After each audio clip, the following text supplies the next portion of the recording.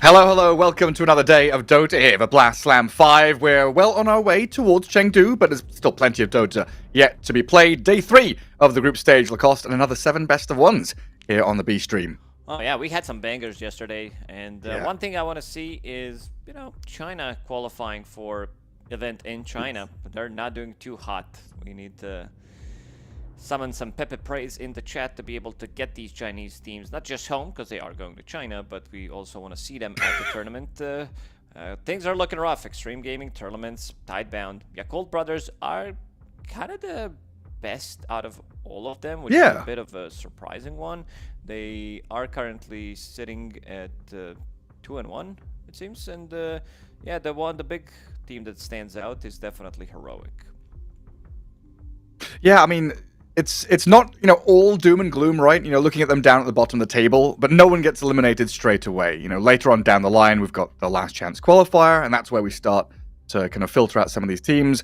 But yeah, Heroic 0-4 down at the bottom, Extreme Gaming 1 and 2, really having some rough times down in the dumps.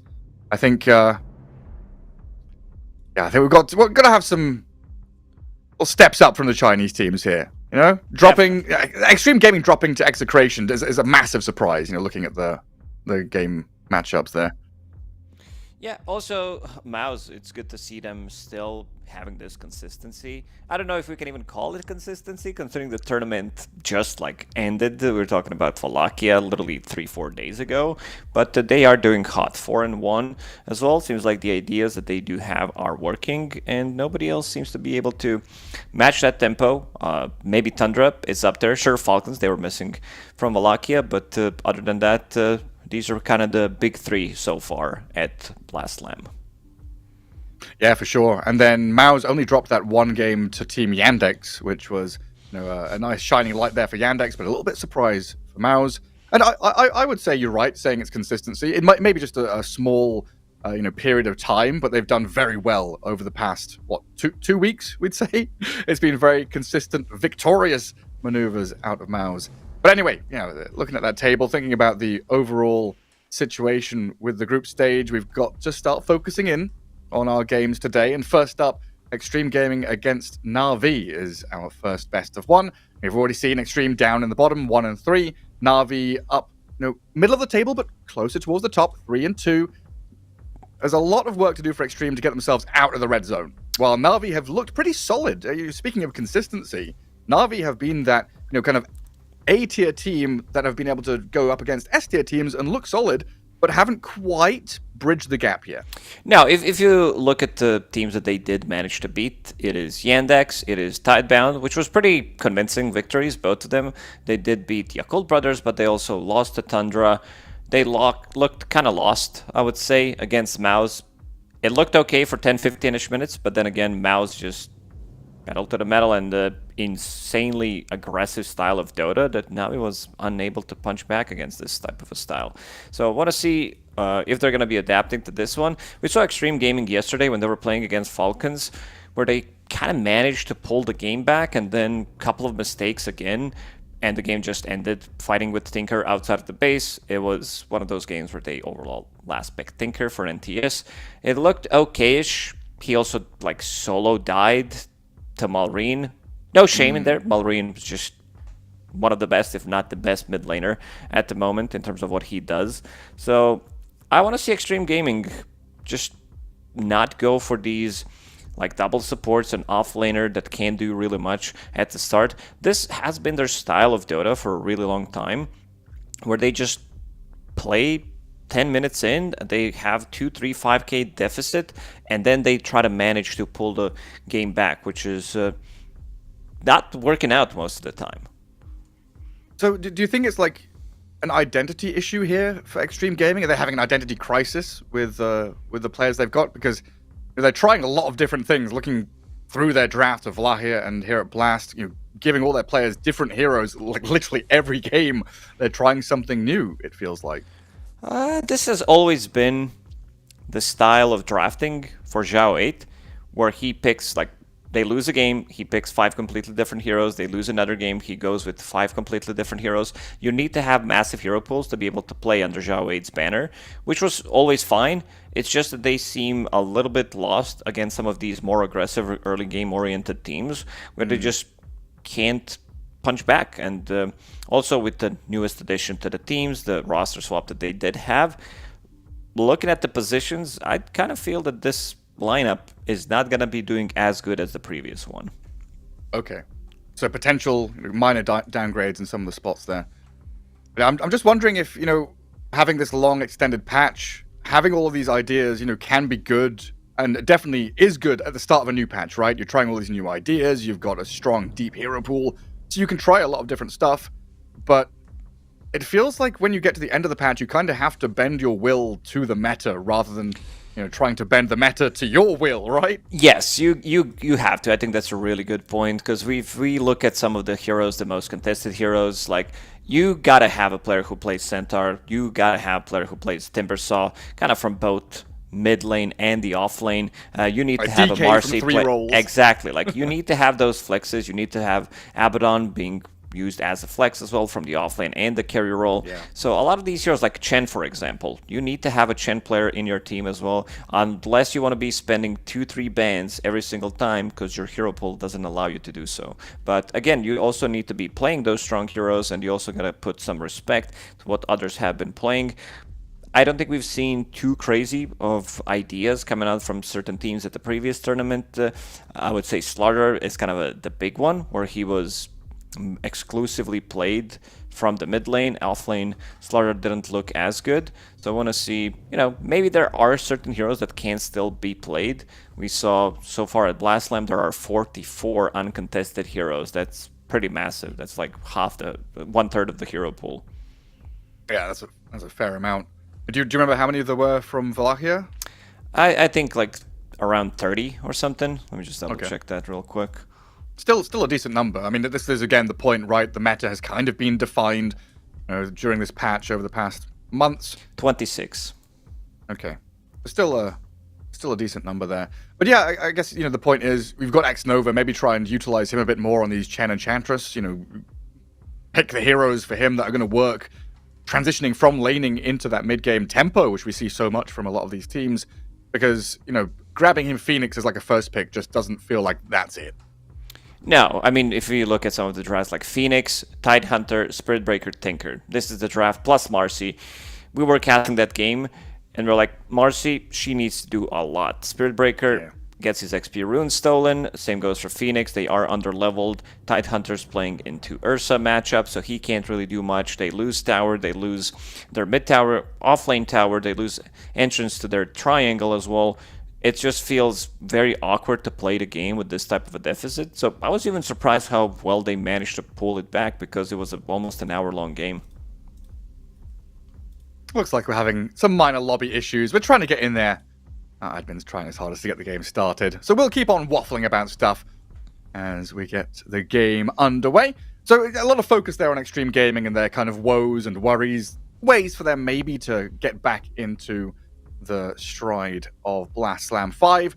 Na'Vi, how have they been looking overall? We've kind of seen them, like you said, drop games to the top teams, the ones that are real hot right now, but they're still posting up solid performances, right? They are, yeah, most definitely. This is a team that can pretty much beat any team on a good day. They did manage to beat, as I said, Yakult, Tidebound, Yandex. Against Tundra, they looked okay. Against Mouse, they also looked pretty okay.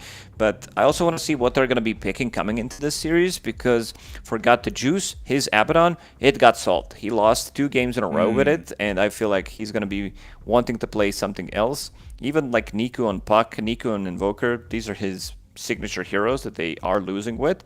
So I want to see the adaptation that they're going to be bringing. They already did a bit of an adaptation in that game against Yakult, where they completely shifted the draft. They weren't going for the same heroes, so they had Shadow Fiend, TB. I like the idea of the 2 strong supports that do bring a lot of damage to the fight, and an offlaner that is not static. Like I think a lot of the teams from Wallachia and some of the teams playing here at Blast Slam 5, I noticed that a lot of the times they lose the draft because they can't make these rotations. If the enemy is playing super fast, it doesn't allow you to actually play Dota. Like, you're playing from behind, they have an active carry who invades your triangle, maybe steal some of the stacks, they bring the numbers, for example, hero like Ursa, Gyrocopter, these heroes are very good at potentially stealing the XP rune as well, so they are bringing in numbers. And then if you can't fight back, your game is just kind of cooked from the start. I guess real challenging. They are a team, like you're saying, with this kind of identity. When we look at drafts, we kind of have expectations of what players are going to pick.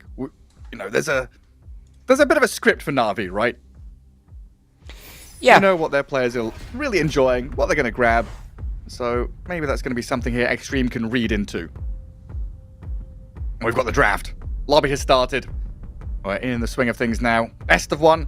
And start out with some of these bands. Huskar, Marcy, along with Centaur, Naga, Timber, Slaughter. This leaves hero like a Primal Beast in the pool. This is something that Xtreme likes to run. This is something that Na'Vi likes to run as well. Big team fighter, infinite damage that you do have from this hero. Good scaling, good matchup against most of the carries, BKB piercing tool. The supports, Jakiro, Shadow Demon as well. We do talk about Abaddon, that Na'Vi didn't manage to get any dubs so far at Last Slam 5. So I want to see if they are going to be prioritizing this hero.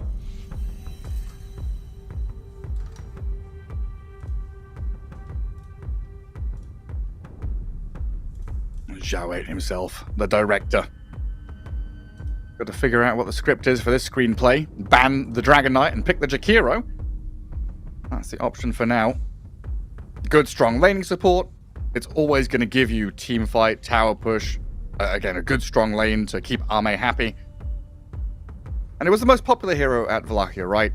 Just overall popular and decent win rate. Yeah, this hero is just insane in terms of damage control, laning. You can't win the lane against Jakiro pretty much. Unless you're playing some Abaddon, super strong position 4, like Snap Fire. I don't think you even can. Like, you're playing against Jakiro Ursa, Jakiro Gyrocopter. You kind of have to pull the lane. You can't really lane. So I want to see if Na'Vi might go for something like a Pango. I think Primal Beast is also a good option for them. It's a flex pick. Both of them are. But they go with Abaddon. I'm still confident with it, I guess, even with those couple of losses. Now, with the game we were watching, maybe we could chalk it up to Got the Juice being overconfident, right? We really pinpointed 2 moments where he was doing the bluff, pretending he had people behind him when he didn't, and it was Tundra, right, that called his bluff twice and said, you're just dead, and the game crumbled from there on out. So as long as we kind of tidy that up, I think they're still going to be fine with it. It's an insane hero. Just overall a hero that sits in the lane for a really long time and just doesn't die. Doesn't even proc his ulti for a good 20 minutes. Picks up lotuses, brings all these small items. And it's almost impossible to gank him. Like, the first ulti usage gives you extra couple of seconds for your team to react, gives you enough time to maybe heal up if they're still trying to stun you to keep you in place, which is going to be healing you.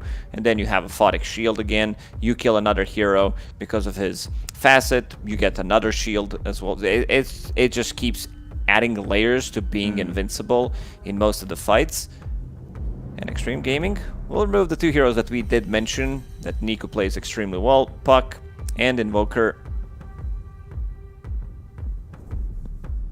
Okay, it's 2 big signatures. Centaur, Primal Beast, banned by Na'Vi. 2 of those very strong initiation tanky heroes. As we were saying earlier on, though, Pango here for Na'Vi gives them that flexibility from mid to off lane, but usually the preferential hero player combination is PMA. Yeah, I wanted to see Pango on 9, but I guess they were worried that Abaddon is going to get banned instead, so they opted to go for Abba and still got the Pango, which is a pretty good trade overall. So from here on out, we always used to talk about Bloodseeker, but he seems like a thing of the past. Bane and Gyro and maybe even like a Drow Ranger have been heroes to use against the Pango in recent times. But an Earthshaker quite early on from Xtreme. A signal that he's going to head towards mid to maybe have a matchup against the Pango? Yeah, but they mostly run Pango, as you said, from the Yeah. off lane. He is the hero specialist. I think they took one out of Tundra's book. When they were playing yesterday against Navi, they had Abaddon, and they had a bunch of stuns on Tundra to just minimize what Abaddon can do with his ulti. So he's stunned in the place, Shaker, one Fissure, one Enchant Totem. It's not too much of a heal during the ulti. They had Shards, they had Stampede, Bushwhack. They can close the gap. These type of heroes are very good against Abaddon if you can just lock him in place. Tusk is the one that is still available. Let's see if Navi has been picking the hero recently, because I do value this hero a lot. You know what it is? This is an old Dungeons and Dragons strategy. Here we go I'm going again. to bring you the lore. Yeah. So Dungeons and Dragons used to be a kind of competitive game back in the day, where you would have dungeon masters create dungeons, and then people would create characters to try and beat those dungeons. One of the strategies, of course, was to place traps in dungeons to screw over the players. Then players figured out they could buy a 10-foot pole to poke around on the floor to find the traps. So what Xtreme Gaming are doing here is they've got Ice Path and Fissure and Sharpshooter and all these long-range poking things to force out a borrowed time. Find the trap, spring it, and then go on the Abaddon, right? That's what we saw Tundra do. They force that ulti, they kind of kite around him, and then they go in once the ulti's down. Yeah, it's a good way to describe it. They go with Chen. That's a bit of a surprising one. Into Shaker, there's going to be a lot of extra units. Sure, you can pick the small Centaur, which gives you extra magic resistance aura. You can pick Pipe later on, but that's going to be later down the line. I'd be fine with potentially some Tusk, maybe even Snapfire. They don't have the best setup for the Snapfire. They are lacking some of the stuns, though, but the Snapfire is going to give them ability to save people. They do have a lot of, like, shields, barriers. You have Abaddon, you have double shield crash on Pango, you have Chen with the heal, Snapfire Cookie heals as well, can push people out of trouble once you initiate with the Echo Slam. So overall, an okay pick. I would just love to see some extra lockdown. I think having extra bit of a lockdown makes, like, we saw some, I don't know what you called them yesterday when Mouse was playing the caveman strat. Oh, Neanderthal. Yeah, Neanderthal strat, where, like, big beefy boys that love to brawl with a lot of stuns.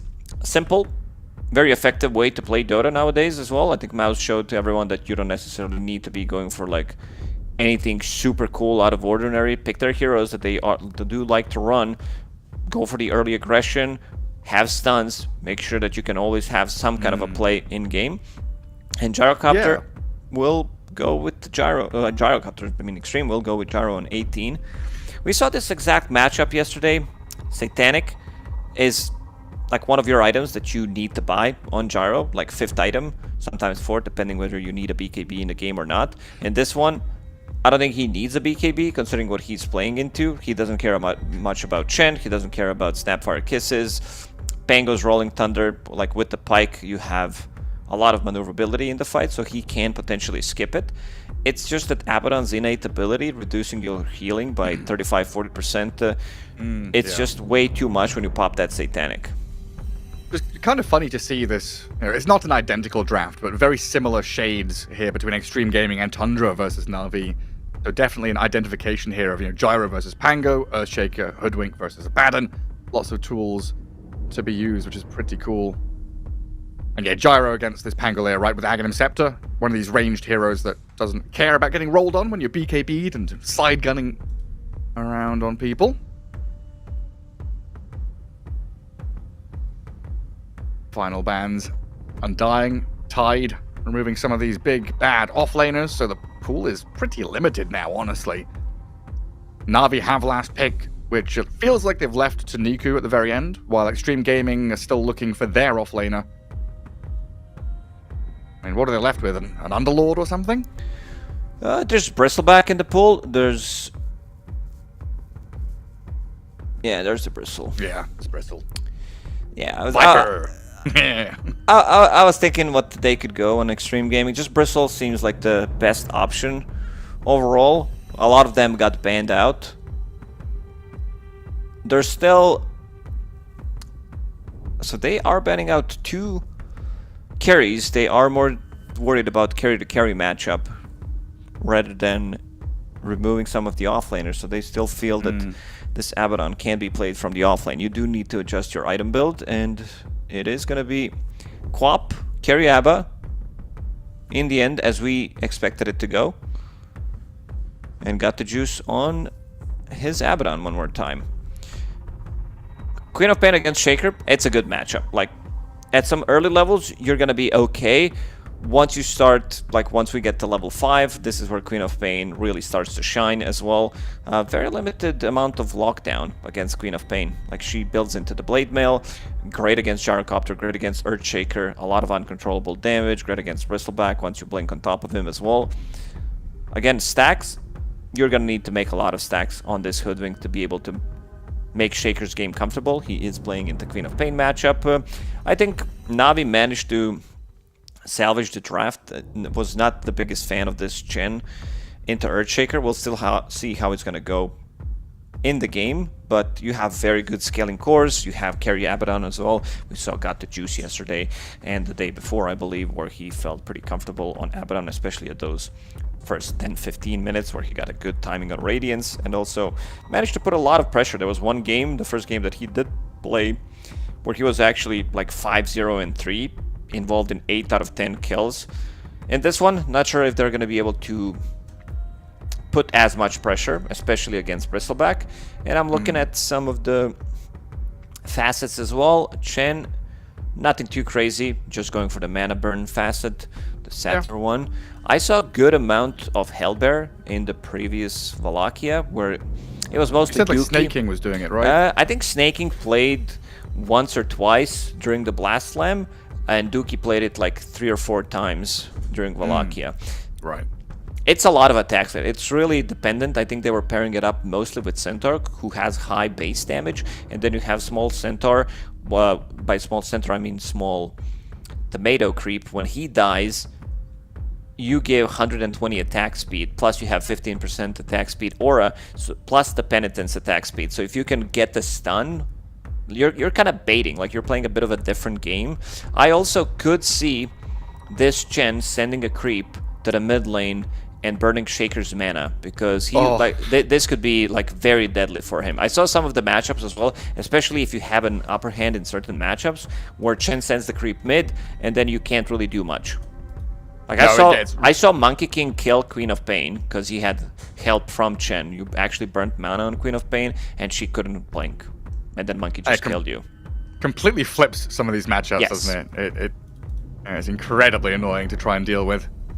Some nice aerial views of the map as we get ourselves into game. Xtreme Gaming versus Navi. Best of 1 here in the group stage for Blast Slam 5. No immediate elimination. We are looking at a tough spot for Xtreme right now at the bottom at 1 and 3. The way you said it, Gary, no immediate elimination. It was like very sad. Like you just want to see teams go home after. XXS. And the top recently lane. watched Gladiator, so I don't know. I think it's got to me a little bit. Which one? The I'm one? not entertained. Oh, you watched the good one. I watched the second one. Is it not good? I've not watched it yet. No, I don't think you should watch it. Oh. Some like naval battles inside of the Colosseum, which actually did happen, but they also had shark. They had to add the extra bit of effect, and the dialogues Sharks and crocodiles and stuff. Yeah, just for the wow effect. Oh, X-Nova going to take a decent chunk of damage down at the bottom rune. 3 for 1 as Navi do grab that bonus one.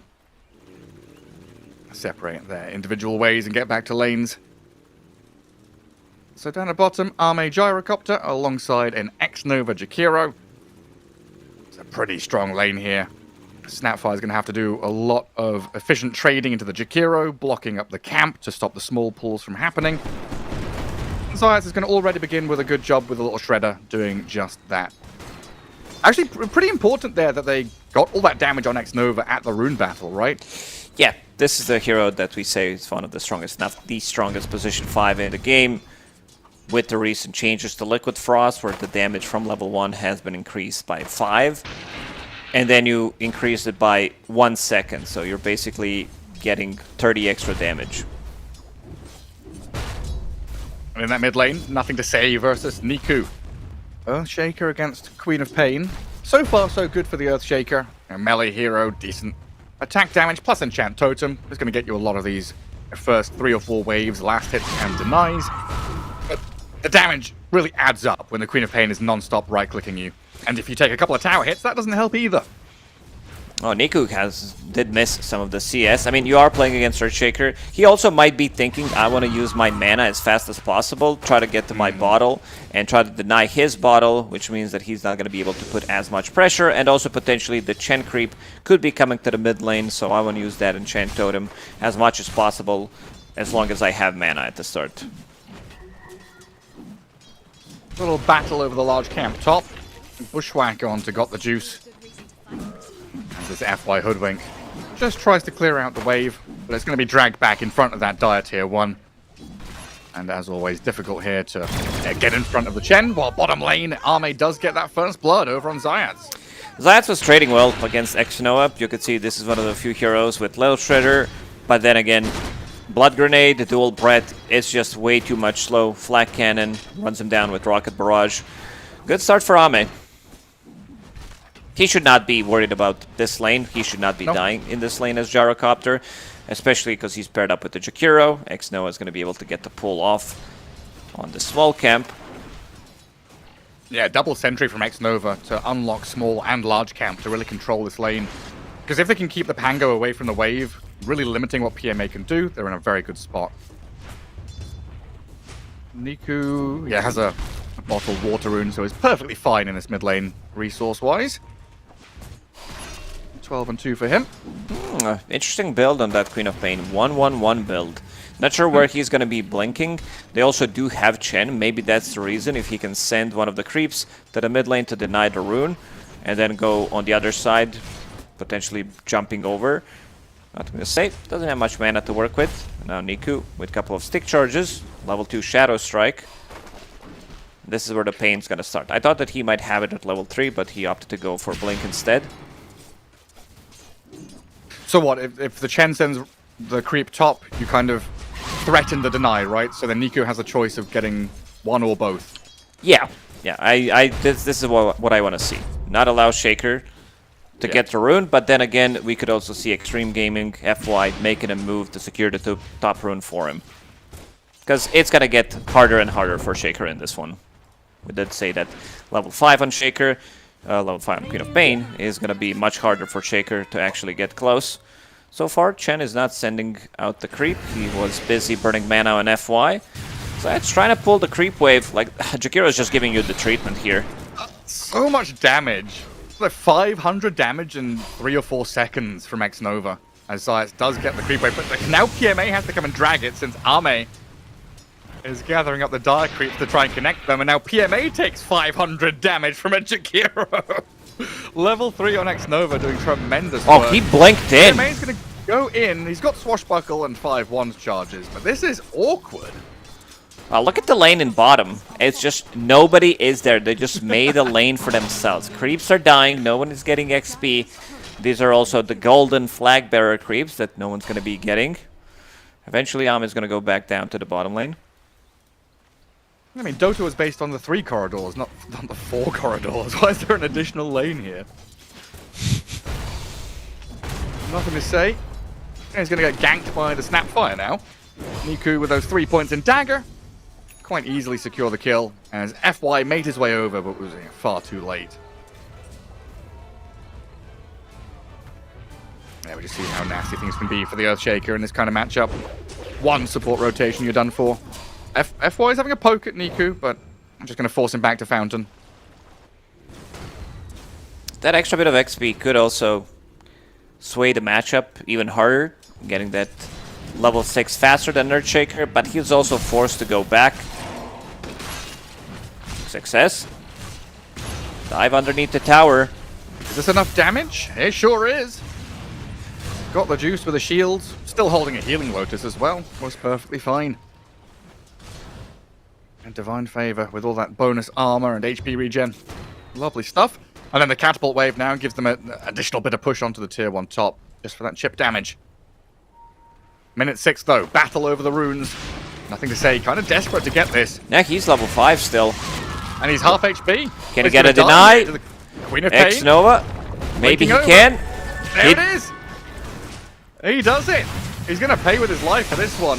So Na'Vi getting both of them dead, but not getting the kill on the Earthshaker. With a It's nice pretty deny out of impressive Jakiro. that you can get a deny with Jakiro, who is sitting at 40 damage. You actually have 40 damage. You know what would be cool? If Jakiro could deny himself. Like, he's dying and one of the heads is able to spit on the other one. But is that going to be that something you can't lick your own elbow? Jakiro can't, he can't spit on himself. His neck doesn't bend that way. It's like a giraffe can't bend over to pick up a coin or whatever on the floor. What were you saying? Watermelon seeds on the floor. Yeah, the giraffe has no chance. Let's see if they can get the XP. It seems like both teams are getting their XP runes on the side. Level 6s are coming up. Ame getting one. So it does have cooldown available. BMA will need to be more careful. Only level 4 on this Pango. BMA not really having a fun time. Can't really blame him, playing into Jakiro and Gyrocopter. They were also playing with the Catapult earlier. This tower is almost gone. With no real commitment. Like, you didn't see your mid laner committing. You didn't see, like, the rune battle, the XP rune battle, and then bring in more numbers. It was just two of them attacking, but I guess it also comes down to them missing from a lane for a short period of time. That move that they did make, and then the creeps pushed as well.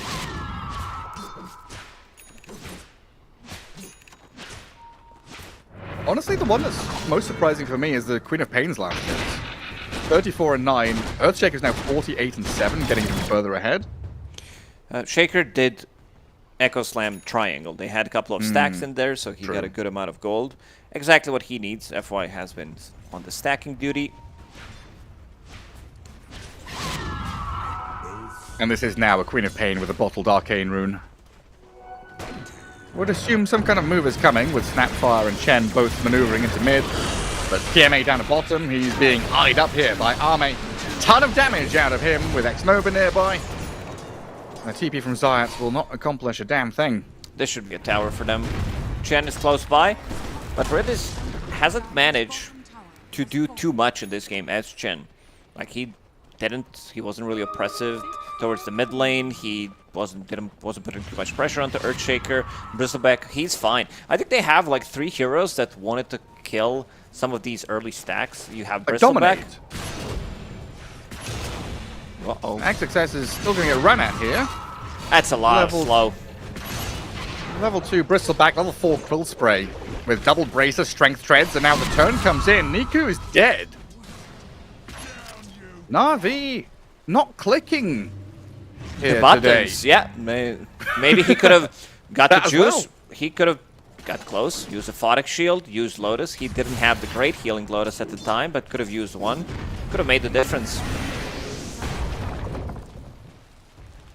It's got to be said, yeah. Na'Vi compared to previous performances, looking a little sloppy in their execution.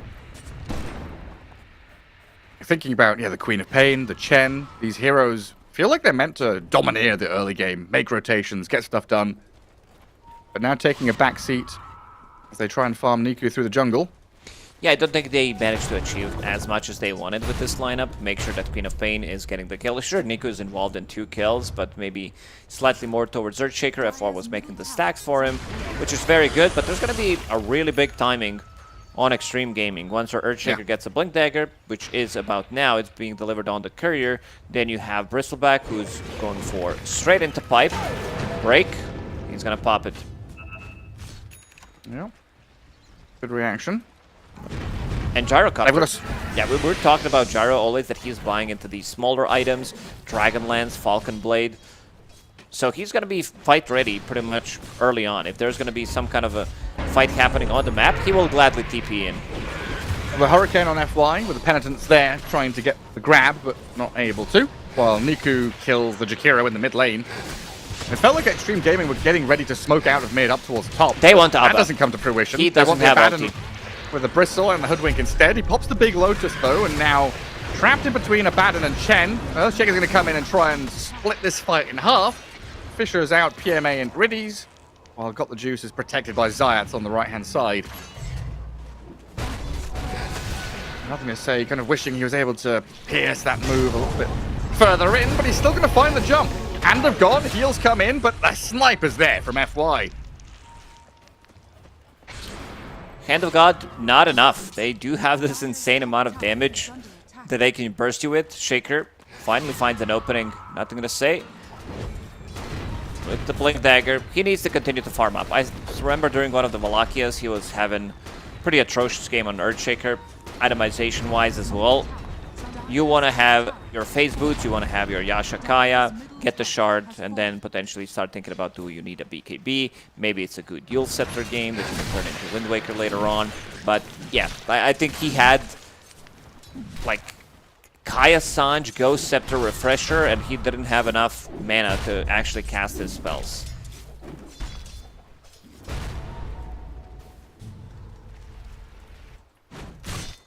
It's been good to see Xtreme Gaming kind of put their foot down and play that little bit faster, right? Like there is a clear difference between the last couple of days and this gameplay from Xtreme.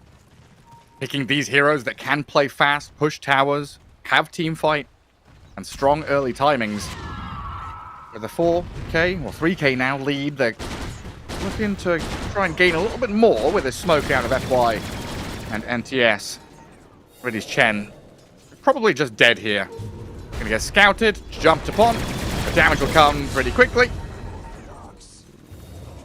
And again, it's one of these things where you look at the map and notice what Na'Vi are doing.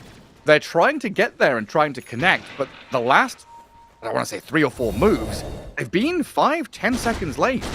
Xtreme are just that far ahead of the curve, while Na'Vi are left scrambling.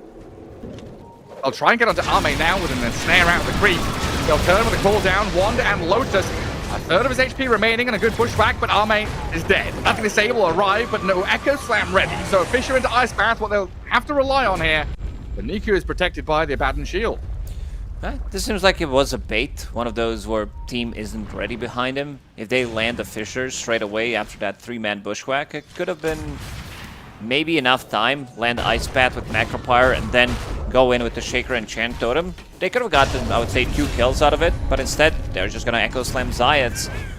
Yeah. Sonic Wave comes in from behind. Niku makes his appearance known. X-Nova gonna get a good Ice Path down, but the right clicks arrive from Got the Juice. As they turn on Niku, the damage and control from Nothing to Say is not quite enough.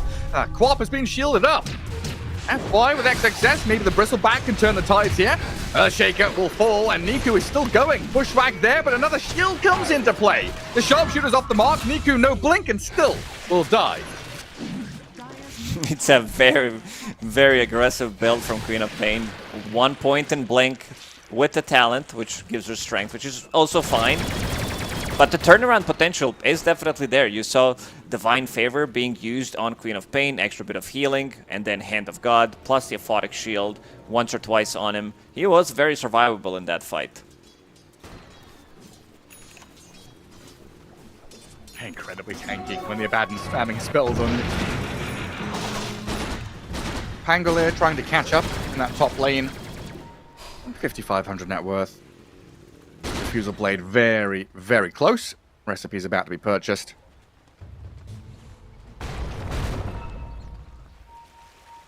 Xtreme Gaming just pushing out these waves so they have a little bit more room here to clear out the Ancients in a large camp.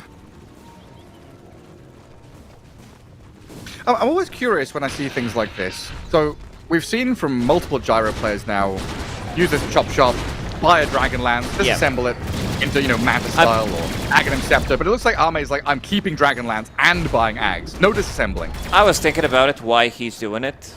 I assume the Dragonlance, the idea is, I'm still buying double Blade of Alacrity, and I'm still gonna be farming quickly, because like if you buy Ogre Axe, that doesn't give you anything on Gyro. If you buy Staff of Wizardry, it doesn't give you anything. So he's like, yeah, I'll just use these 2 blades to be able to farm up rather than have extra mana or have extra tankiness, because I'll still get to the timing anyway. Or he's dreaming like we were yesterday about the old Diffusal Blade build. the pink Diffu. It was a double Alacrity Robe of Magi recipe. Yeah. And then you had to buy Recipe for Diffusal too. Ame. Oh man, that Sonic Wave with the kisses. A ton of damage. Arme getting blown up under his own tier 1 while Riddies dies by the Roche Pit. Na'Vi might lose Zayat here under tower though. Try and blast the creep wave, knowing he's dead. Get what he can on his way out. Xtreme picks up the killing spree. This is more like Na'Vi springing into action. They have to commit pretty heavily to be able to kill Gyrocopter. You saw pretty much 2 ultis, 3 ultis being used to be able to bring him down. If Xtreme is close by with Pipe, he should be able to live. Giving the Insight Aura, which is 8% magic resistance and 1200 AoE, plus the extra 425 barrier, should be enough for him to actually live there. Oh, the Insight Aura. You know the names of the Aura too? I do, some of them. Look at this guy. I know the insides and outs of Dota names. Do you know the active of Diffusal Blade? Inhibit, yeah. Oh. There's some like really hard ones that I swear I legit never heard them before. Like Nullifier active? No, Vex. Okay, what is Vex? Vex? V-E-X? Yes. Oh god, I don't know. It's an ability from Fell Spirit. Silences the target. Oh. It's one of those ghost camps. The small ones, medium ones. Or small ones. I don't even know if they're small or medium. They're small. Tiny ones. Guys. Yeah. The Ghast and the Ghouls. But yeah, Nullifier's active is called Nullify. The difficult one. Roshan, Aegis for Arme. I heard an Echo Slam somewhere. Nothing to say he's gone in on Zayats again. There's some beef between them. Nothing to say he sees the Snapfire and just pops the ulti every time. A kill is a kill. I think as Earthshaker, you are going to be taking that opportunity to get the kill no matter what. You just got the Aegis as well. Got the juice. Yeah, won't be forced to pop his ulti. We'll have to run off to the right-hand side, though. And both teams kind of taking turns to swarm the map. Get a kill, take a bit of control. But Xtreme in a much more imposing position now with Aegis on Gyro and a very tanky, fat bristleback just running you down. Now they're posing the question, how do you deal with these guys? Yeah, this pipe timing is super strong. XXS basically in just getting smaller items, Double Bracer, Magic Wand, Soul Ring, Treads. This is 2000 HP on him with Essence Ring, with Pipe. And now they have Aegis, so they're gonna be grouping up and trying to take the tier 2 towers. Na'Vi, in terms of the team fight, they need to commit a lot to be able to get the kill. They need Sonic Wave, they need Rolling Thunder, probably Kisses as well to be able to get a kill on a core. And no real reason here to meet them head on. Na'Vi deciding instead to kind of split the map. Send Chen and his army down bottom to push that wave, get in on the tier 2. Queen of Pain that can sit in the pocket and farm the jungle nearby with reasonable safety. I also like that Nothing to Say is prioritizing his own farm. He's not like hiding in the trees constantly. This is something that a lot of Shakers can fall into a trap.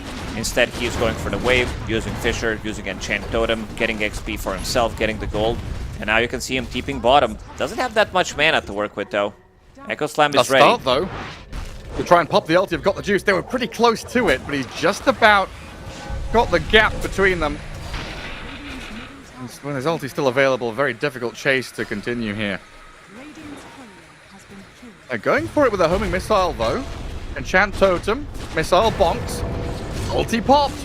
And now got the juice, realizing he kind of has to turn and fight with the cooldown coming. They penitence onto the gyro, but there's a Abaddon. Hand of God, is that enough to heal him? Keep him going with the shield coming back in a couple of seconds. It might just do the trick with the cookie over. They missed the echo. Nothing to Say doesn't finish the job.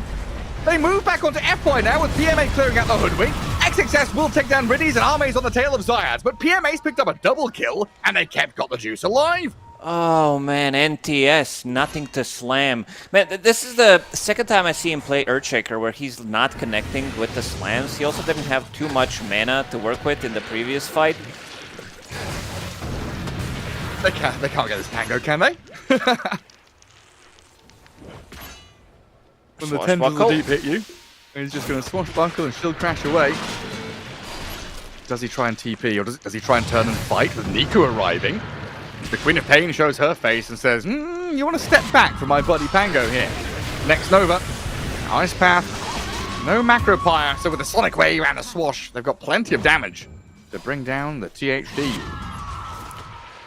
This should have been a kill on Abaddon, without a doubt. This gives them pretty nice fight to Navi. They are managing to get some stuff done. Got to Juice, gets out, manages to TP top, continues to farm up. Nice try with the Fisher block. Good ulti though, coming out from FY. Like, he sniped in there, he breaks him. And then he should die right here. That Cookie just about gets him out of danger. A rough one from Xtreme. And PMA with the double kill in the previous fight. Now has Blink Dagger, has Shard. Seems like Xtreme Gaming are making some of the mistakes. If they won that fight, this could have been easily like 7-8k gold lead for them. Still getting the Tormentor. Dire scanning things out, knowing that they are going for this wraparound. You know what I want to see? Salami onto Zayats again. Yeah, it's been successful. If it works, do it again. I guess silver lining also for Xtreme Gaming is they didn't lose Gyro, still has Aegis. And Zayats will die with no Echo expended this time.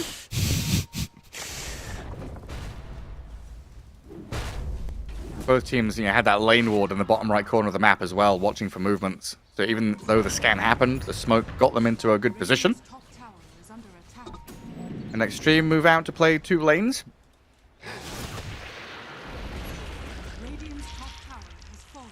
And that means they can take control of the enemy Ancients. Get that nice high value area under control. Oh, look at this. Kaya Sanj. No. Yasha Kaya and SNY completed at the same time.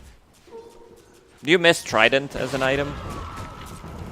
No, not really. It was a good attempt, though. Yeah, it sounded cooler than it was, I think. Yes. Like the fact that it was like a tier 5 neutral item as a recipe at one point, right? At the beginning? I'm not sure if it was all good block. Fisher blocked out of his base. The double Fisher, Ice Path. Blocks him out and stuns him up. Dead for 30. And Xtreme Gaming going to approach your base to take down the tier 3. Again, Na'Vi have to answer this. They've got to break past the Bristle. They've got to deal with Arme's Gyro. And I don't know if they've got the tools to do it. Not yet, anyway. Pango trying to come in from behind with a Baden going straight on top of X-Nova. Starts things off.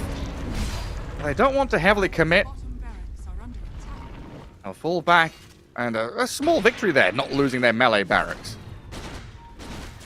Early pipe as well from XXS. Says, yeah, you want to come at us? We're going to be taking that fight. That's still not really feeling the impact of Chen in most of these fights. Hand of God, only level 1. His creeps are just an extra damage potentially for Echo Slam. And they're melting. Again, you are playing into Gyrocopter, you're playing into Bristleback. There's a lot of AoE damage that's just going to shred your creeps. What do we need? We need Wildwing Ripper for the toughness aura against Flat Cannon. We need the Centaur Coursers for the cloak against the Echo Slam. Yep. It feels like, yeah, he's got to get a little lucky. He's got one of the Coursers now, so he's got the cloak aura at least. Ice armor is good as well. That's true. From Vampire Frost Mage. You and your vampire. He has fangs, Gary. Yeah. Where's his coffin? And if he was a vampire, he wouldn't be able to walk through the river. He wouldn't be able to get into your base. Well, he's not. He's just sitting in the camp. I've never seen them go through the water. XXS, going for the last barracks. You basically have like a frontliner, Bristleback from the offlane with Seeing Red becomes another core in the game. They managed to only kill him early that one time. They need to burn his mana somehow. They need the gyro with the diffusal blade. That's what they need. Kisses Give some covering fire here to force them back, and Pango rolls Oh, they're in. not on the same page. Pango has just died to nothing to say. I mean, Pango went in, the rest of the team fell back. A Sonic Wave over the front now is going to clip nothing to say with a good move in from PMA that can kill off the Earthshaker, but Ame's Gyro stands tall, defended by XXS. Niku will blink in now to try and slay another. Chikiro has fallen, and Xtreme Gaming, looks like they're trying to retreat, but this is a little frantic now. Ame has already evacuated while XXS is left alone, dead. Monster kill streak taken. Ooh, Pango getting the roll in, controlling the backlines. They didn't get a kill immediately, but they managed to kill Earthshaker. And I think Earthshaker in this one, he still needs to be able to get a BKB. Like, Yashikaya is fine. You have a lot of move speed with the phase boots, but once you get hit by a dagger, once you get slowed by Abaddon, you're not moving. And this is Aghanim Scepter on Queen of Pain. Almost 7,000 damage coming out from her in the previous fight. This is the big item upgrade. If you want to play these longer fights with no real, like, dispels, like, even if you dispel, you're still going to be taking the damage, but, yeah, the slows, the damage, it's going to start to add up. With Roshan alive again, Xtreme Gaming really going to start vying for control over that pit. But Na'Vi have made this very fast move, right? Sprinting across the map, getting into enemy triangle. They cleared Ancients and Large Camp. And now they clear mid and top wave. So that area of the map, the top left corner, is exactly where Na'Vi are signaling now. Those are the two spots, those two circles. They're the areas you want to play from high ground to fight into Roche. The most important places to be. And Xtreme wants to try and fight over it. They get a bit of vision out. And they still have that lane ward mid to maybe see something coming. But they've got to respect Na'Vi's ability to kite around in these team fights. Abaddon with Borrowed Time, Blink, Queen of Pain, with Blink, of course. Pango with a Swash, Blink, and Shield Crash. There's a fair amount of maneuverability to allow Na'Vi to get in and out of these team fights, pick their targets, choose their moments. Pango loves to play longer fights, so does Abaddon. Yeah. Queen of Pain, of course, the best one with Aghanim Scepter. Amplified damage, up and running. But this is a Daedalus Gyro. Nothing to say, gets stunned by the Rolling Thunder. He doesn't get the combos off, but the Queen of Pain has still fallen. Armate charges forward, looking at Zayas now as an easy target to pick off. They get him down while X-Nova's fallen. They got the juice. Riddies will die in front of XXS. A 3-for-2 value for Xtreme Gaming as they can wander into the pit. Unfortunately for them, Queen of Pain doesn't get a single spell off. If she gets the Blade Mail, if she somehow uses Great Healing Lotus and then Sonic Wave gets the Stream of Pain, she would be life-stealing a lot in that situation, but it didn't really happen, unfortunately. Oh man, Navi. It did look close. I'm gonna see it again. Pango roll nearly saved her. Because he blinked in immediately, very aggressive, away from the team. Abaddon also blinks in, but he got stunned. And then you see Ame just standing his ground, shredding them with his freshly bought Daedalus, as you said. This was just a very small area of the map where they decided to take the fight, and it was a perfect positioning from Xtreme Gaming. Perfect timing. Yeah, gives them the Aegis. Getting very close to Satanic on Gyro. And we've seen these gyrocopters post-minute 30 be incredibly difficult to handle. Yes, you'll have this Curse of Avernus. And it's going to be super challenging to deal with them.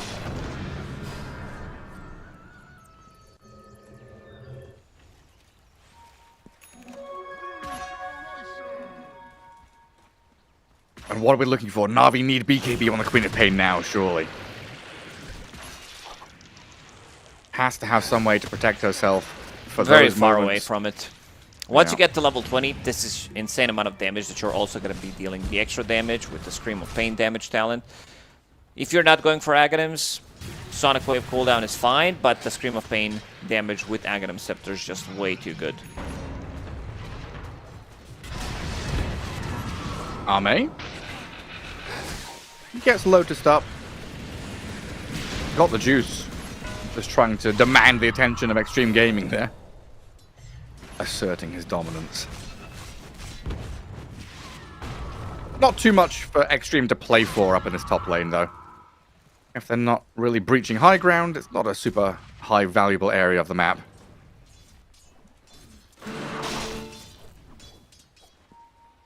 And Na'Vi, of course, have to filter back and deal with that bottom wave with the super creeps. Riddies has been low level throughout the whole game. It's been level 10 for a really long time, about to crack level 12. Extra bit of heal once he gets to level 12. But the big one is, can he farm the pipe? If he gets the pipe off, if he's bringing that extra bit of aura to the fight, he is having Ogre Frost Mage. I'm telling you, Gary, this is the combo. Ogre Frost Mage. Centaur what's his name? Cursor, yeah. Cursor, yeah. Cursor, where is he at right now? 12% magic resistance to the heroes. Vampire Frost Mage. So what's the counter to the Vampire Frost Mage? There is none. Okay. Fair enough. You Midas him. It's the only thing that can kill him. Garlic and Touch of Gold.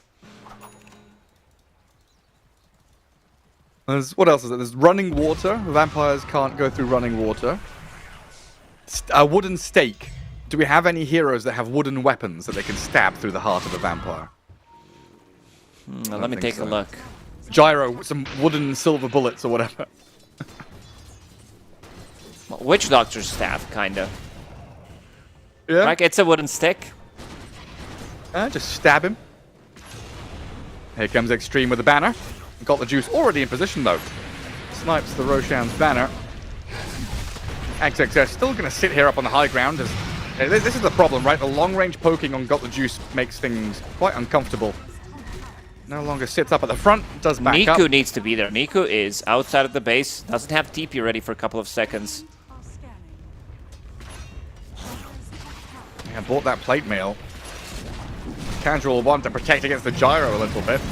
And now you've lost your tier 3. XXS, the focal point, the damage is hefty. Got the juice with Zayat's kisses, kill the bristleback off already. PMA gonna roll and turn around on the spot to spin and onto Ame. A low HP gyrocopter on the run, Sonic waved. And Na'Vi thinking about the chase. They don't dust him up, so that Glimmercake gives him safety. Na'Vi again losing tier 3 and range racks, but they keep the melee alive top for now. As they come out of their base and try to approach Xtreme Gaming. Seems like that's going to be the only kill that they get. Their chase potential isn't really there. They have basically slows once they use Rolling Thunder. So they have no stuns. If they commit, which they have to be able to get the kill. And Niku changing his item build. It's like BKB, nah, not for me. Instead, wants to have Shivas. There's a good amount of balance between physical and magical damage on their side. Abba with the right clicks, of course. You have Bloodthorn, Radiance. You have Pango, who's all physical. And then Queen of Pain, a bit of a mixed damage. Pure damage as well with her ulti, which is on a longer cooldown because he did take that level 20 talent, Scream of Pain damage. Na'Vi have taken the lead in one regard. We just saw that graph where they've got the experience advantage. A 4% lead with 2 levels over Xtreme. I guess Xtreme have been grouping up and playing as 5 a fair amount, while we've seen Niku and Got the Juice playing out on these lanes. Is that meaningful in any way? Level 25? Level 25 Abaddon, pretty big. Level 25 Quap potentially. Pango, if he gets the Rolling Thunder cooldown, that's pretty good as well. Rolling Thunder duration is ready. PMA, he almost managed to carry that game single-handedly yesterday when he was playing Pango with the refresher. They were playing against Mega Creeps. In the end, they did lose. But he is getting there eventually. First of all, this is going to be AC Shivas. So a lot of armor on Queen of Pain, a lot of attack speed slow, as well as minus armor, and extra bit of attack speed for themselves. So 2 pretty massive items, plus also the Basher that he did purchase on Got the Juice. If he uses Satanic and then he gets bashed, his HP drops below 50%. With Withering Mist, Abaddon's innate ability, it's going to be reduced by 35%, which is insane amount to think about. Like, we see Satanic being one of those items that gives you the second life against Shiva's and Abaddon's innate ability if you drop low enough. So he might actually need to use Satanic before he drops below 40 so that the first hit hails him, and then it's not going to be effective. Is Withering Mist dispellable at all? It is. It is. But it's all damage sources, right? As in, to apply Withering Mist, it's just bad and damaging people gives them Yeah.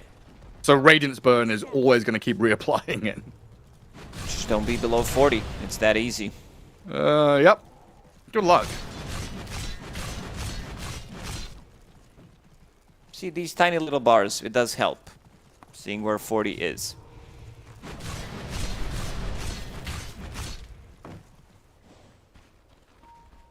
Yeah, I like I don't know, I guess the newer tech where we see the little healing bars on these HP bars. And people are getting topped up with a little barrier. It does get confusing a bit in some of the fights. You're like, oh, what is this? Like, what is this green bar? Yeah. Finally, Chen gets his big item. So now you have Pipe Aura, you have Cloak Aura, Ice Armor. Let's see what the magic resistance is. 56% with Pipe Aura and the little Centaur. That's pretty good. Xtreme Gaming, you can feel them starting to try and set up again for the next Roshan. Pushing out the couple of waves that they can play into. Na'Vi will have to look for that piercing move to get in behind them. And both teams trying to figure out how and where that approach is going to come from. So XXS is frontlining here to try and break smoke. Will spot Niku on the approach. Good little Glimmer and Lotus to get away from the dagger. And X-Nova in the pit, waiting for the big man to return. Ooh. Quite often we see that Radiant team going to Dire Jungle to hold the high ground, and I think that's what Na'Vi were expecting. But they've walked into a pretty firm barrier here, set up by XXS. And they've got a good idea, there's ward coverage there as well. Sentry already placed. Nothing to say. Just chilling on the other side of the map. Does have Arcane Rune, which is about to expire in 10-15 seconds. Getting pretty close to that refresher orb. Having double BKB, double Echo could be huge here for the Earthshaker. And a tense moment as Na'Vi, unaware that they've been under vision of a couple of Radiant wards for the past minute. And there it is. So Xtreme know exactly where they are. Massive timing for them. Gyro. Satanic, Daedalus, Butterfly. And double Echo Slam, as you said, double BKB. They do have the auras. One team wants to soak up the damage, trying to turn the fight around. He's in! Straight onto Zayats! There's the Blink Echo, refresh it up and go again! They take him down while got the juice. He's in the midst, 1v3ing with PMA now joining to kill off FY. They get the job done as Ame turns onto Niku. A 1v1 between the Gyro and Queen of Pain, but it's not a fair fight. The two brawlers have now arrived. Blink away by Niku gets him to safety. So we lose the two supports on Na'Vi, while PMA has been clipped by a couple of stuns. The damage comes in with a Fisher there. They cancel a TP and kill him off. Oh, not gonna say he really hates Zayats. He just blinks in and double slams him. And then tries to TP out with a BKB, sees the rest of the team is gonna be able to help him out, so he cancels the TP and then comes back into the fight. Lands a Fisher onto Chen. It's very difficult to fight into this. This is also gonna give them potentially 25s, and there it is. Immediately onto him. Pipe Aura saves him for a while, but there's too many creeps.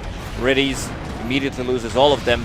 And the fight, again, is kind of split. Like, they're not locking in onto the same target. Niku blinks in. Sonic Wave just to push them back. Doesn't get too much out of it. It did cost them an FY buyback, but yeah, I mean, that's the price Na'Vi has to pay there. Playing under two Radiant wards, not dewarding. All the vision in the world there for them. Ame steps up on high ground, has BKB on cooldown for 5 seconds as he swaps it into backpack, so loses that first life. Melee Barracks still alive, while Niku in the back lines. Queen of Pain goes in deep here and realizes she's all alone. The Bristleback, meanwhile, is doing a similar job on the right-hand side. Straight onto the Chen, the cookie will save him and buy a bit of time, but the Fisher block is a good one. traps in between the tower and the bristleback as the barracks lift up and protected from Arme for a moment. He'll now Satanic back up to full. Na'Vi down a hero as the Pango finally respawns, but they're still without their Chen. And mid lane, the next objective for Xtreme to go for. You have 2 high physical damage cores that are sieging your high ground, and you have Shaker with another double salami from behind if necessary. Gyrocopter also has Refresher, double BKB, double Satanic. Seems like they want megas and they get them.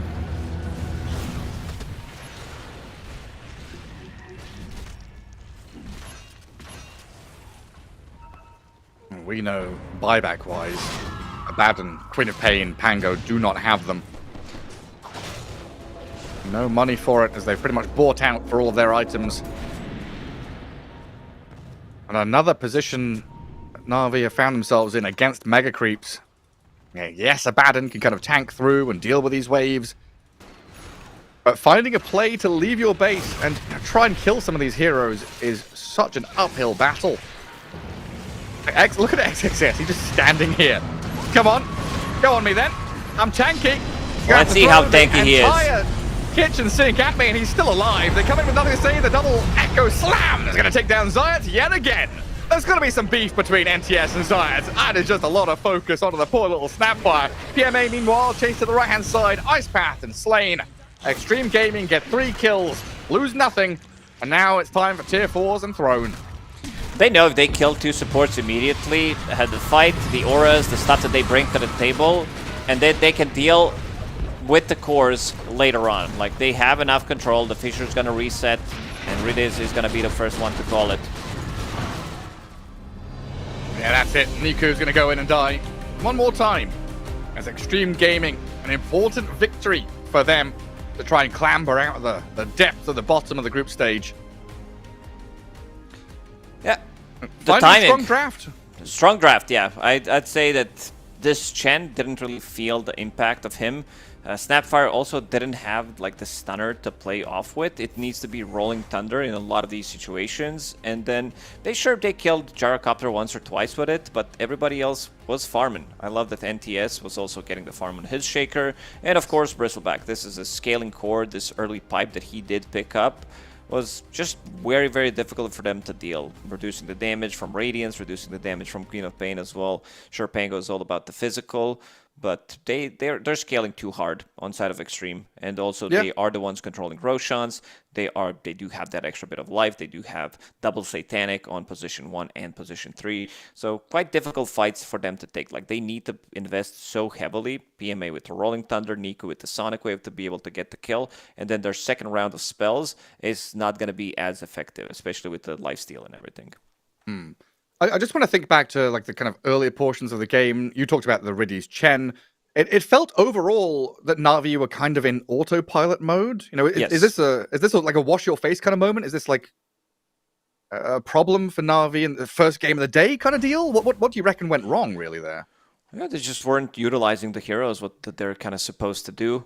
Queen of Pain, like, sure, you did manage to get a 1 kill on Shaker, and then he goes to the triangle. FY was stacking heavily. Suddenly you're playing against Earthshaker, who has 10-minute Blink Dagger. So you really didn't do as much. I was expecting a little bit more rotation towards him because they had that XP advantage on top of him because of the kill. Maybe with the Sonic Wave, they get another kill. They kill the tower with Chen. Just never happened. Yeah, never happened. Well, that wraps up the game. Xtreme taking the victory over Na'Vi. And we'll take a quick break before we come back with some more Dota. See you in a little bit.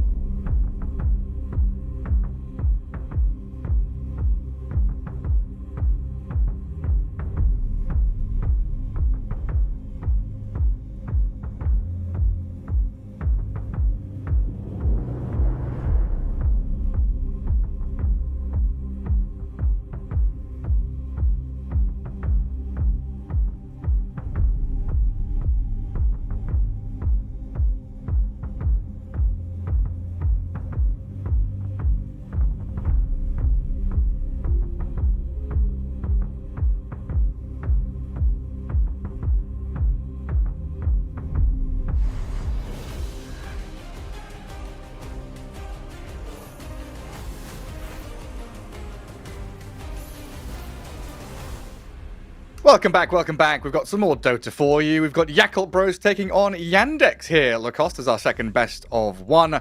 How are we feeling about these two teams? Yakult is the only team that managed to beat Falcons, so I'm not sure how I feel about this. They also beat one of the Chinese teams, tier limits. They lost to OG, lost to Navi.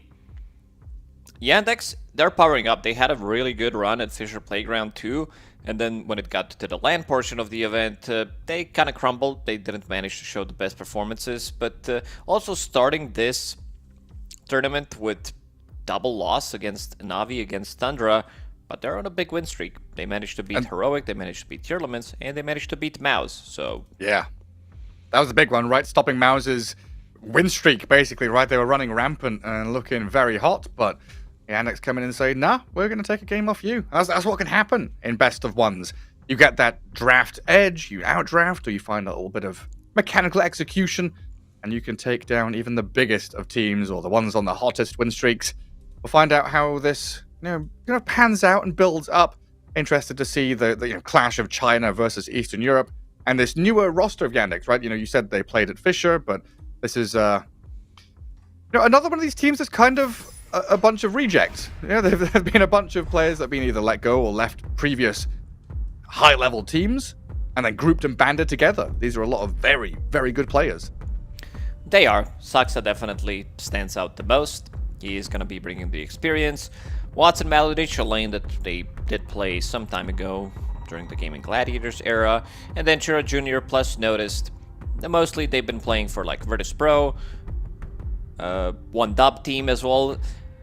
Not too much experience, but they've been always like close. They like one dub as a team. They also look good. I think they also qualified for one of the ESL events, but they had some like visa issues and such, so they were unable to attend. This is when the team looked like the strongest, but again, yeah, it is a team that does look like a bunch of rejects.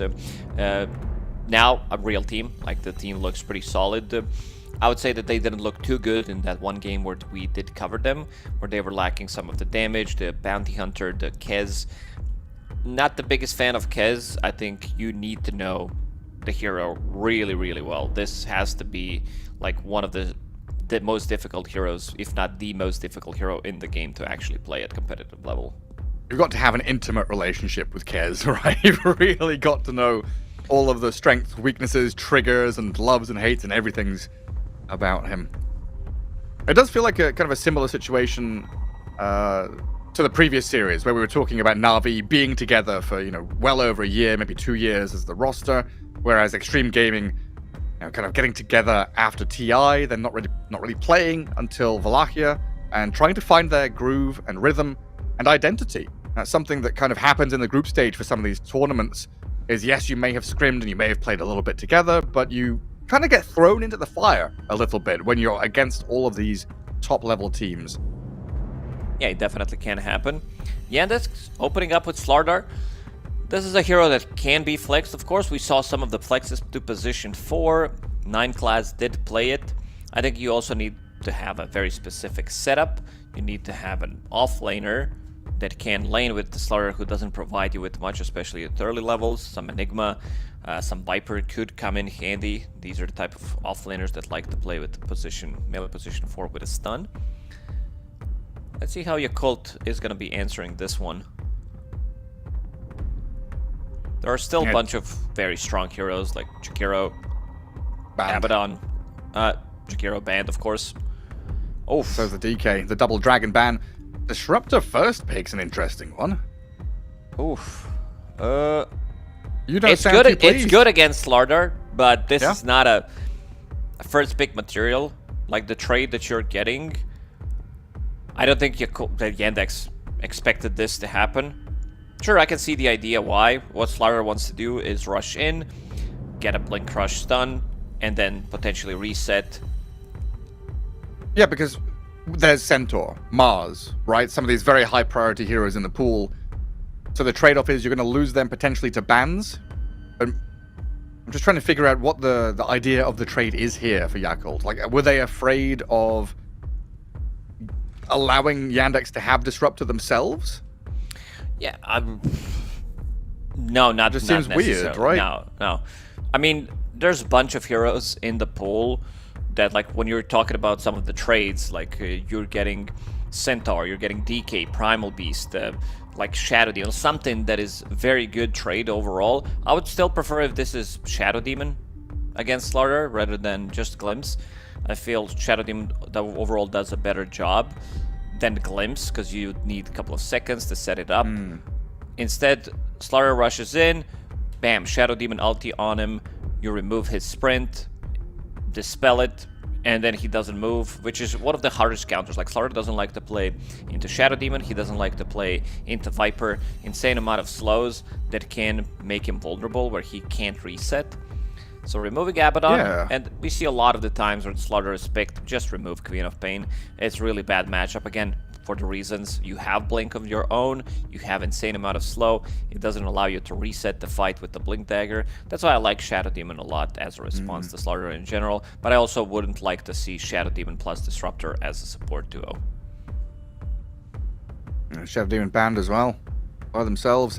Yeah, they had to ban it because they would not pick it. It just sounds terrible.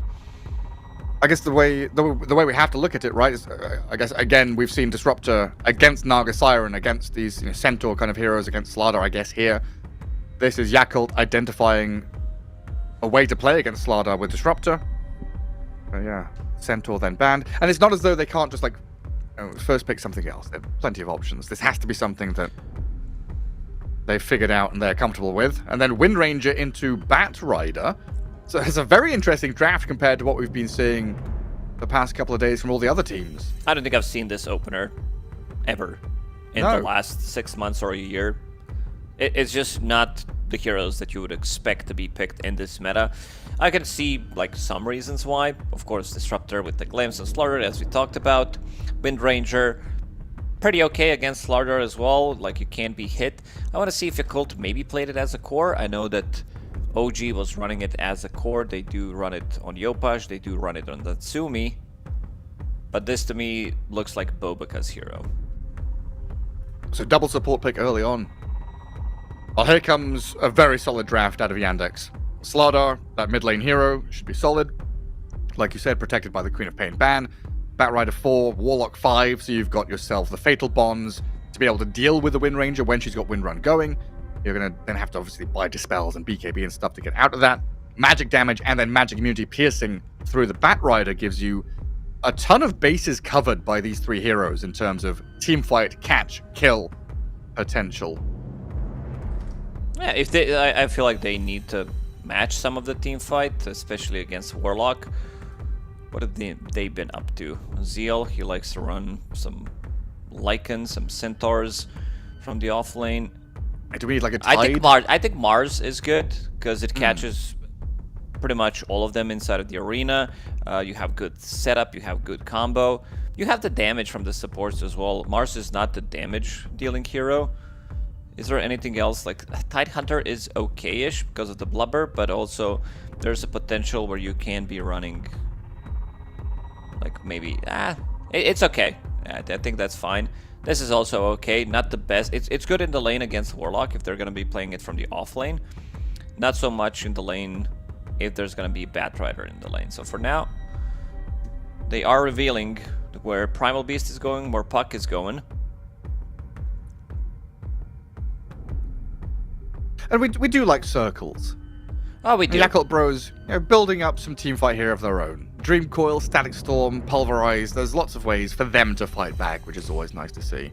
Yeah, Yandex now, they see Puck going to the mid lane, which they're going to be shifting Slaughter towards the mid lane. And you have two supports. You know the matchup against Primal Beast and Wind Ranger, so let's see if Watson's going to be calling for his pick right now. He also does have Warlock in the lane, so a lot of these heroes that he maybe didn't want to play, he could potentially play it. I was not thinking about Kez, because that one game where he played it, I was not convinced. But I want to see more. I want to see maybe that one was a fluke. Yeah. Not the easy, like, I'm not a Kez expert by any means, but looking at the heroes that he's playing against, these are not the easiest heroes to kill. Like, you try to use Your Raptor Dance, you can get slammed by Primal Beast, multiple silences. You're playing on low HP, one power shot from Windranger. He's also very low HP hero. Primal Beast like gets on top of you. It's an insane amount of damage paired up with Puck. One coil, like these are also not the easiest hero to kill. We're talking about Puck, Windranger. You're trying to get on her. One glimpse. But he's not bad at chasing, right?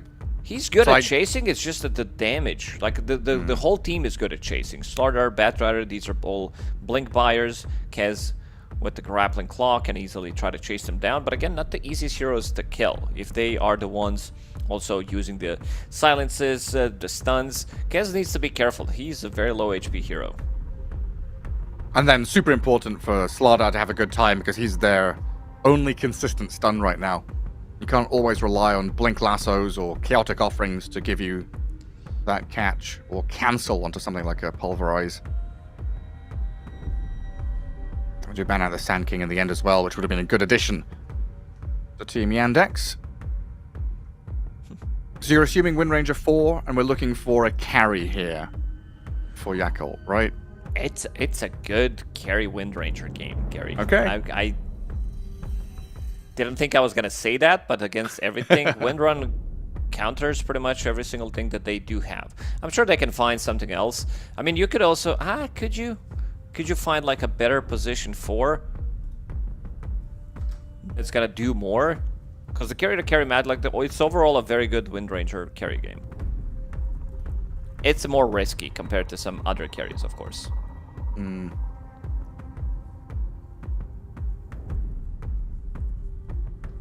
And then offlane pool. No Centaur. No Timber. We've got a Night Stalker. I like this. That's a great way to spot people and catch them, right? You're saying how difficult they are to kill. Now your chase is even better. The vision game. You have Slardar. You have Night Stalker. Kez. Oh, there's also a good amount of physical damage coming out from them. Of course, Slardar with the minus armor. Kez is building into this. So Night Stalker is a lot of physical with his ulti, sitting at 200, 300 damage depending on the level of his ulti.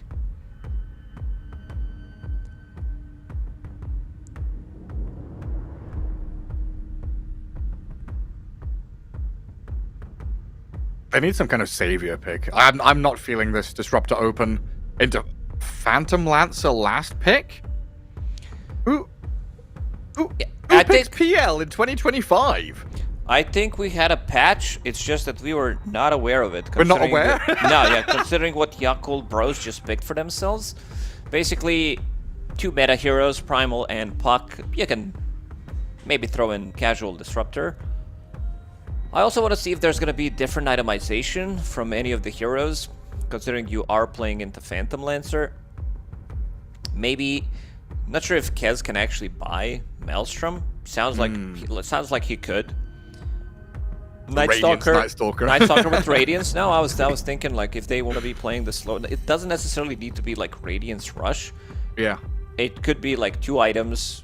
You know, does he go Helm? Your BKB Helm. Yeah, of course, Helm is your first item, and then you can maybe start thinking about how we're gonna be dealing with this Phantom Lancer. Curiouser and curiouser. We got a game. When was the last time you saw PL play? Because I cannot remember the last time I saw Phantom Lancer in a pro game. I think it was during one of the Dream Leagues that it did happen. People were trying to pick it multiple times. Just didn't work out. Okay. People stopped. And that was Yatoro with the Ags Rush, right? Yeah. This hero is also... Like, you're going to be playing into Night Stalker with the Night Rain facet. So the first 5 minutes, 5 and 15... You're not gonna be doing as PL is a strong laner, much stronger laner than people do give him credit for. But you're also gonna be playing into Night Stalker, who is a strong laner. You're playing into Batrider as well. Maybe they thought, sticking a palm, I can dispel that. But also Night Stalker, if he gets on top of you at some like later portions of the game with the crippling fear, could be very deadly. I'm struggling to have a good read what's going on with the draft from Yakult Brothers, like how strong this lineup actually is.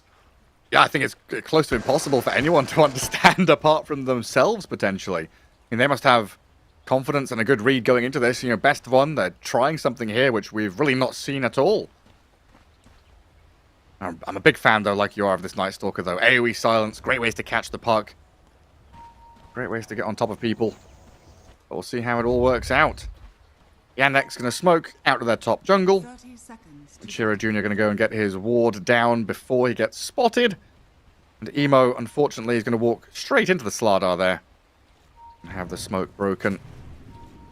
And Malady gets a lane ward in front of Tier 1 top as well, so... Looks like they're going to be chasing people down with this Kez and Warlock.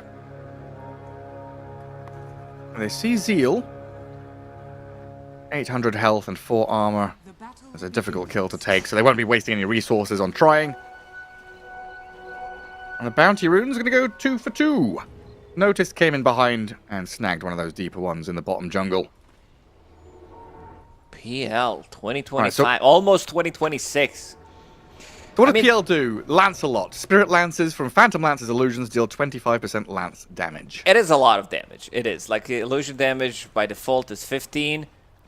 So, 25, you can actually feel the damage from the illusions. But, yeah, this matchup in the mid lane, it is sort of our favorite matchup, even though I saw some pucks in a matchup where maybe the other mid laner is a bit more skilled in some of these matchups, that they can draw the matchup, but we'll see how Emo's gonna play it. Emo is also extremely, I would say, 50-50 type of a player. Volatile. Volatile, very volatile indeed.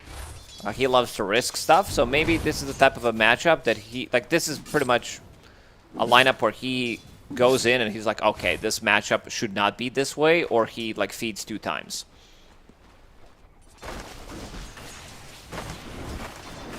Don't mind me, I'm just reading Phantom Lance's skills. Trying to figure out what he does. It's a lot of text. Yeah, I mean, his shard now is the old spell he used to have, right? It's the invisibility. Yes. Yeah, able to slip away, create an illusion, go invis.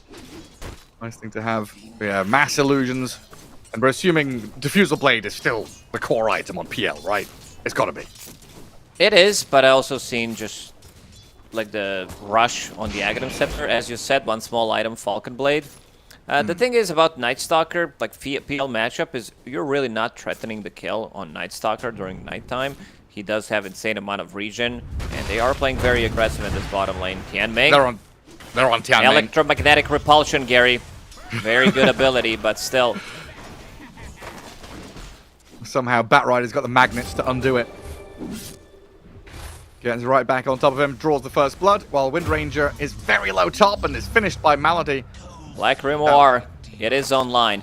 Things are looking good in the side lanes. Like, you're playing into Wind Ranger, Primal Beast, they are pulling the creep camp, the the second one. So the Primal Beast can get some of the XP, but this is a very, like, weird looking lineup from Yakult pros for a good reason. Like, the reason why we're not seeing these heroes is because they're not considered strong. And this is what I talked about in this mid lane. Like, look at how aggressive Emo plays. He does have more CS immediately. Blinks on top of him, loses half of the HP, does have a bottle ready.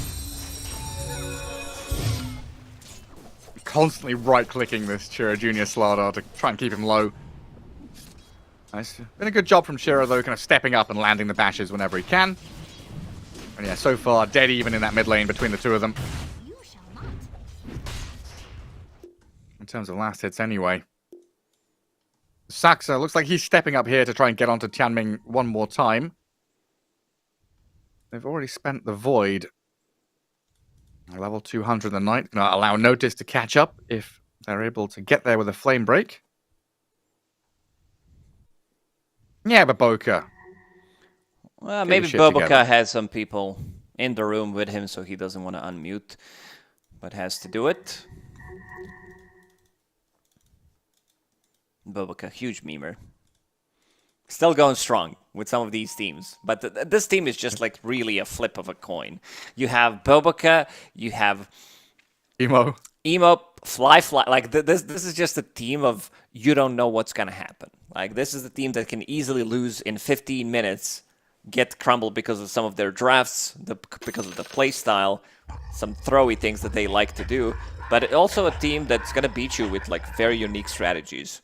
This is unique, and, you know, you're saying these teams aren't necessarily considered good in the meta. haven't been good for a while and are unpaid for a reason, but they are annoying heroes, right? Yeah. The actual like game mechanics, the design of these heroes is super irritating to deal with. Just illusions in their own right are very annoying to identify the real hero while being right-clicked and swarmed by these illus. Puck is always super annoying, being slippery, dancing around. Wind Ranger is hard to kind of latch onto and figure out where she's coming from, especially as a pos 4. There are lots of things here, yeah, you're right, that the Yakult bros can do to upset the balance. Create the unexpected. Make the magic happen. I'm trying to see some of the stuff that, like, what is the synergy? Like, what are we actually looking for here with this type of a draft? What are the timings? Well, they try to time the move into mid with a power shot towards Chira Jr. and Disruptor arriving with a glimpse. They probably still have him here with a blood grenade and Tianming's move to allow Emo to secure that kill. So the timing is for Tianming to come to the mid lane and get the gank on Chira Jr., which is, yeah, very good gank overall. It gives Puck both water runes, so Emo's going to go back to full HP, full mana. Zeal has been doubling up waves and trying to drag them around. Watson, Malady, looking to remedy that with some lane equilibrium shenanigans of their own. 20-7 for Watson so far, so farming decently. Not a comfortable spot to be in, though. And Zeal comes trampling over the top of you, drops you to half health.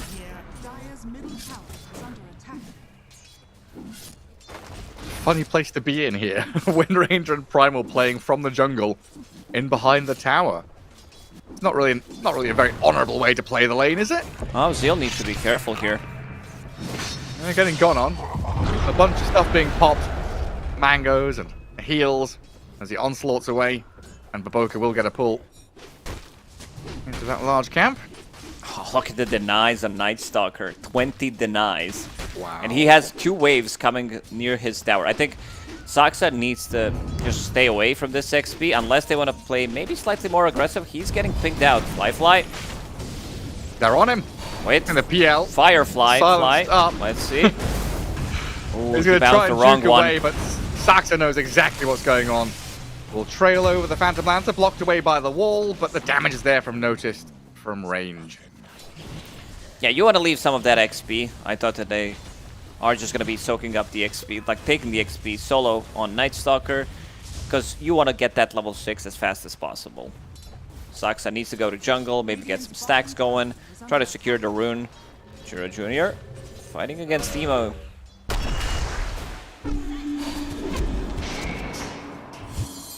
Chira just going to walk it back.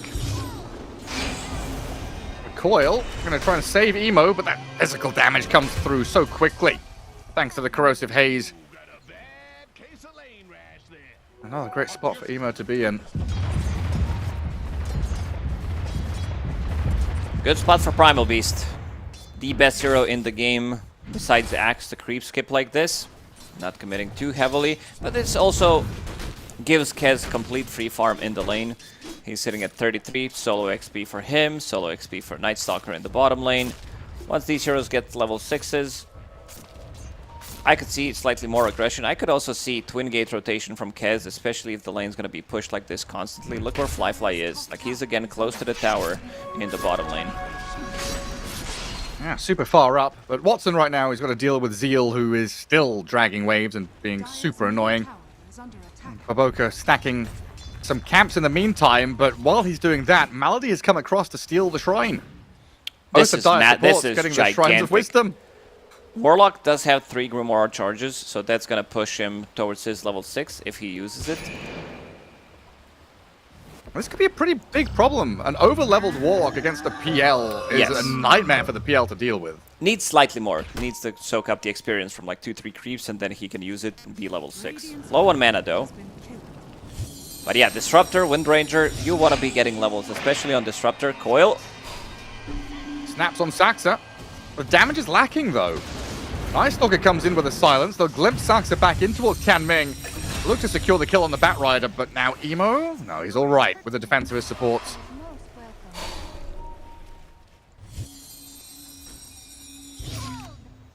Once this game goes later, I mean, heroes like Wraith King, Phantom Lancer, oh, Zeal is dying top, just run down by Watson. Wraith King? What are you talking about here? What? So, Warlock loves to play against heroes with tons of like summons and little shit guys. Yeah, So when Wraith King, so you put Upheaval and Fatal Bonds on Wraith King and these skeletons, he dies, and then when he respawns, he summons more skeletons, right? Yeah. So the Upheaval then kills the skeletons, and they all blow up and kill the Wraith King a second time. Like Warlock is like a hard counter to Wraith King, not even kidding. I'm not sure if it works the same way with PL, but I think it should. It could be good. This is some Warlock tech. Level 30 Warlock. You picked PL into Warlock, though. Saxa, a little bit too deep here. It's going to get picked up by Fly. As Malady and Natus looking at this tier 1 tower with a rotation out of the Slaughter as well, applying a lot of pressure to this Phantom Lancer's lane. Malady got scouted when he was making a Twin Gate rotation. They scanned the Twin Gate. And now they're behind enemy lines, so this tower should fall. Zeal is in the triangle farming some of the stack of his own, which means that they can't get the trade onto tier 1 tower. Tier 1 tower top pretty healthy. I thought maybe we're going to be seeing some item adjustments from Watson. For now, it's just Deso. I also think that, you know, he could potentially... Like, you still need Aghanim Scepter on this road. Like, these are your big timings. You still need a BKB. I'm just thinking whether this Phantom Lancer is going to become a problem slightly later in the game. Probably not, because it's a Phantom Lancer. Nice fence, but also a very good Golem. Dropped it on Tianming. Where did Emo go? Jumped off to the left-hand side to dodge away. But yeah, this is tier 1 bottom into Golem drop mid. And a lasso from Saxa just going to walk it into Emo. Stunned up and killed. Puck is gone. Oh, he has Cobalt Cup. That's why he managed to bring him into the Slaughter. And also maxed out Firefly. Extra bit of a movement speed. Extra move speed from Cobalt Cup. Basically moving hasted. And this feels pretty clinical from Yandex so far, the way that they're moving across the map. Tower after tower, while Yakult Bros are scrambling to try and finish off the Ancients before this area gets invaded. Pulverizing and trampling the stacked camps. While Fly is just straight up being bullied by the Bat and Night Stalker as nighttime has come around again. What a useless hero. This hero does absolutely nothing. The PL? Yeah. Yeah, the PL. Malady does die walking into that enemy Ancients area with his Golem and his Bonds. He was completely alone, trying to look for something, but finds 3 heroes meet him.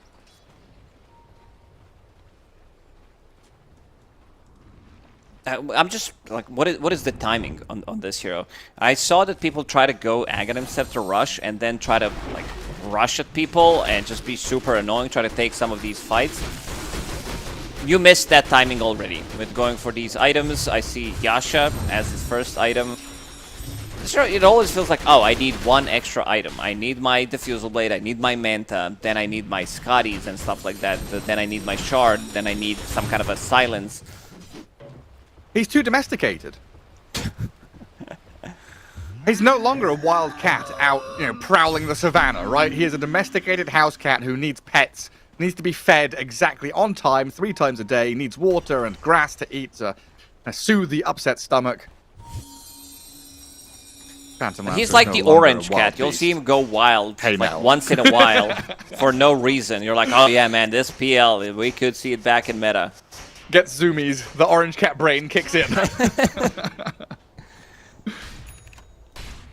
He's definitely not a tuxedo cat, that's for sure.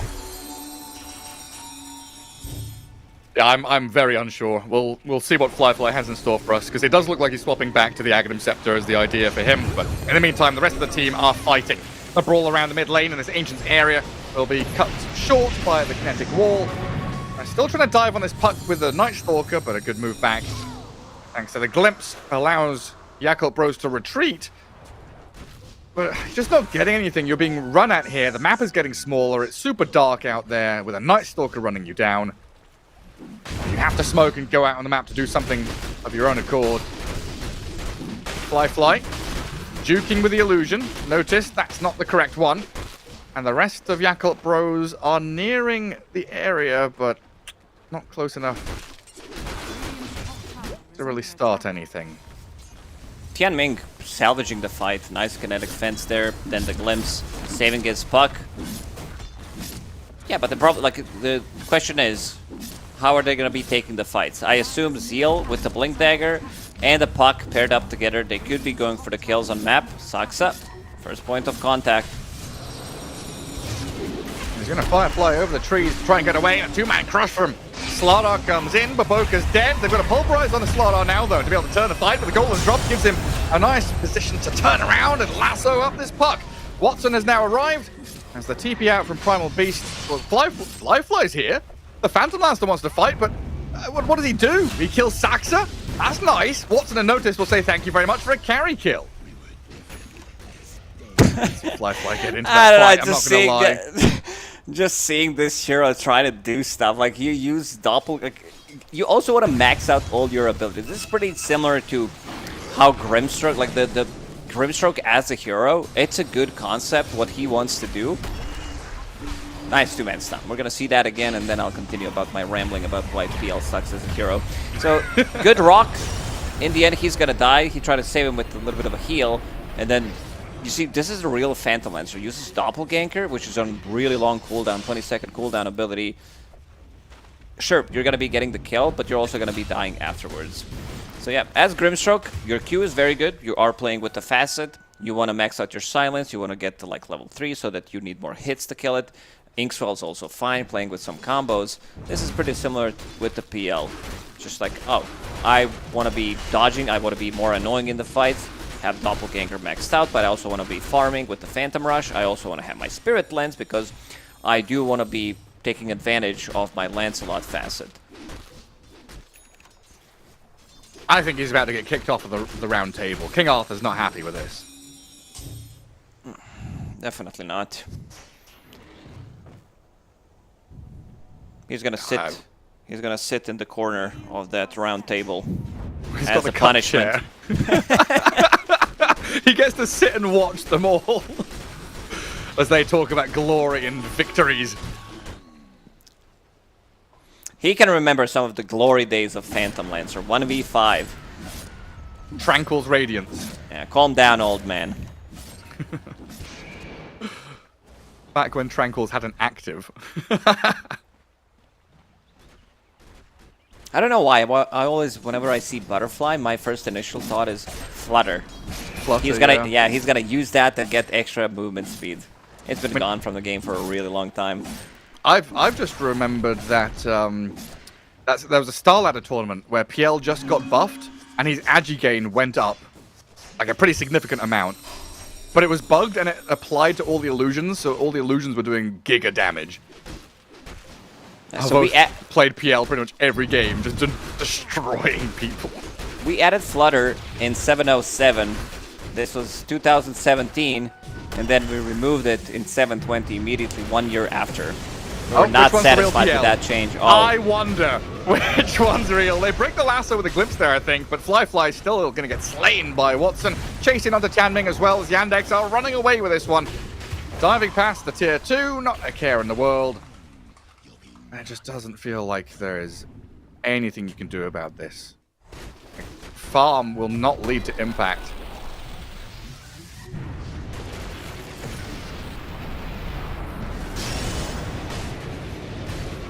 He just dies in 2 hits. It's so funny. He's got too many passives, that's the problem, isn't it? PL needs more active abilities. Being able to toggle Phantom Rush isn't an active ability. Yes. Also, the fact that Slaughter has Shard, it's so good against Phantom Lancer. Just removing, like, almost instantly killing those illusions. Because it does apply minus armor before you get the hit. So you can kind of see which PL is taking less damage. They've got so many ways to deal with them.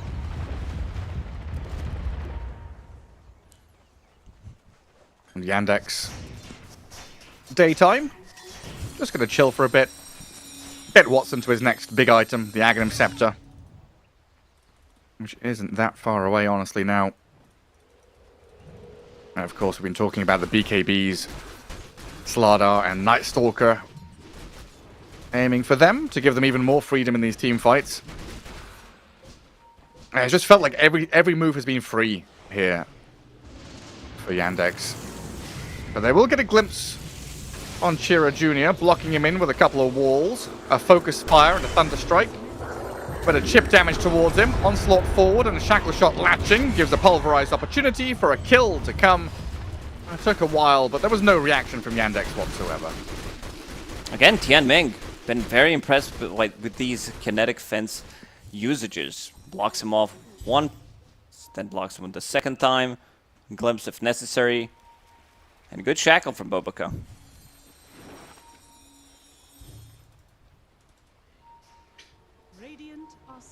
Usually with carries, they do something really well.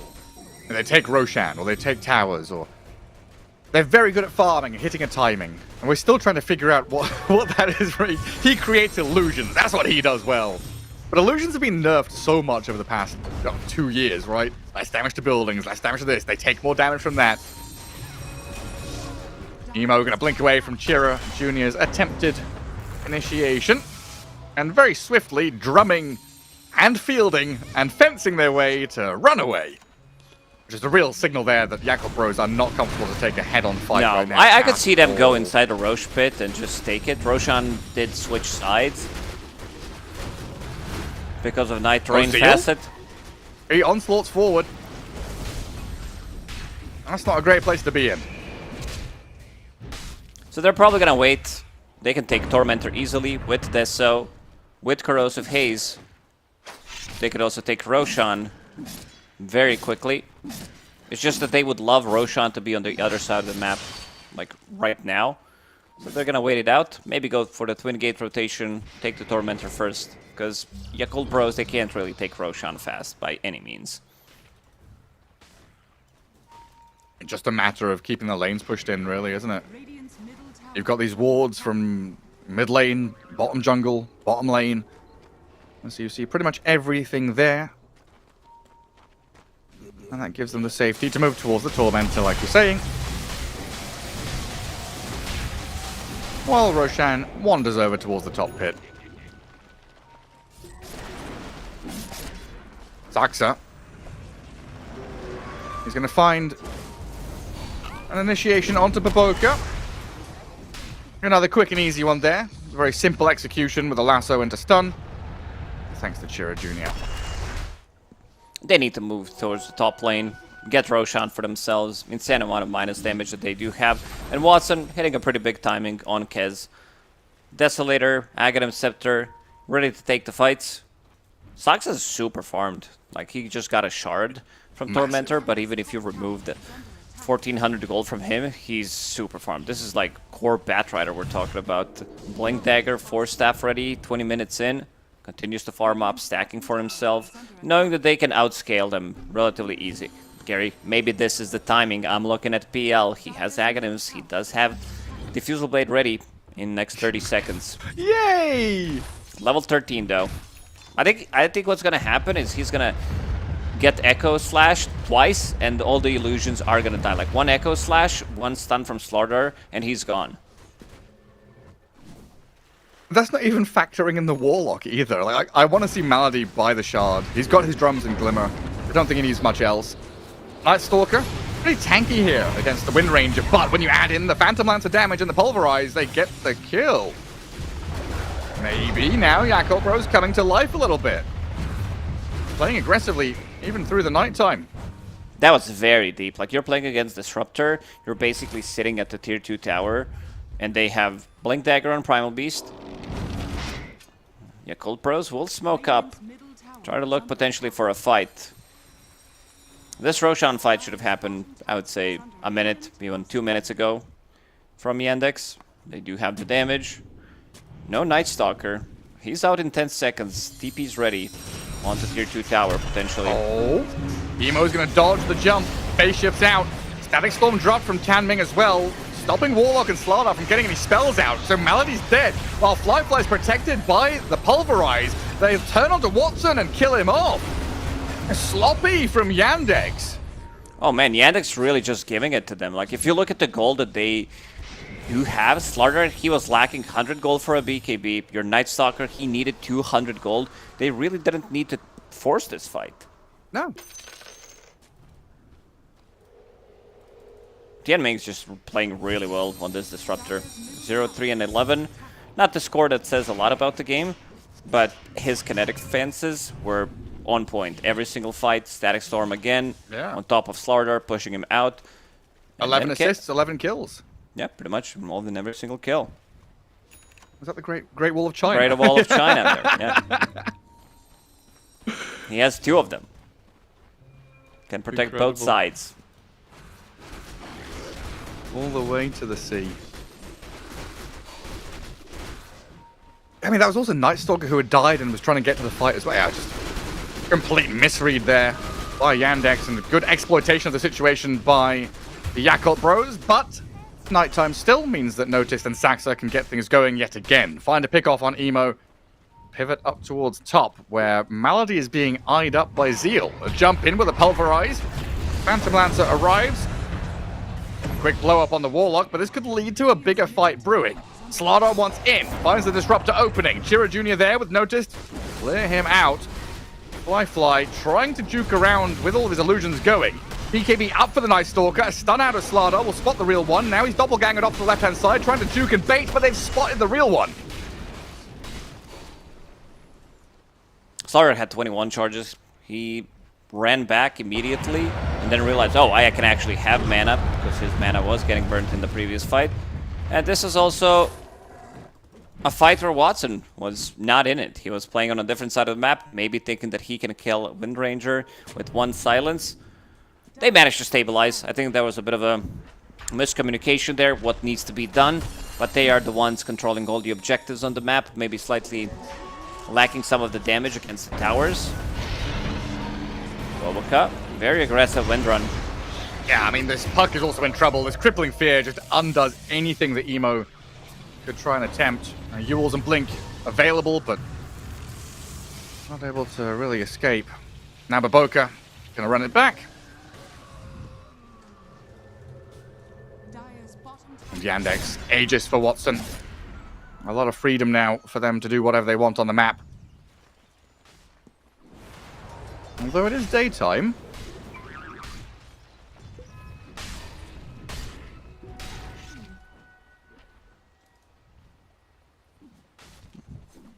Really understanding the need for Night Stalker to play in his home.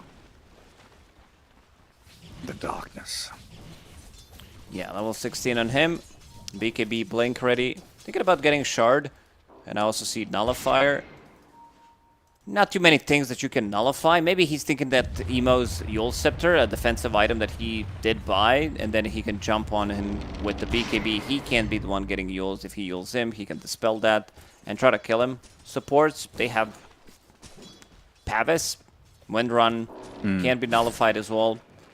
This is like the standard item for Night Stalker. We'll see if he maybe deviates, if he finds something else that he wants to build into. Disruptor has just picked up a Ghost Scepter as well. Okay, now then it's much better. Yeah, literally just arrived. So there's another little green flag there saying, yeah, go for that Nullifier. Malady and Sax are going to twin gate down to bottom, where they have spotted Boboka. Boboka, and Boboka. Dead. Boboka. They still can't like really end the game. They need to take the fight. During nighttime, you have a good amount of damage with Hunter in the night, Kez hitting the tower, but Kez is not going to be the hero that's just going to be sitting there and hitting the tier 2, tier 3 towers. And from one side of the map to the other, supports are dying on the side of Yakult Bros. And Fly is also on the run here. Noticed Night Stalker is looking for the real one, so I guess he didn't spot the escape of PL to the right, but with that Observer Ward, he will have seen him. He's all alone, though. And Saxa's scaling. He does have BKB. Blink, Force Staff, BKB, and Shard that he got from Tormentor. He's a 4th core, isn't he? 12k net worth. You said you wanted to see Warlock pick up the Shard. That's what's in his quick buy. Needs 150 gold to finish it off. Good. The Eldritch summoning shall continue. I saw he had Aghanim Scepter queued up for a while, and I thought that was a bit... That's a Giga Chat. That's like a real Giga Chat. If you're owning, if you're not dying, getting some last hits with Warlock, it's the dream. Why am I talking about Warlock? You should be the one talking about the hero. Act Refresher, that's it. If you play Turbo, pick Warlock. Fatal Bonds that first wave. Get Act Refresher. That's the way to play. Do you know, Gary, that I never played a game of Turbo in my life? That's probably good for you. I just love, you know, standard Dota. Like, I wasn't even big on the events, even though there are some, like, really nice events. Like, pretty much the last event that I played was some, like, Rival event back in 2014 or 15 or something. Diatide or whatever it was. Yeah. I just like, it's just casual. It's like normal Dota is just better than any of the things. Yeah, I guess the way I see it is Turbo started out and was meant to be a faster Dota, right? You go in, you play for like 15 minutes, and it's done. I saw people complaining about Turbo being like normal Dota nowadays. Like, you have like 30, 40 minutes. My average game time in Turbo is like 37 minutes or something. It's freaking insane. We need the Turbo. Oh, it's way sweatier. Baboka's going to juke him. Lane break into Crush, though. Chiro Jr. there, trying to battle against the wind. Pushed back by the breeze of Baboka, but the chase should still connect on the Wind Ranger without too many difficulties. Another Crush and a kill. I think everyone's realized that normal unranked Dota is like the safe space. That's where the cool guys hang out. Turbo is where all the sweaty, angry nerds hang out. I gotta play one game with you to see what this is all about. I'm probably gonna be like, wait, what? I would have a lot of questions. If you want to, I think if you want to practice builds, it's a good place to go to, because you get your items so quickly. You can figure out, okay, this works with this works with that. Or if you're me and you literally play 2 heroes on repeat for your entire life, just play Turbo. Because then you can have fun with your heroes. As a POS 5, I'm an Undying or a Warlock buying big items. It's great. Sounds like a lot of fun for maybe a couple of games, not for the last 20 years. Now, you were a spammer back then. I remember you being a micro god. I've always been a spammer. Initiation comes in, though, from Yakult Bros, and has a lot of damage. Takes down Natus. Quite surprising how quickly he died. And Maladich also died in the bottom lane. Didn't even get the shard. It was him and Kez trying to make this work. This shard on Kez is good. Like, I don't see people buying it because there are better items to buy. Of course, you want to prioritize damage, your Daedalus, your Satanics later on for extra bit of lifesteal. But also, it gives you the extra stun when you are stunning from behind.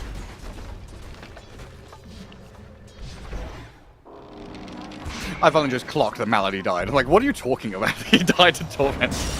I'm a bit slow today. My apologies.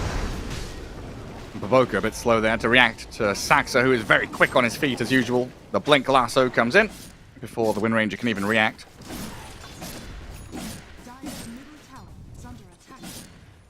Alright, one more item on PL. And then we are online. Going for Heart. Like, he's still going to be dealing good amount of damage in the fights if they can split up the fight. Problem is, 2 supports aren't really doing that much. Like, Boboka, he has Gale Force, which can break the coil, maybe the Static Storm, some Pulverized combo. But again, I'm failing to see the synergy that they were going for. Like, I would be maybe fine with Phantom Lancer if they had different 4 and 5. But it is what it is. Can't repick the heroes while we are in the game. But they are getting to this, kind of late game situation with the Phantom Lancer. Like you say, with that one more item, he can become a pretty mean fella. And he does a lot of damage. Noticed in that mid lane, we saw how quickly the Night Stalker can be taken down. But it's gonna be one of these situations where the jump matters so much. If PL gets spotted and jumped, he is just falling flat on his face. Very difficult to weasel his way out from a Night Stalker and a Slardar. Whereas if his Primal Beast and Puck can get an opening move onto a Kez or one of the supports, the fight could just crack open for Fly.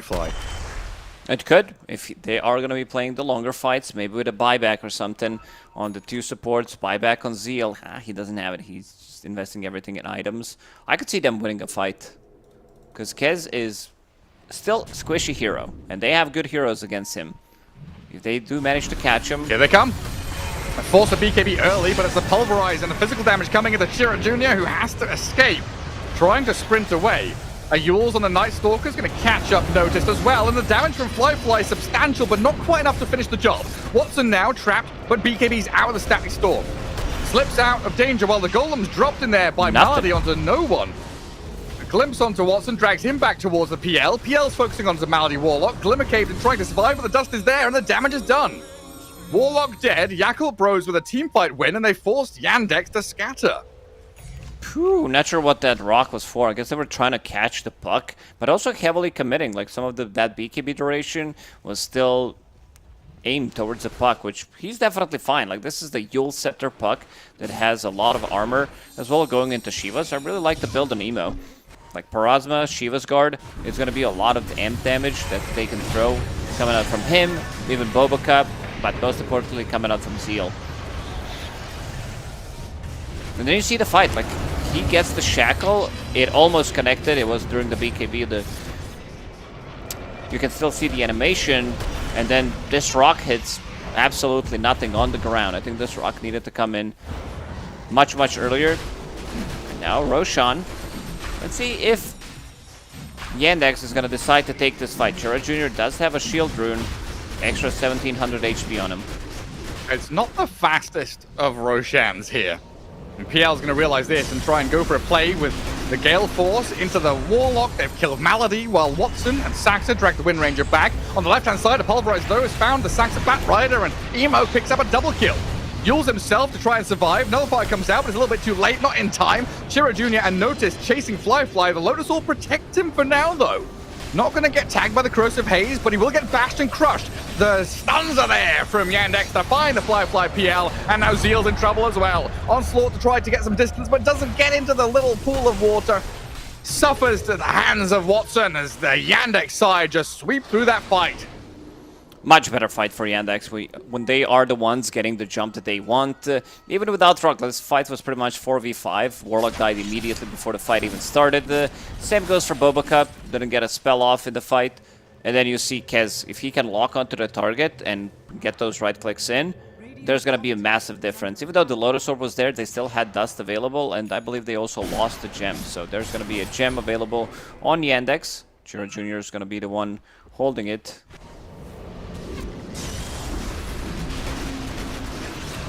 And they start on that Warlock and kill him very quickly.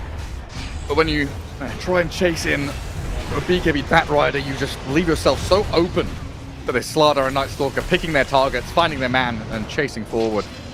I also think Sax is not going to be using Lasso on Wind Ranger anymore. He used it way too many times in this game. I mean, sure, he's getting the farm, he's getting the kills, can't really blame him.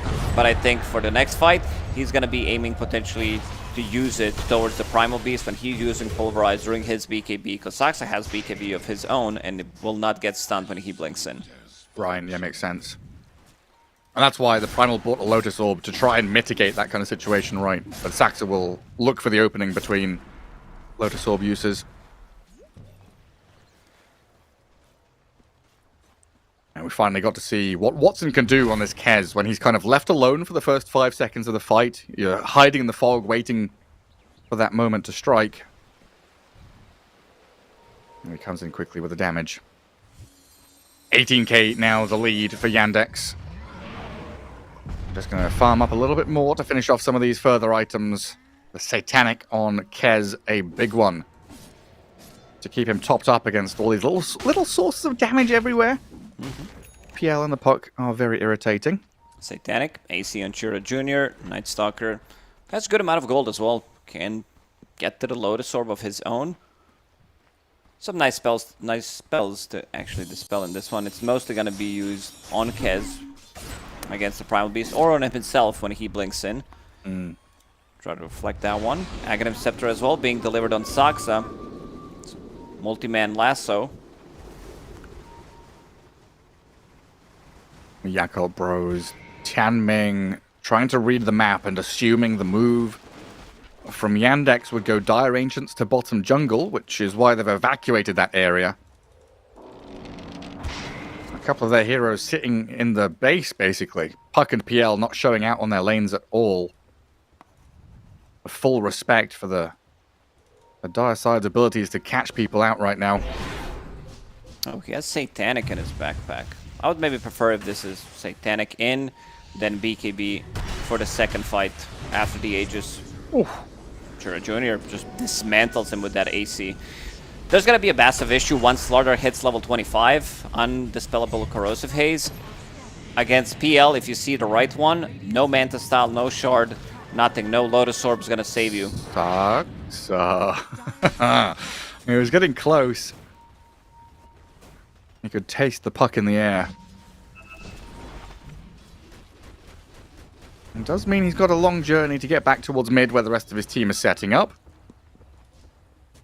And Yandex very much looking for these individual targets on the map. Wind Ranger at top is going to be munched on by Natus. Crippling Fear means no escape. Emo. 50-50. He's going to get killed. As a Tails. Okay, he has buyback. Emo had some crazy jumps in this game. By crazy, I mean this is like borderline. What the hell are you doing, Emo? Eternal Emo. Yeah. EE. Like, I don't. He's trying to push one wave, and I guess the read is they were elsewhere. Incorrect. Now they have the tower damage. You have AC, you have Deso from Kez with Aegis up and running for the next minute. Let's see how much mana can he burn with PL. How annoying can he be? It looks pretty irritating for Watson. Losing a fair amount of his mana there. And this was always the annoying part of the Phantom Lancer.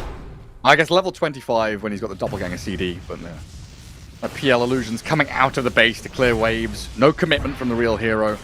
Non-stop anti-siege mechanisms here for the Yakult bros. Lag as well. This is what PL enjoyers like to abuse. Oh, those games when we would have PL, Monkey King, Darkseer all together. Ah! The frame rates shudder.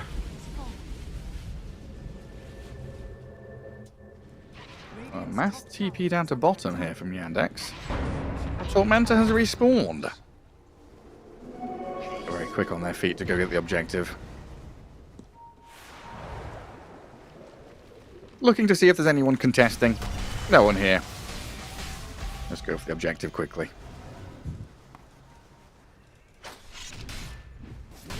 Shard for Natus. Not too bad of a shard, especially because you're playing against PL. This is going to be your way of replenishing your mana, coming back into the fight. Good amount of heal burst as well that can come out.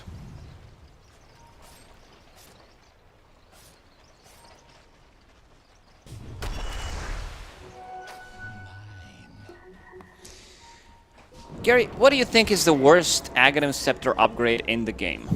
Oh, jeez. I'll give you my top 3.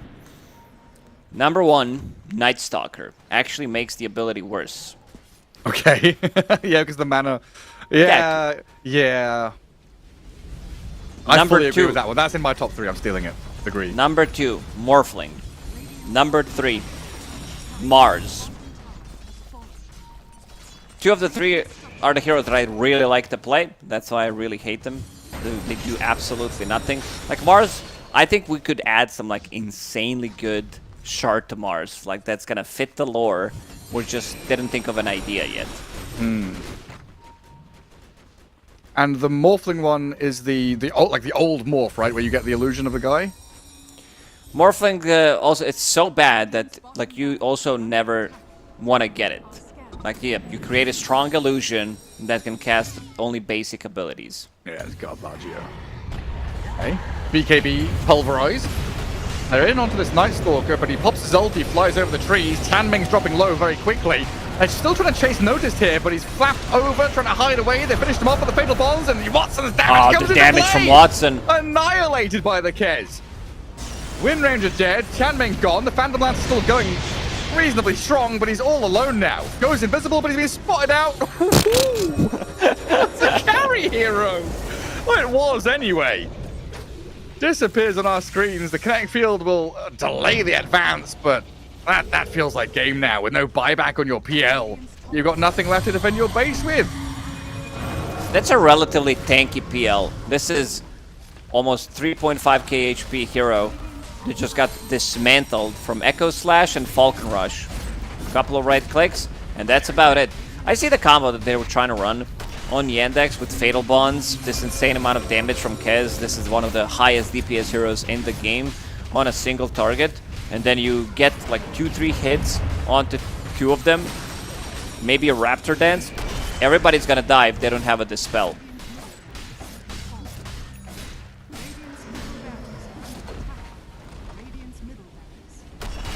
And lane after lane.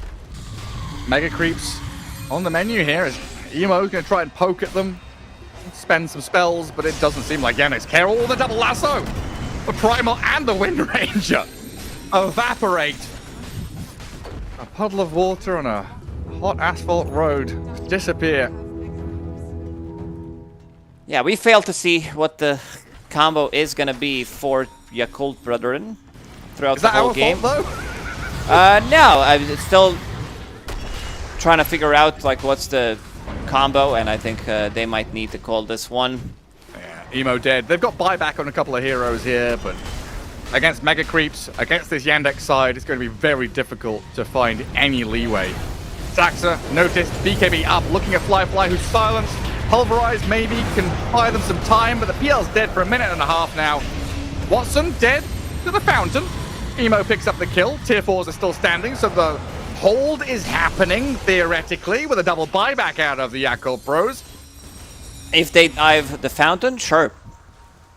Love that play. Always did, always will be loving it. But they have, this is double buyback as well from them, so now you're playing against Mega Creeps. Roshan's respawning in a minute. It's going to be still a timing for them where they can respawn, contest Roshan if necessary. Don't think they can even kill Roshan that quickly on Yakult Bros.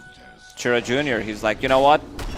I really hate this buck in this game. So even though he has a hero that really counters him, Emo's very quick with his fingers. He did dodge a couple of these Slithering Crushes. So he picks up the Hex as his item. This might be the first time that I've seen Slaughter actually get the Hex.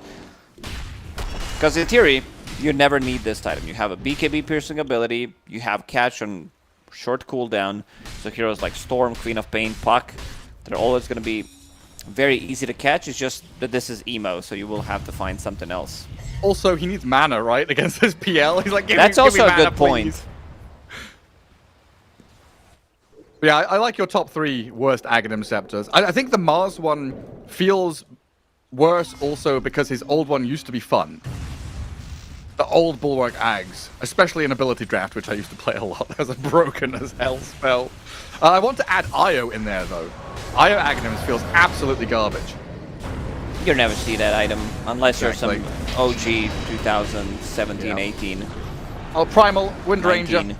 The 2v2 fight up top is not a fair one, with Chira Jr. and Saxa bringing a ton of damage and control to look to finish off the Wind Ranger. They can't find the Primal, though, so good escape from Zeal, at least. But in the meantime, they are losing out. A Roshan pit has been invaded, and Watson's looking for another Aegis.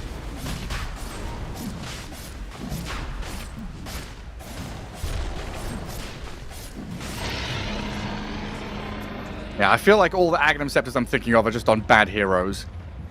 Omni-Knight is also like, you're never spending the, like, this, first of all, this sword doesn't exist. And then having Guardian Angel, having Global Caster, sounds like a good idea. Increases AoE, I mean radius, affects buildings. It amplifies the healings, but does a lot of stuff, but there's always going to be a better item to buy.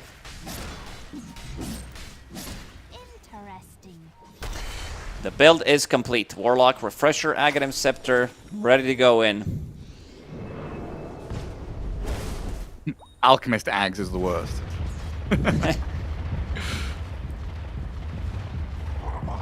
Doesn't do anything for him. Oh, it does a little bit. Does with the facet. He's getting some GPM.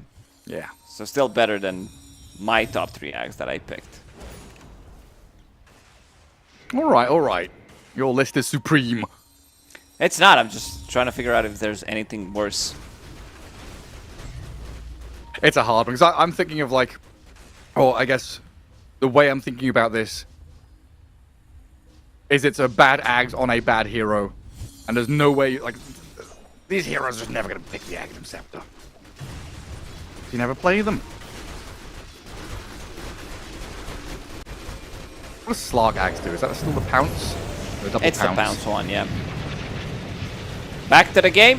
Yes. Let's see if they can close it out. 40,000 gold lead for Yandex. Aegis, Refresher. Even Saxa has Refresher Shard.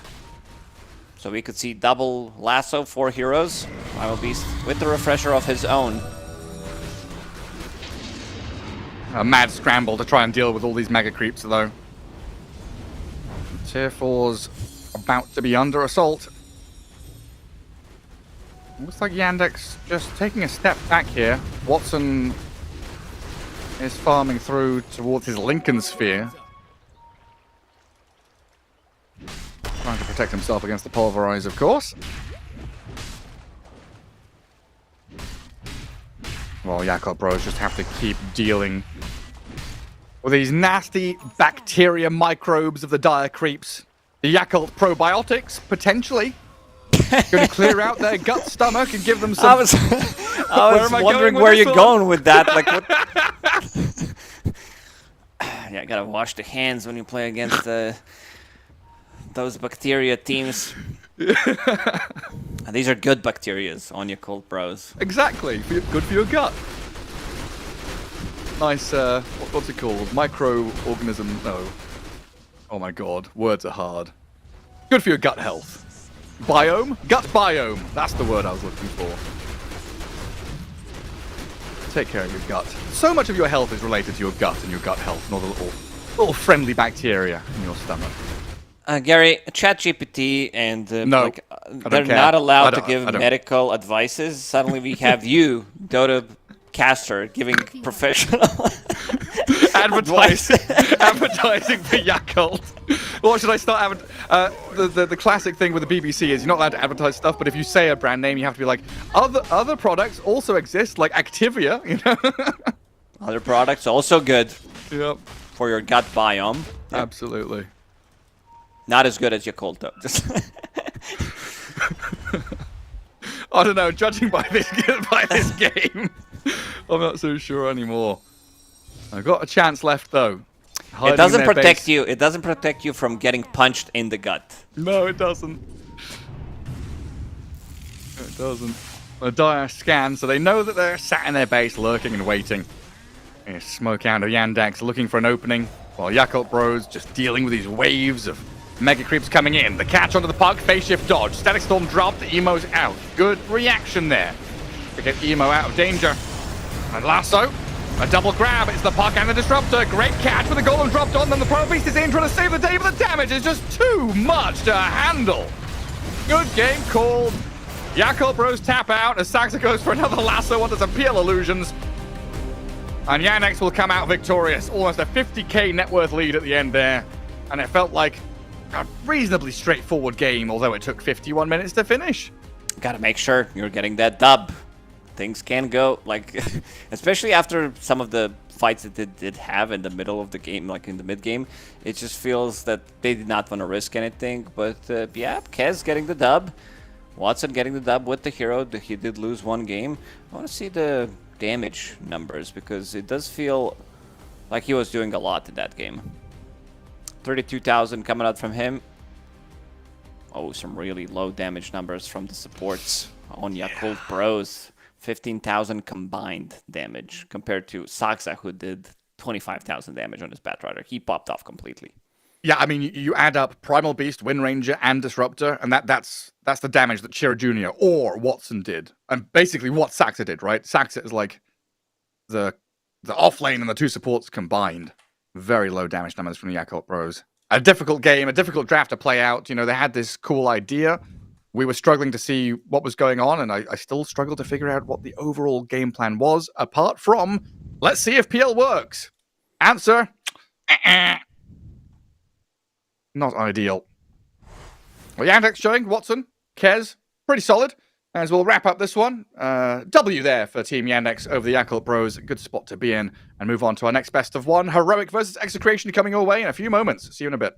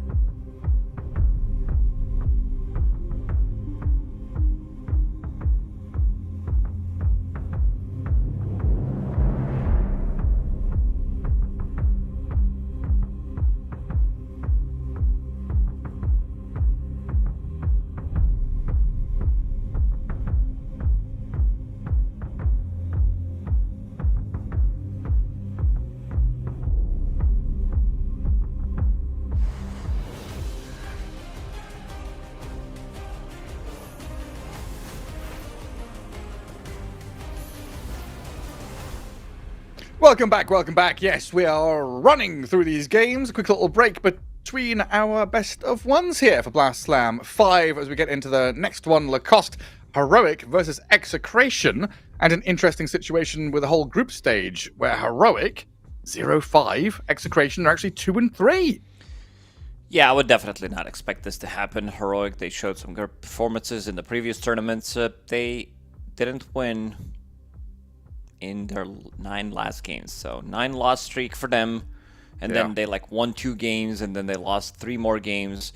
Things are looking very grim for them. This is where you start doubting your ideas, start doubting everything you do pretty much. You are losing with some of your best heroes as well. 2 Meepo games as well. Not sure if we're going to be seeing too much of a Meepo. There's always maybe a threat coming out from Heroic when it's a good Meepo game. In one of the games, it was overall 24th pick. In one of the games, it was 16th pick. But we'll see what they're going to be going with. Because a lot of the times when you need to break this win streak, I think you just got to go with something slightly crazier. I also don't want to be seeing any Clockwork position 4, even though he plays it well on Schofield. This hero just doesn't provide you with damage. It's just very annoying on the map, but it's not doing much. I think some of the better teams have shown the way that they need. This is also a hero that they run from position 5 if it's a good game for it, but they also are playing melee position 1s exclusively. Yuma played Meepo, Dragonite, Pudge, and Abaddon, so this is not the greatest setup in the lane as well. One of the reasons why they are losing the games is they are losing the lanes pretty heavily because of the picks like this. They are flexing Skywrath Mage between 2 players as well, 4 and 5. I just want to see more simple things and maybe add a little bit twist to it, because this seems to be overcomplicating from what I'm seeing.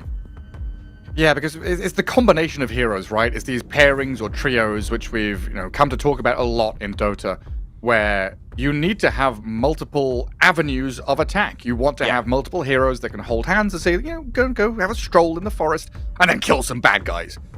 Yes, a Clockwork and a Skywrath can do that, but when the other core is an axe, you're like, well, Skywrath is the only damage then, We need that little bit more. That's why we've had so much Jakiro, Snapfire, these range supports that you're saying pair with the melee cores to do that damage from range. For now, though, they are allowed to pick Timbersaw first pick, so Whisper mid Timber? Could be. Flexible towards offlane for Divide as well, of course. Gyrocopter, one of the better heroes overall throughout the whole game. In the lane against Timbersaw, you just run him down with the magic damage that he doesn't like to play into. You have that extra movement speed from the facet, so you can run him down. Maybe Timber's pretty simple, in terms of what you want to be doing with the hero. As I said, I want to see a bit more simplistic drafts coming out from them. I want to see, Schofield maybe playing his Tusk. I think this is the ban-worthy hero from Execration if they do not want to pick it out of the phase. I want to see Heroic start to play Warlock. Because looking back... That's biased, Gary. Biased and based. It definitely is both of those things. But looking back at the games, I cannot remember KJ playing Warlock, and I haven't seen Warlock in their last 20 games, right? So they've not really caught on to that pos 5 damage dealing meta, really, it feels like. Because he's a guy that secures a lane, but also brings that mid-game team fight and oomph to a lot of these early skirmishes. And add in Fatal Bonds with Timber is just sickening damage, let's be real. Bane is also very strong damage. It's pure damage against Timbersaw. You can sleep him and Feeble, reduce the cast range. I'm down for Tusk. I think this is a very good opportunity for them to pick Tusk. You have Snowball save against Bane, good against Gyrocopter. You bring in the numbers, BKB piercing tool as well. I like how 4 of them are on camera drafting, can't stand still celebrating the birthday as we can see in the background. This birthday's been going strong for the last 3 days. Singing, laughing, dancing. Yeah, that's the vibe we like to see. Arthur is the serious one. Come on, boys, back to draft. Come on, focus up. A Chen for Heroic. So that's going to give them some lane control and, of course, that mid-game tempo, pushing all those summons towards some objectives. So you've got the kind of team fight damage out of Timbersaw, the macro gameplay out of the Chen. Now we're looking towards control. Please don't pick Clockwork. Just give me that Tusk. Like, don't complicate things here. It's very good for the game. This is also fine because Dragonite was still in the pool. Not the biggest fan of, like, Chen is good against Bane. Bane doesn't do anything to summon heroes. You can burn the mana, of course. We've seen good amount of Chens playing from the off lane, so they could do that as well. Try to maybe solve the Timbersaw's lane.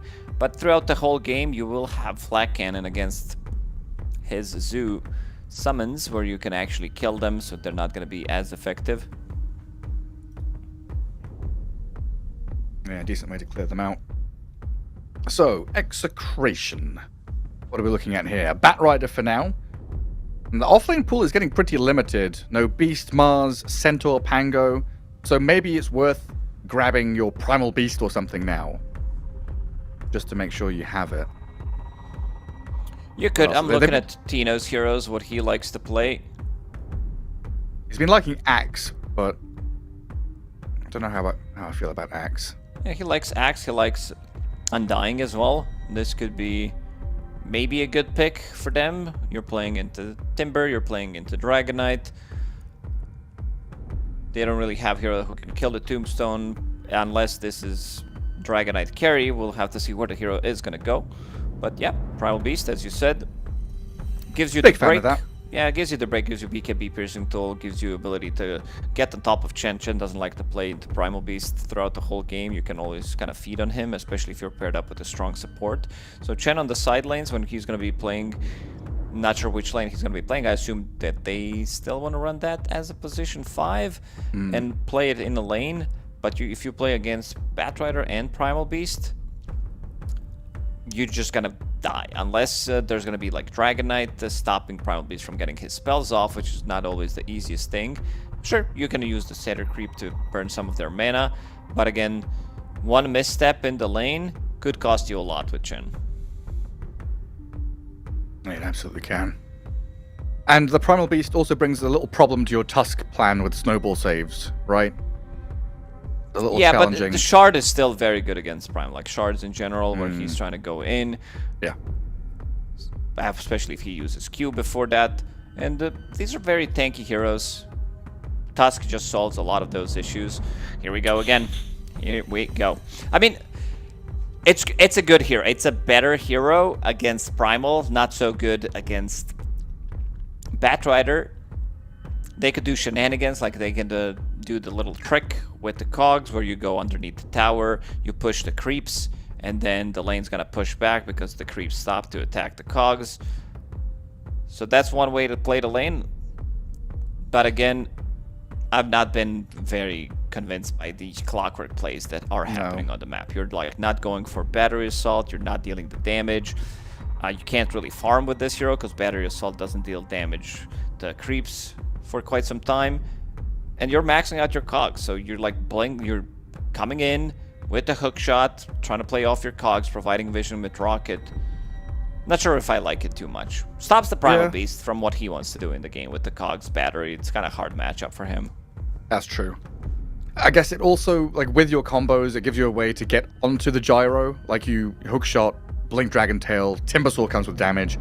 Gyro doesn't like getting dogpiled and run at. But it does go the other way a little bit, right? We've always talked about when Clockwork goes in, traps the gyro in the cogs. You've got Flat Cannon, just hit the Clockwork and spill your damage anyway. So it's not an awful situation there for the Gyrocopter. Last couple of bans, Queen of Pain, Storm, Ember, Lesh, removing all of these mid lane pool heroes. Because that's what we're aiming for right now for both teams, it seems.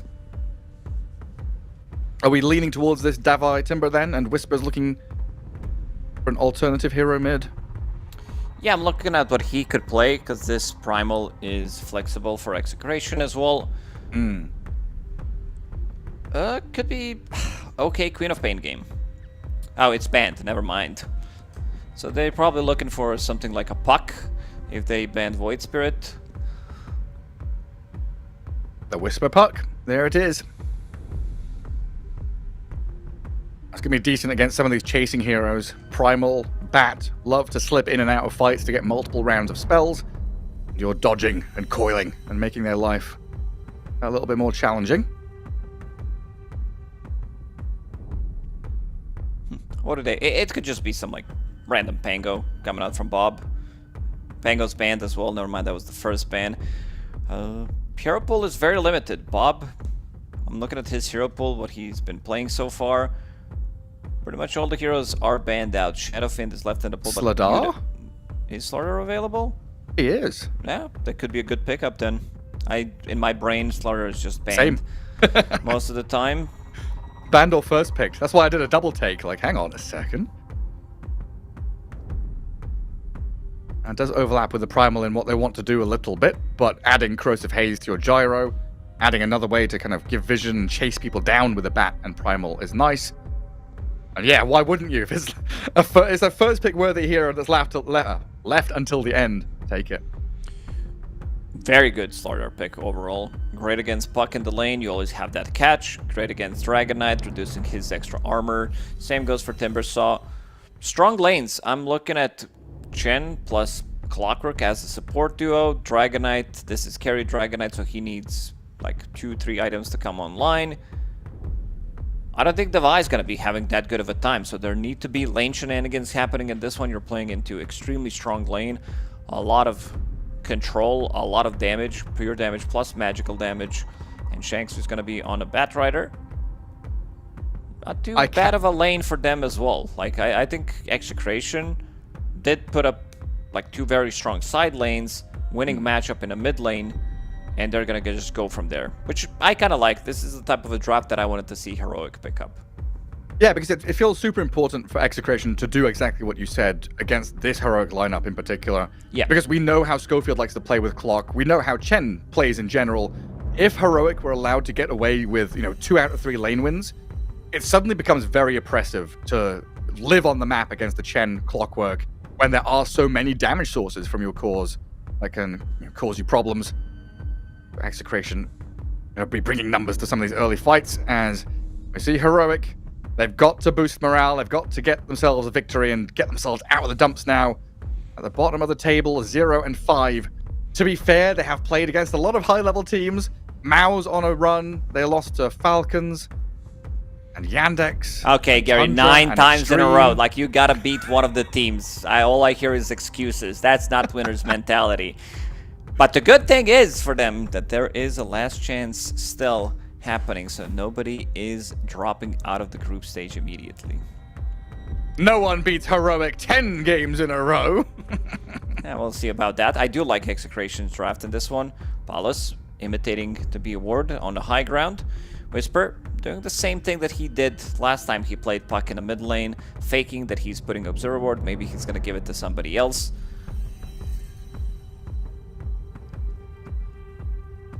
He was very quickly swapping his items around in his backpack. Rejoins the rest of his team to smoke. And now repositioning to try to play down that bottom rune spot. Does place his ward quite shallow in his lane, next to the tower basically, so unlikely to get dewarded. And that'll allow him to keep tabs on the Slardar whenever needed. Shanks already spraying poogies on the floor. And KJ will spot him as he wanders up the hill. So Tino and Yuma going to have a head-to-head over the bounty rune further up north, while KJ is going to lose his Satyr. 18 gold to Shanks, while Yuma does pick up the bounty rune in the back, giving a 2-for-2 exchange. Losing some mana and losing some of the HP, pretty much 2 tangos. Tino as well. Did get harassed a lot. Dragon Knight. I like Yuma's item build. Just maximizing the damage in the lane. Like the effectiveness of it. 3 gauntlets and 3 branches. Very good. Clockwork did do the play you were talking about. Goes in between the towers, puts the cogs down, and then kicks them around so Palas couldn't get any free last hits. He's already kind of guarding the lane from these couriers to come in as well. Execration going to hold them back by the tier 2s. It's pretty much the only thing that Clockwork is good for. Courier sniping. Or cog blocking. And damage out of Shanks is decent onto KJ, but KJ has a melee creep and a Satyr here to fight back. Not an honorable 1v1. but necessary for the Batrider to do that so that Primal Beast can actually get into this first wave and get some last hits going. He wasn't staying out of XP range. He actually has more XP because he did kill that standard creep alone. But trading against Shen is difficult. He was sitting underneath the tower, getting extra armor, extra regeneration, then pops Divine Favor on him, extra heal amplification, which does work, and then he eats a Tango, getting more from the Tango, getting extra armor. So Shanks, he can't really trade against Shen. No. Just trying to hit the creep down as best he can. Schofield gets the sentry into the small camp and the D-ward, so he's regained control over the pulls in his bottom lane. We were talking about the cog blocking. Clockwork was notorious for that back in the day, especially on Dire side. You're doing very well. It would sit by the... There was a big tree line before these neutral camps on the right-hand side of the map existed. Clockwork would go there, trap creeps in the trees, and they couldn't escape. So you would legitimately just lose, you know, in the first 3 or 4 waves, you'd lose 2 or 3 creeps.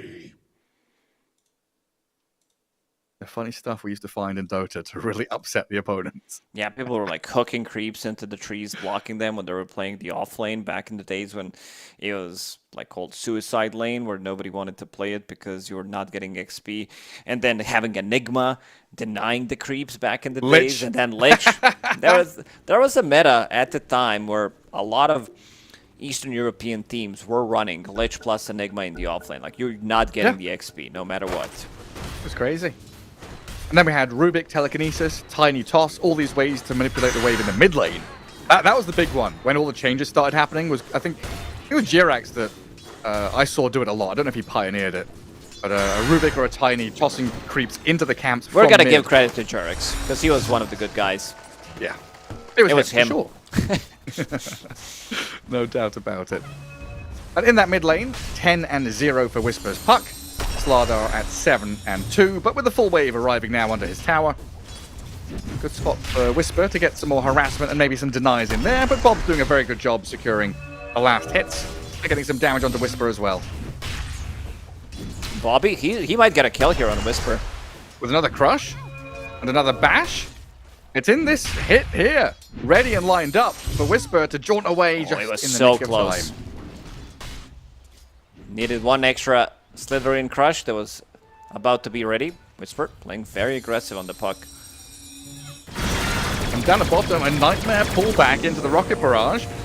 Cog's going to trap CML inside, but mainly a defensive maneuver there by Schofield to protect Davai.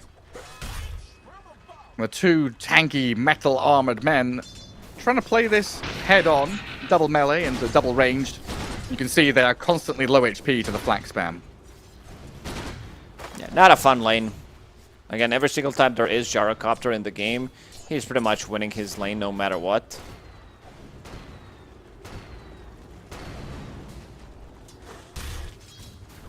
Yeah, because like, very rarely do you pick an offlaner that automatically just pushes back against Flat Cannon. The wave is always so far up, and that gives the Bane a lot of opportunities to stack, pull, and put the equilibrium where you want it.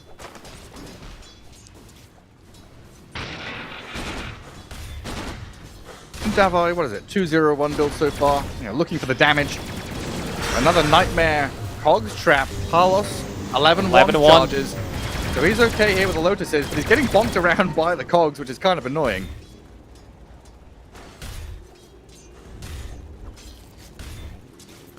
Bane's running low on resources, doesn't have much mana to work with. 1 Blood Grenade. Would definitely love to have enough mana for Brain Sap. Oh, the stack steal by Tino. Just going to onslaught and trample into the small camp, and then drag the next wave, it looks like. Try and grab it under the nose of KJ. Good body blocks by KJ here. Not sure if he can like get a kill, but maybe he can get some extra harassment on him.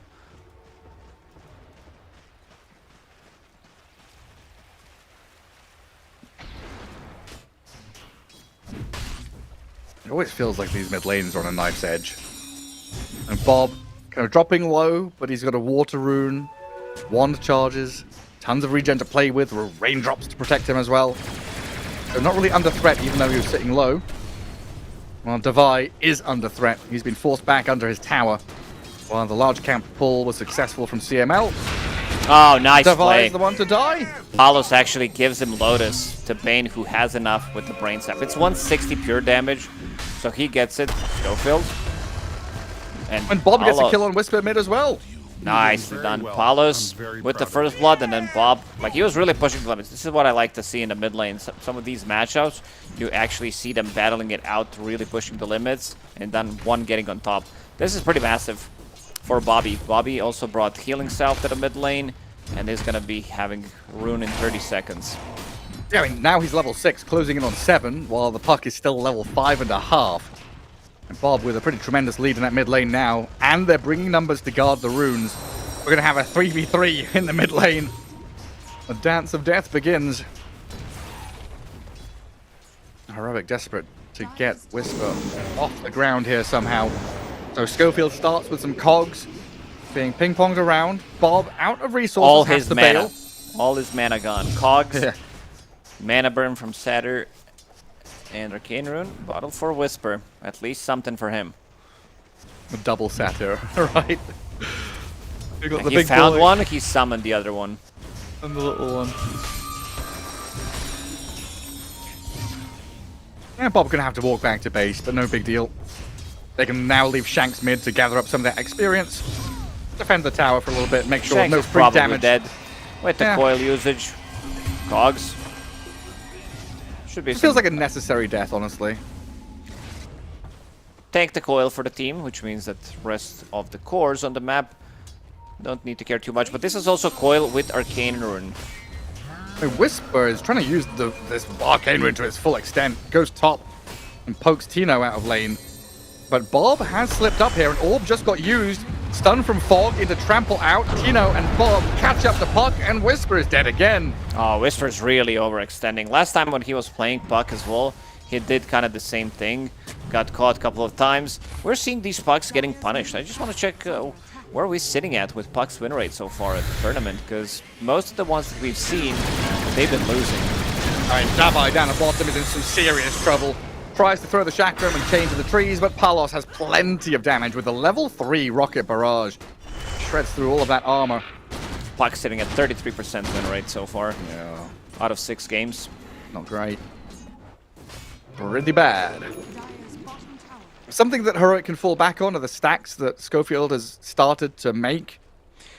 This and is I my guess that's going to be problem Devi. with the hero. Like, you have this Clockwork who's running around map, not really doing much. Like, what is your team fight contributions going to be? Power cogs, try to burn some mana?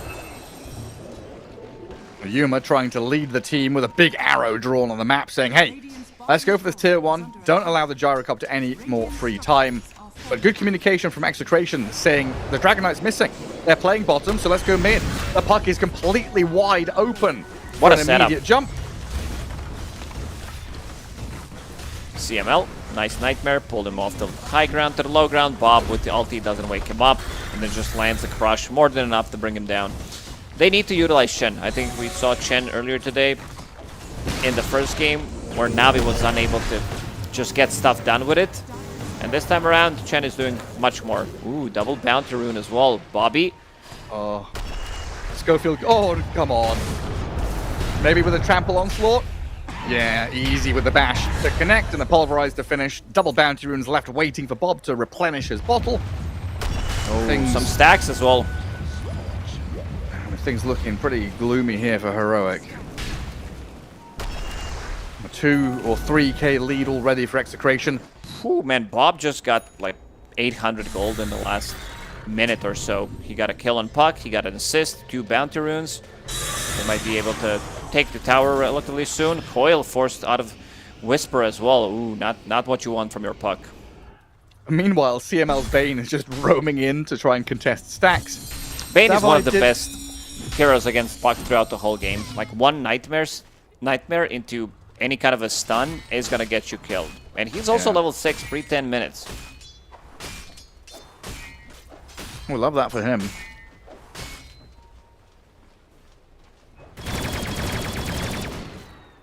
Whisper's trying to clear some stacks deep in that jungle. It leaves the map pretty open here for Execration, though, to keep their farm going. Like, Primal Beast is already halfway to Blink, on top of FaZe and Soul Ring. I'm assuming Slardar is the same story. 700 gold away for him. Execration trying to crack open this mid-tier 1, but it hasn't been an easy objective to take this early on. But with the next catapult wave, maybe they can get it done. And they actually decide to swing north. Shanks and CML, both with their ultis available, trying to find Yuma. Dragonite had just come out of that lane to scout the tree line to see if he could spot them. But a flame break into pulverize, Gyro's twin gate rotation. Quick and easy for Execration. Very clean. They did lose their tower earlier, and now they are making the same move. I'd say this is a bit risky from Yuma. Just staying here, knowing that this type of move is gonna eventually come. They want to take this tower, open up the map.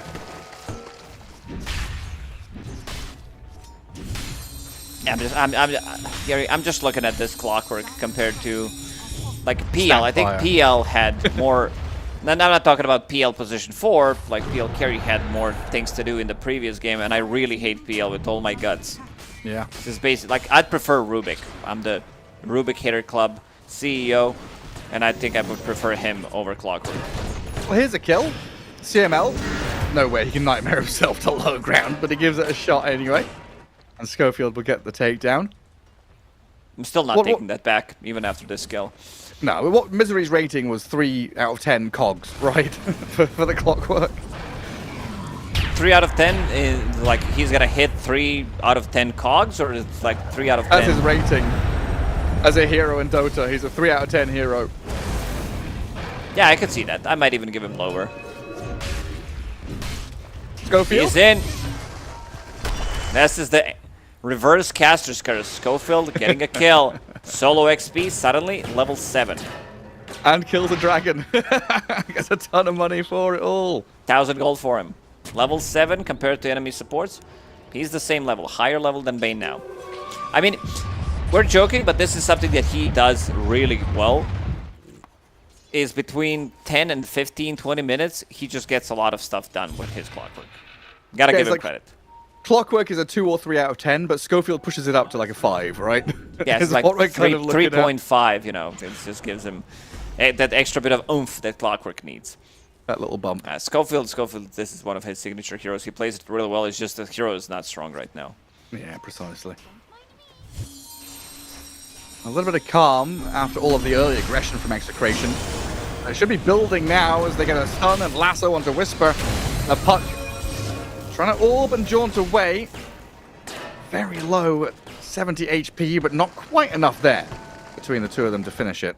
He's exactly where he needs to be. Correct timing.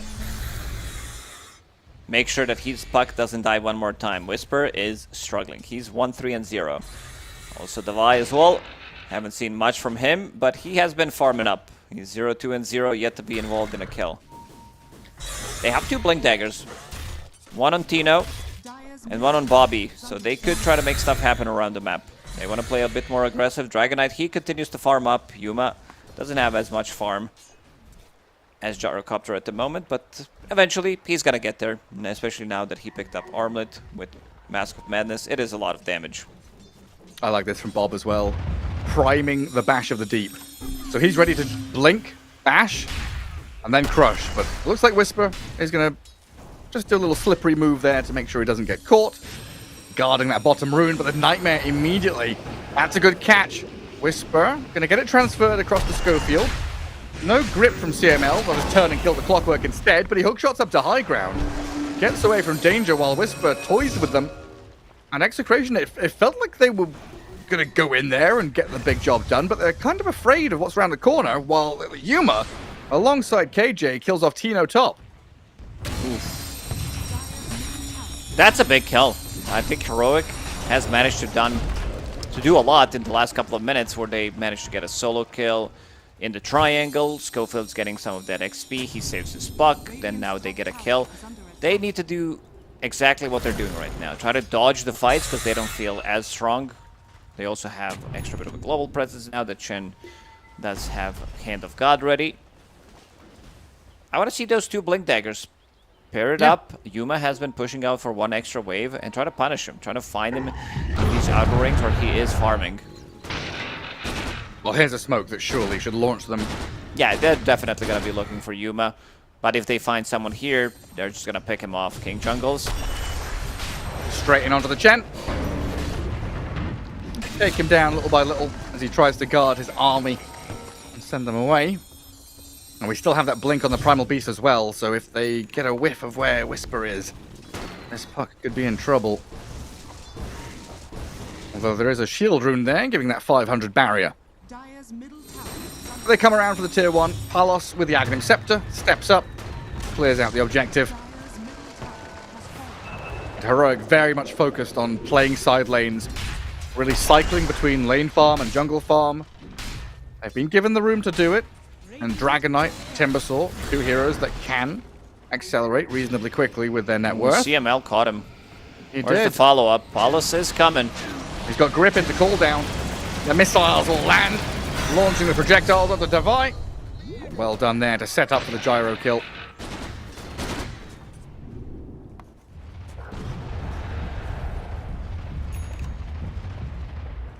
Blink is there for DK now, though. Mom, Armlet, Blink ready. So Yuma kind of hitting his stride at this moment. Catching up, level 2 dragon form. Extra bit of damage. Continues to farm up.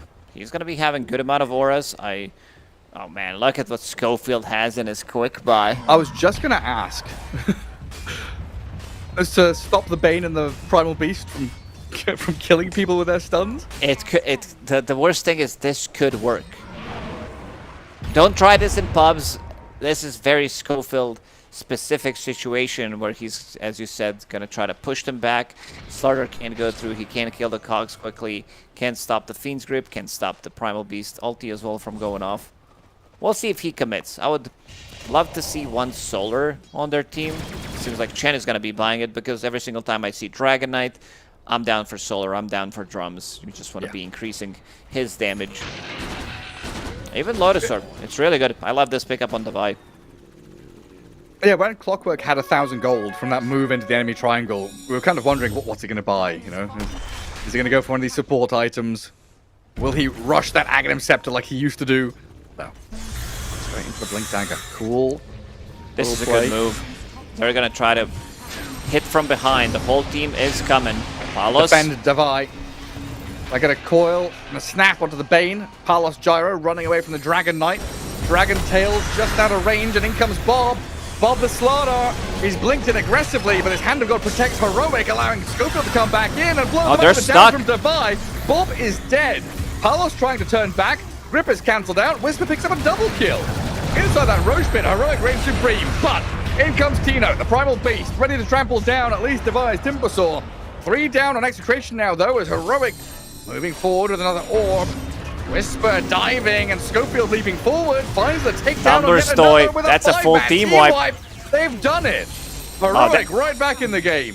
What a beautiful move. Straight from the back, you see heroes TPing. They were trying to make a move, maybe get a pick off with the Bane and Gyrocopter, but they were so ready. Perfect timing coming out from Heroic in this one. You can see the damage, 7,000 damage from the Gyrocopter. That's like more than half of the damage of Heroic, but they still didn't manage to kill a single hero. I think Primal is still farming on the other side. I was wondering where he is, and then he TP'd to the tier 2 tower bottom. Maybe the tier 1 tower would get him faster to the fight. Maybe he could have picked up the amplified damage as well. And then imagine if he's in there, if he's getting the trample, if he's getting like the big stun potentially. The fight is already over here. Yeah, a pretty thin choke point there. I think you're right. A Primal Beast could have carved his way through a couple of heroes. Yeah, disjointed for Execration. Very, very tight from Heroic, bringing everybody to that incredibly important team fight. Because now we're looking at a game that's dead even. Heroic have got the puck back into the game. 9,500 net worth. 3rd spot for Whisper after a pretty tragic first 10 minutes. And now it's the Slardar and the Primal Beast who went for these Blink Daggers early on and haven't been able to convert them into anything meaningful. They need the BKBs for the next fights. so they can get stunned, that they're not getting pushed back by these cogs. Battery assault as well, even coil. So it's time to farm up. It's gonna be some good chunk of gold. Let's see who gets it. CML. Not too bad of a shard. Allows Bane to actually scale, especially if he can find greedy, and he did. So we might be seeing some big items coming out from Bane.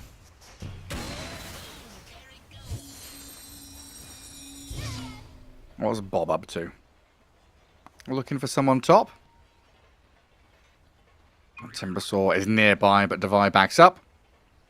Well, Whisper and Schofield are going to move themselves from mid up towards top to play into Devi, looks like. Minute 20, I was going to say, Radiant scan towards the Roche pit. I was going to click on Schofield there, but this is prime time now to look at Tormentor, of course, just spawned up. Roshan potential.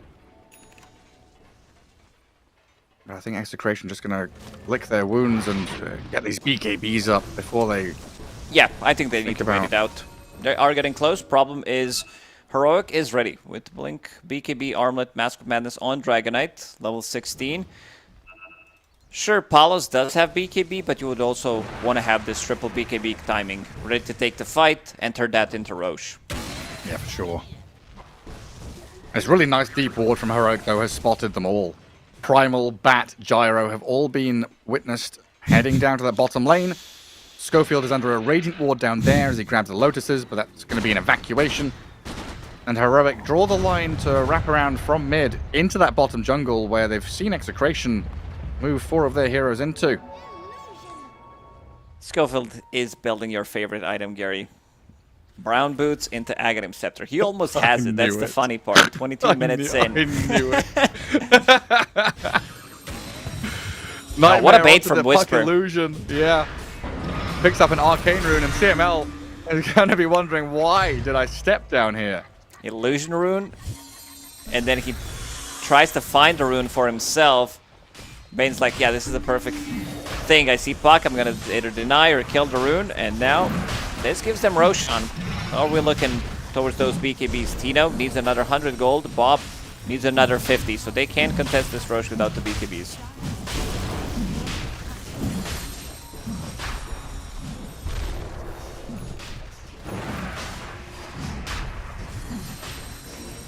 Are they thinking about going? They're TPing here. Roshan is already dead, though. Gyro and Primal Beast were starting to step forward as they have smoked, but I feel like that Dire Observer Ward has witnessed them move into position and then disappear. So Heroic regrouping around that mid lane, but they're going to jump in onto the Timbersaw nonetheless. Bob goes over the top, Devi disappears. A very quick execution out of Execration gets them that core kill, and they're always looking for more. Their heroes are very good at chasing. You have multiple Blink Daggers, you have very speedy heroes as well. Couldn't find anything else other than Devi. Still, big kill. They gave them Roshan, Yuma.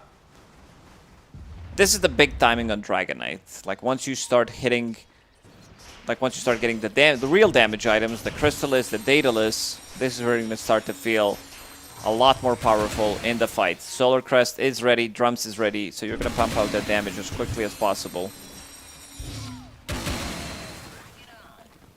It's good to see a little bit into the mind of Heroic as well. Been watching the minimap and seeing that Yuma has been taking a real leading position here and drawing on the map and signaling where he or they want to play.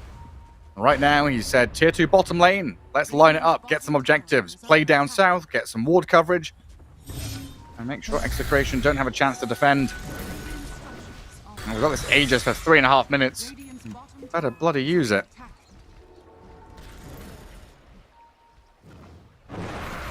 CML's in an interesting spot, though. All the way off to the Tormentor. Just not doing anything there. He did move. Did move after good 25 seconds. He's checking his sentries. Like, he walks up to a sentry, stands there for 10 seconds, looks at it, walks to the next sentry, looks at it. Yeah, they're working. Sentries are good guys. And then TP's back to join the rest of his team.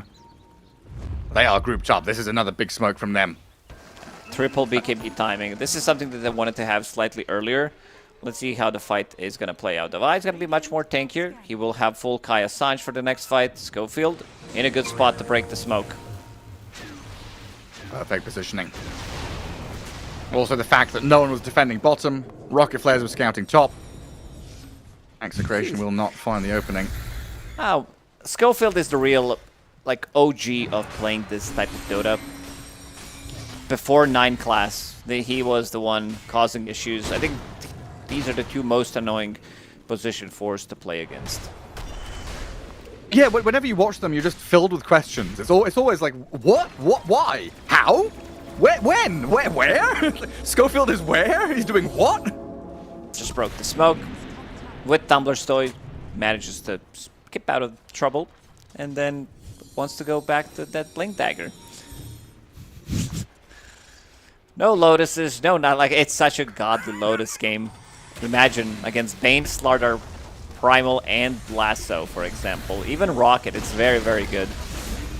Oh, and these Rocket Flares pushing lanes, giving vision, making it kind of difficult for Execration to push out these waves and get onto towers, or open the map for themselves. Constant air suppression from the Clockwork. He rules the skies. Bane and Gyro might be in a spot of bother as they walk into the Chen army. Whispers come across here with a straight-up coil on the Bane. They'll catch CML and plenty of damage through the Chakrams. And Whispers right-clicks. Execration looked like Bob was wrapping around and maybe he wants to go in. Bob the Slardar, can he blink it? Yes, he can. Catches KJ. The Chen will Hand of God heal back up, and the DK arrives now as Schofield is pummeled by Tino's Primal Beast. Bob will chase Yuma now, as Heroic have lost 2 supports. A buyback out of Bane signals Execration want to continue this fight, but it's a full disengage from Heroic. And they used 2 BKBs. Palace was very patient with his, killing 2 supports. I think, like, this lineup from Execration is supposed to do good in the first 25-30 minutes, especially if they are even. These are the type of heroes that can make the trades happening. You're never going to be lacking damage, extra minus armor, of course, from Slardar's synergize as well with Gyrocopter, who is about to finish his Satanic. Like, very close to it. Needs another minute or 2. Aegis expiring now as well. Heroic still going to go and take up that post in the bottom jungle. I've still got this triple ward watching from bot lane up to enemy triangle. There's some good places that Heroic could move into to go and find these fights. And an amplified damage rune on Whisper is pretty huge. Linken's to protect, Rune to increase damage. All they need now is for Execration to walk under some of these wards. A game of cat and mouse, though, as Execration try to push out waves and open the map a little bit. You've lost tier 2's bottom and mid. Your base is now a little exposed. And you don't own your own triangle anymore. While Yuma up at 2, that's no bueno. I was wondering why CML was standing AFK in the river. We had the same issue the other day when they were flaying from the restaurant. They did reconnect quickly. Was it the same time? Maybe the router is set to reset at 6:12 p.m. I heard Schofield using hookshot. It did not connect. Yuma is close by. No Blink Dagger. But does have Mask of Madness. CML dies in 1 stun.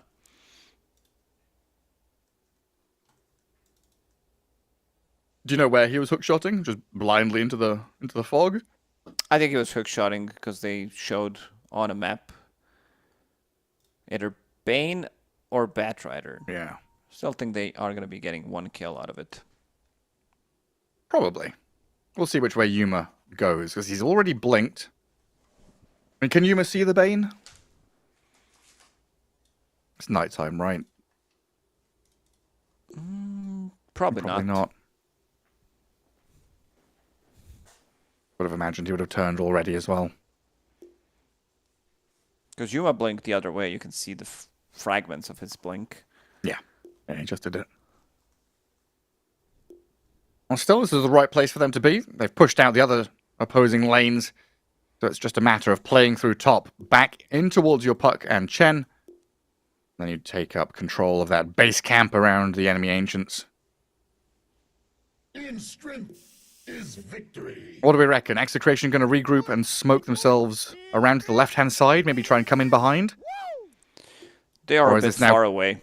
I think they might just take a loss, lose one hero. Max, someone in the bottom lane could be in trouble. If they there's no BKB piercing tool, nothing. Yuma does have stun ready. Needs to get close. Nightmare is there before the stun lands.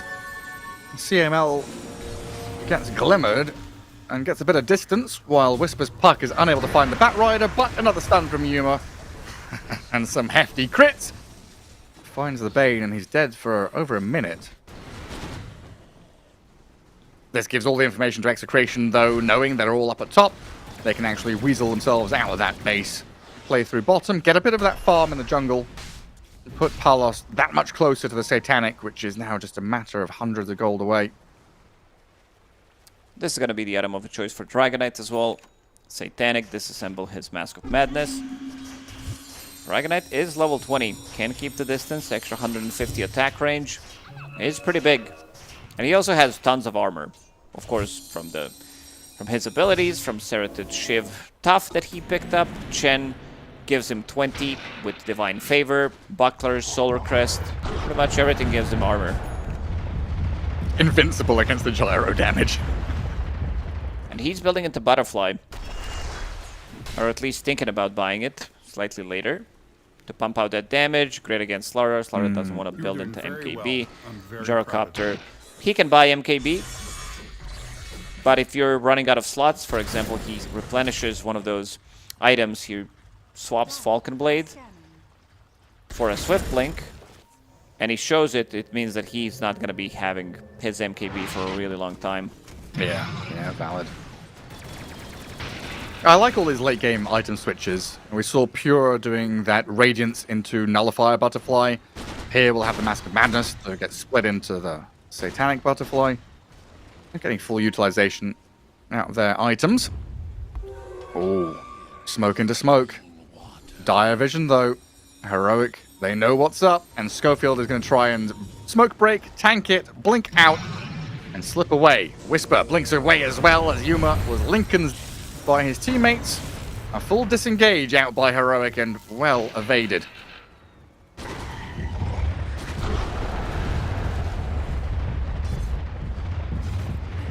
And it puts Execration in a spot here where they've pushed out a couple of lanes but weren't able to really latch onto anything, so that the flow of the game now really got to have the bounce back from Heroic. Thinking about next Roshan, thinking about the Tormentor. It's about to die. Low HP Execration here. Schofield might try to catch them here in Rockets. He has Blink Dagger and Hookshot. He's trying to get there with a hookshot across, but it's not on the mark. Palos looking to slip away as Divide charges forward. Bob is here, though, to turn around, but he got his Aghanim Scepter off on the Timber Saw. Very tanky Dabai, not giving a damn about you as they coil the Slaughter. Palos gets pushed forward, able to zone the rest of Heroic away, but this Timber Saw is untouchable. They couldn't do anything to him. So Batrider's the one who dies. Heroic still full resources here, can keep giving chase, and Execration, the Gyrocopter, is in some serious danger. Here he comes has Yuma. to BKB. He has to TP. Whisper finds CML, the Gyro gets out of there, but the rest of the team is in danger. The damage out of the DK clears out the Primal Beast in a 3-for-0. Oh, they're going to be going for the Heroic. high ground. Lane is pushing in. You can see Yuma drawing on a minimap. I like the fact that Divide just rushes in. He has Gale Guard, Brawny, which gives him the buff, gives him the barrier, and then pops the Aghanim Scepter reactive armor. Impossible to kill, has his way of dispelling things. This is the glyph. Palos, no BKB available on him. Yuma didn't use his. Is Palos just dead now? He's just been jumped on by Schofield. The Clockwork comes in. Immediately dispatching with the Gyrocopter. And Yuma's on your buildings. Tier 3 falling quickly. Barracks wide open. Is this it, Gary? Is this how they're going to break the 9-loss streak? It looks like it. They're on the verge of victory. Yuma going Palos quite with deep the here, buyback. though, under the tier 4s. Whisper kills off CML, and Gyro does buy back. Heroic retreating. Lincoln's popped on Yuma, BKB expiring. Bob keeps on going with a lasso there, and the pulverize overlapping. They have stunned up the DK to get the kill on Yuma. A good pick off into They chase. want more. Bob, desperate They need for more. Blood in the water, the shark goes in for a double kill. Palos picks up King Jungles. Davai, he's going to try and get out of here with his Timber Chains and Lotus Orbs. Dancing around to cut the trees down on his way through. Misses that chain though, and Palos on his tail while cooldown will come in. And Davai, with his Aghanim Scepter going, again too tanky to contend with. Palos doesn't quite have enough damage. Schofield's These causing rockets. issues with his rocket Now here flares comes Whisper. And Whisper comes in for round 3. Dancing over the top of Execration. Primal Beast, he's onslaughting into the Timber Saw again, but the hook shot from Schofield cancels out the initiation.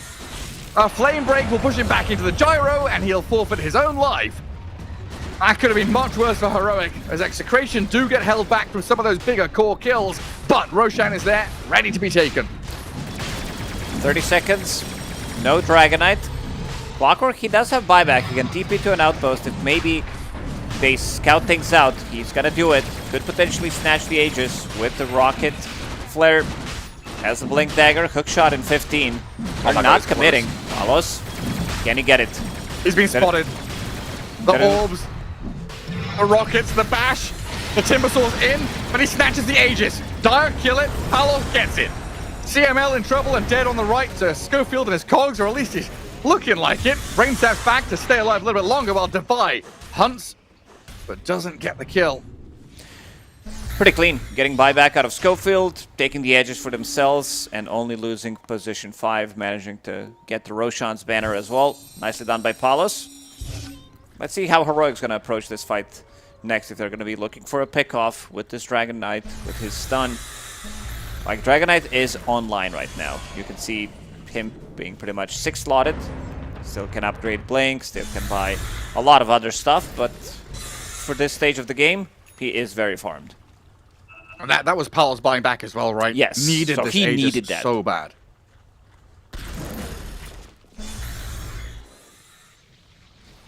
What's the plan? Because I feel like it can be a little bit awkward sometimes with Gyro Aegis in this kind of game. Like, when do you BKB? When do you Satanic? When do you flak? Because if you use all of them and then you come back to life with nothing, you're just kind of sitting duck. Needs some kind of a help. Needs potentially a Lincoln's. This is the round 2 of a birthday party that they're having in a restaurant. Someone's pulling the plug. Yeah, he has Solar Crest, he has Glimmer, Lincoln's, Drums. Pretty much all the buffs that you want to have on Gyro.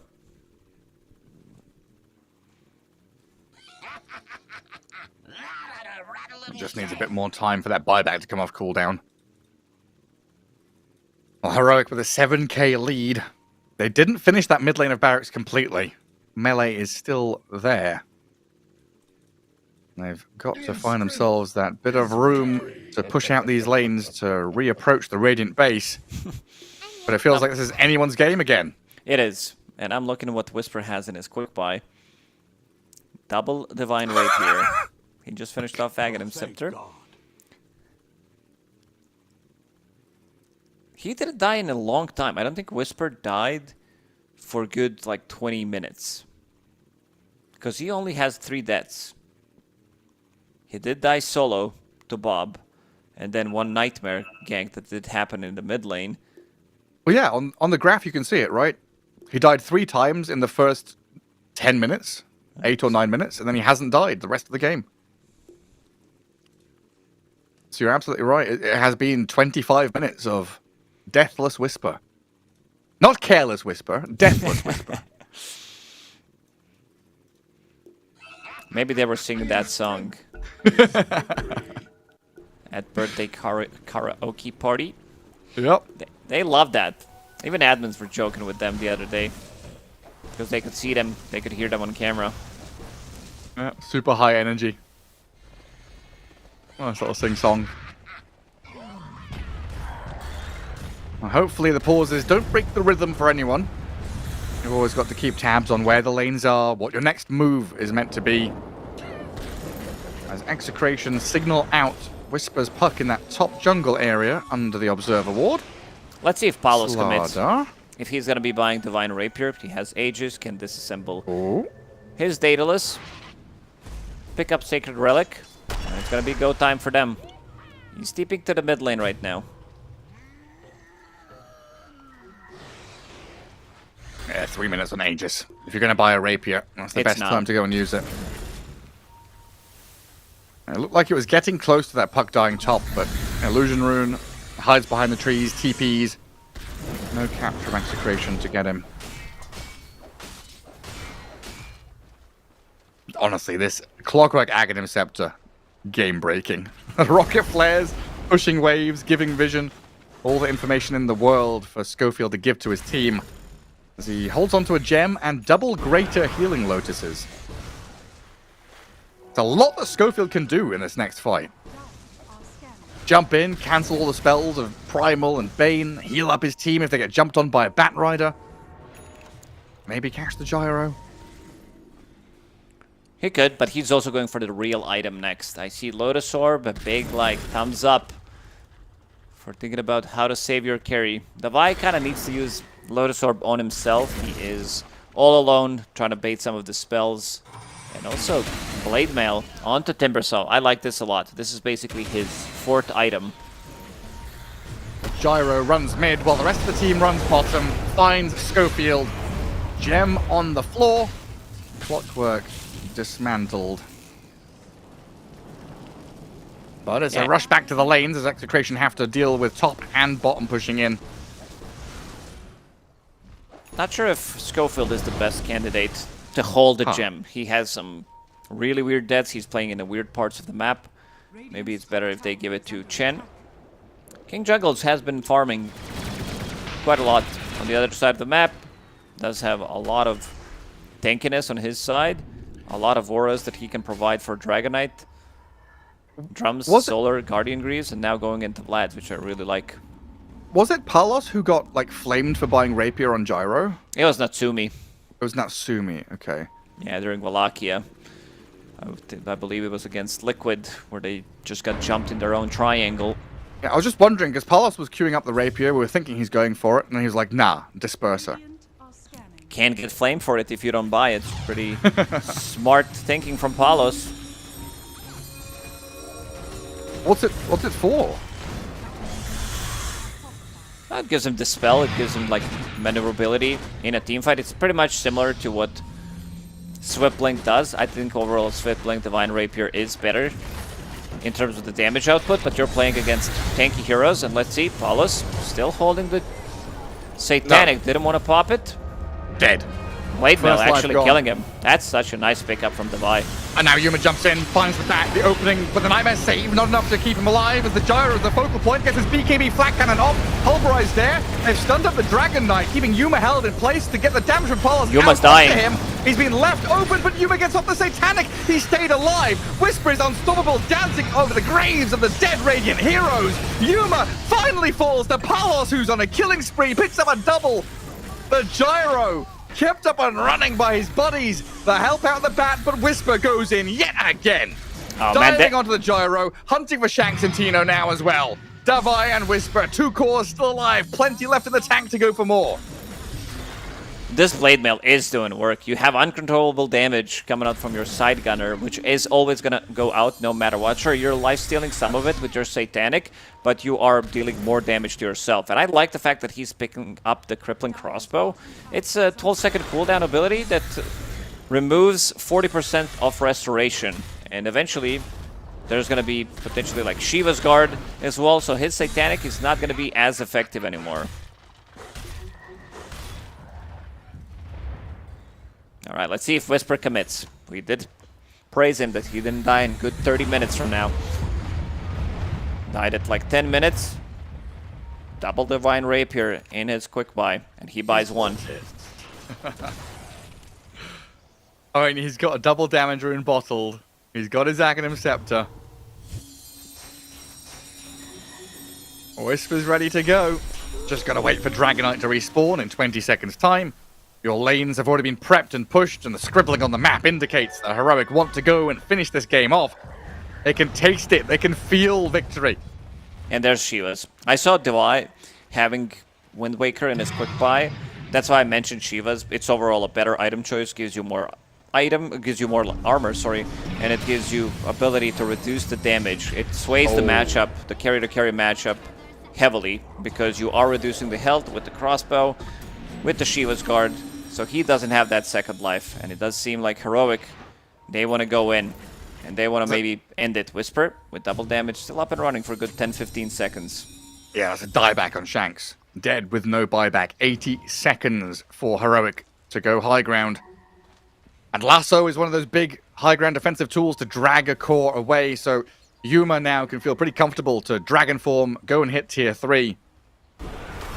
Execration just try to deal with the waves where they can, sit back by their tier 4s, and maybe defend the third lane. You let top and mid go, maybe poke a little bit, but you don't want to get embroiled in a long fight here. Yeah, I think Whisper should invest into this shard. Like, it attacks everything whenever you phase shift. It's an insane amount of damage. It gives you extra magic damage as well. If you're going all in with the Divine Rapier, you don't have buyback anyway. It's time to invest. Palos, Whisper they is go in and disappear. He's just gone. That's game.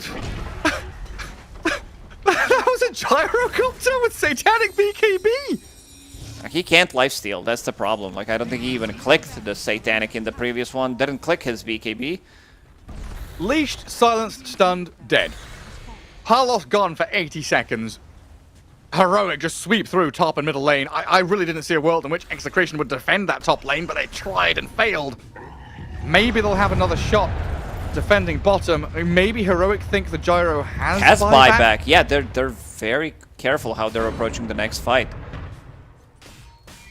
Because he could have it. We know he doesn't have the money for it, though.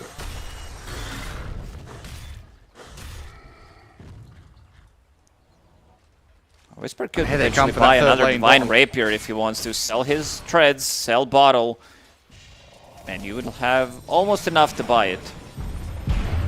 He's taking them. Just like you said, sending them off to the secret shop. And bottom lane, they've got double catapult wave. Dragon Form coming off cooldown now. Ready for Yuma to go for the tier 3. 30 seconds with no gyro. Makes it difficult for Execration to hold onto their base. They'll glyph and try and poke at this DK. Well, I say poke. They put some enfeeble and corrosive haze that gets Lotus back onto themselves. Your barracks dying very quickly. Onslaught, Tino doesn't go for it. Throws some pebbles instead at Yuma. As Whisper, there it is, double rapier, incoming for Pug. BKB up for Bob, on the run back. Down goes the final racks, they jump in, lasso, catch on the timber saw, but he's a tanky fella. Carlos tries to run in to deal with Yuma, but realizing he is lacking control and teammates to deal with it. And they'll get the kill on CML. Timbersaw is untouchable. They're going to turn with Divine and Whisper now onto Palos gyrocopter and obliterate the little man in his helicopter again. He's got no plan, dead for 97 seconds, and GG called. They finally do it. They end the streak. Break the streak. Is this the beginning of a comeback for Heroic, potentially? They do it with style as well. They do it with Blade Mail, 4th item Timbersaw.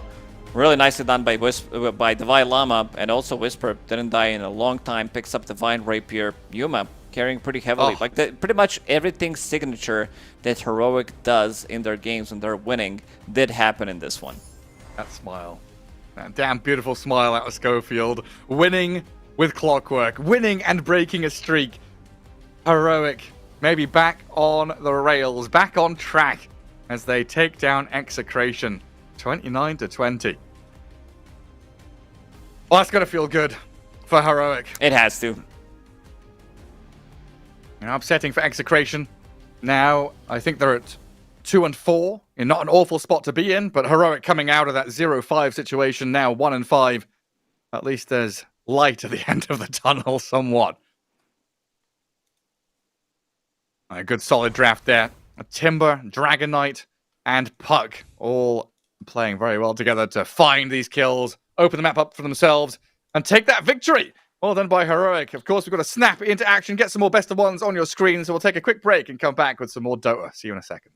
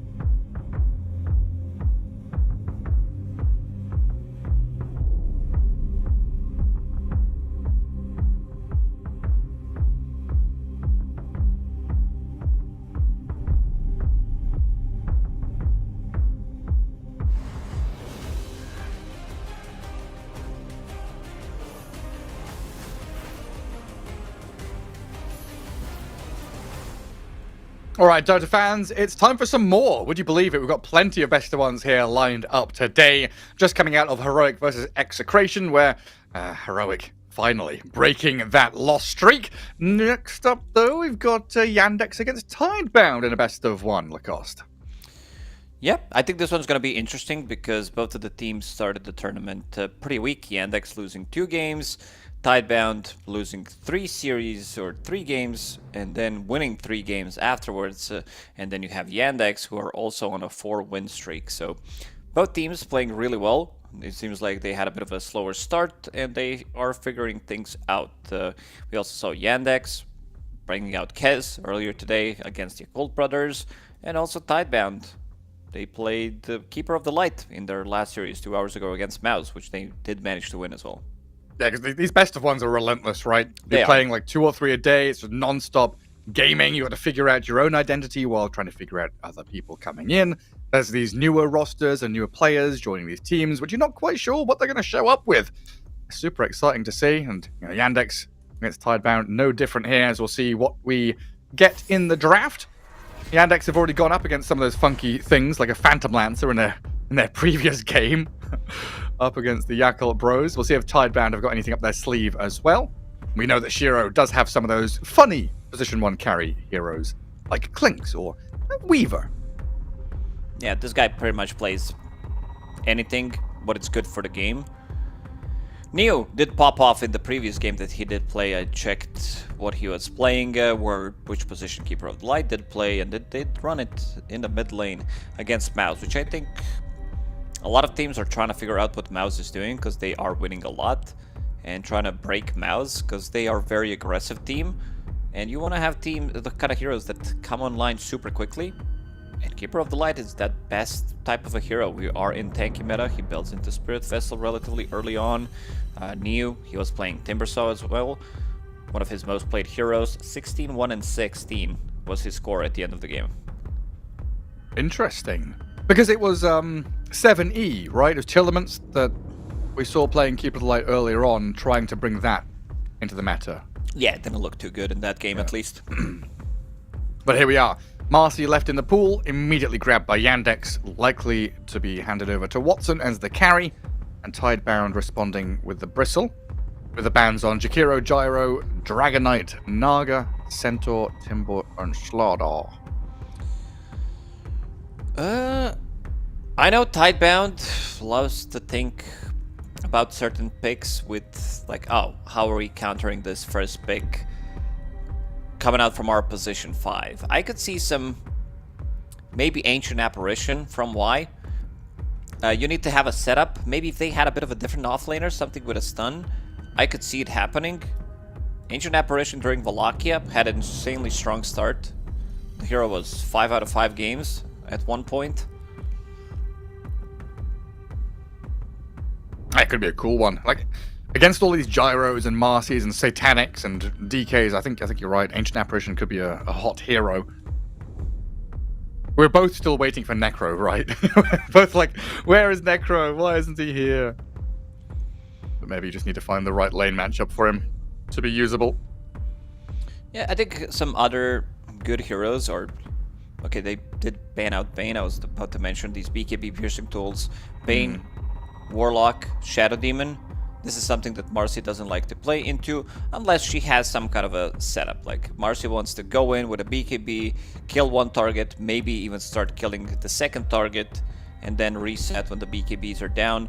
Heroes like Warlock, Shadow Demon, and Bane are a bit more difficult because during their BKB timings you are not doing as much. Even like the grip for 2-3 seconds sometimes should be enough, especially if you have a carry who can deal insane amount of damage against Marcy. One of the better Marcy counters as well, I would say. I mean, they just picked Shadow Demon, so I was trying to think of something cooler. I was just looking at that and thinking it's either Shadow Demon banned to protect a Bristle, or they're just planning on picking it themselves. Because I was starting to think about, Planet playing Snapfire in a bunch of his last few games was probably something that they would be eyeing up. But what do you reckon? This Shadow Demon 4 lanes with the Bristle? What have we seen Shadow Demon 5 recently? It's been a mix. I do prefer it as 4 because this is one of the best, if not the best, stacking hero in the game. You have Bristleback. You want to leave him alone, give him the XP. He goes to jungle, stacks the camp for Bristle. You get the gold and XP that way. And this is the hero that can actually invade enemy stacks. That's a really good point. Just a couple of levels, go and invade, steal away what the Shadow Demon has built. Yeah, what a Sax I want to play. I feel like he's going to be playing some... Bad. I'm thinking Bounty Hunter, maybe. It could be a good game. It's a high armor hero. You don't mind... Like, Shadow Demon doesn't really counter you unless he wants to pop his ulti on you, which you're definitely fine against. You are keeping the track of him in the backlines. Saxa has shown that he can play different stuff. It's been some like Slark position 4, which is still viable. He's the one who's also playing it besides 9 class. I could see Tusk as well. I think Tusk... I'm just a little surprised that we're not seeing Tusk getting priority in a lot of these drafts. I do consider this to be one of the better ones. There's also Hoodwink for a setup against Bristleback. Sanking, you have insane amount of damage, Boomerang as well, the amp damage, you have Break as well. For now, it's just gonna be Chen. Chen does stabilize most of the lanes. They have a good amount of stuns. Marcy provides you with a stun, so does Sanking, so you don't necessarily need control from your position 5.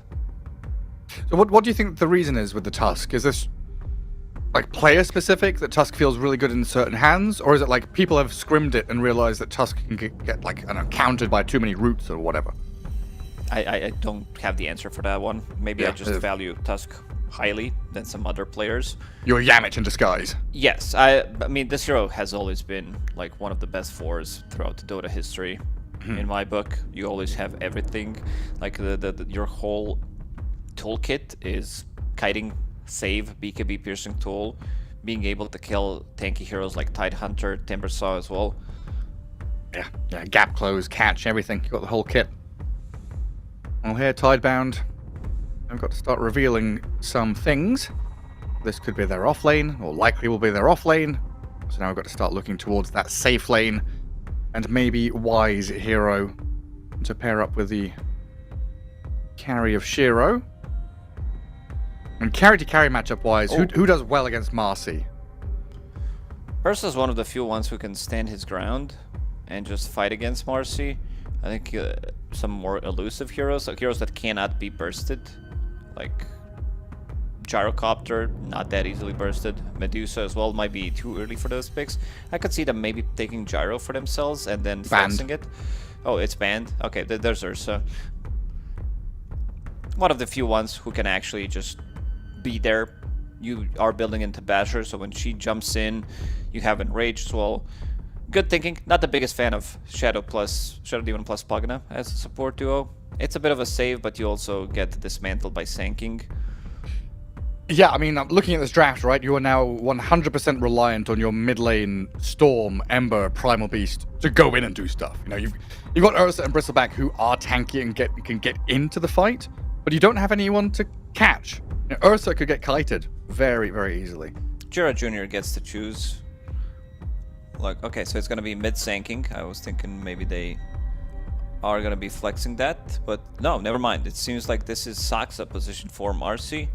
Sanking's still gonna be used as a flex. I don't think they want to be playing TA mid. It's been a while since TA's been a mid hero. It's been mostly used in some like puck type of matchups where you can still get stuff done, and they don't have the overall last pick, so swapping things around. Marcy is going to be protection for Sanking with Pick Me Up facet. So the kind of stand and deliver from Ursa forces this Marcy to swap. TA much better at protecting herself, staying alive, and again, kiting, right? Kiting is the name of the game here against Bristle and Ursa, and these double save supports on Tidebound. Marcy 4 is actually really good against Shadow Demon. If you're thinking about like carry-to-carry matchup, where you can take somebody out of the fight, you don't care about Shadow Demon Purge. That's a nice way of thinking, I gotta say. And Saxa is that kind of guy who can just be like, right, phase boots BKB. I'm the Pulse 4 who transitions into a carry. Can output a tremendous amount of damage. Yeah, I could see maybe some like armor first, some like phase boots into Solar Crest. You're playing against Ursa Bristleback. Even though one of them gets purged by Shadow Demon, you still want to amplify the damage output. on your Sanking. Oh, sorry, Nice, okay. Templar Assassin. So they're Enigma. probably looking for... Maybe it's just the Ursa matchup, I would say.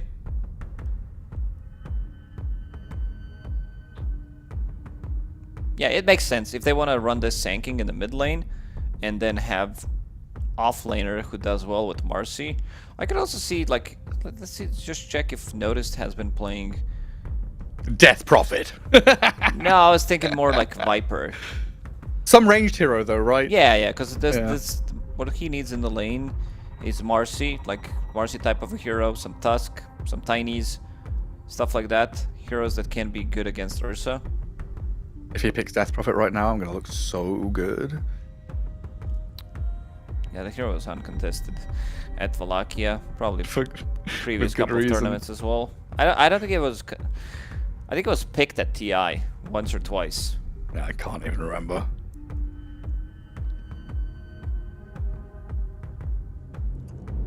I don't know what the enemy mid lane matchup is, so maybe there's also a chance here to keep the flexibility till the end.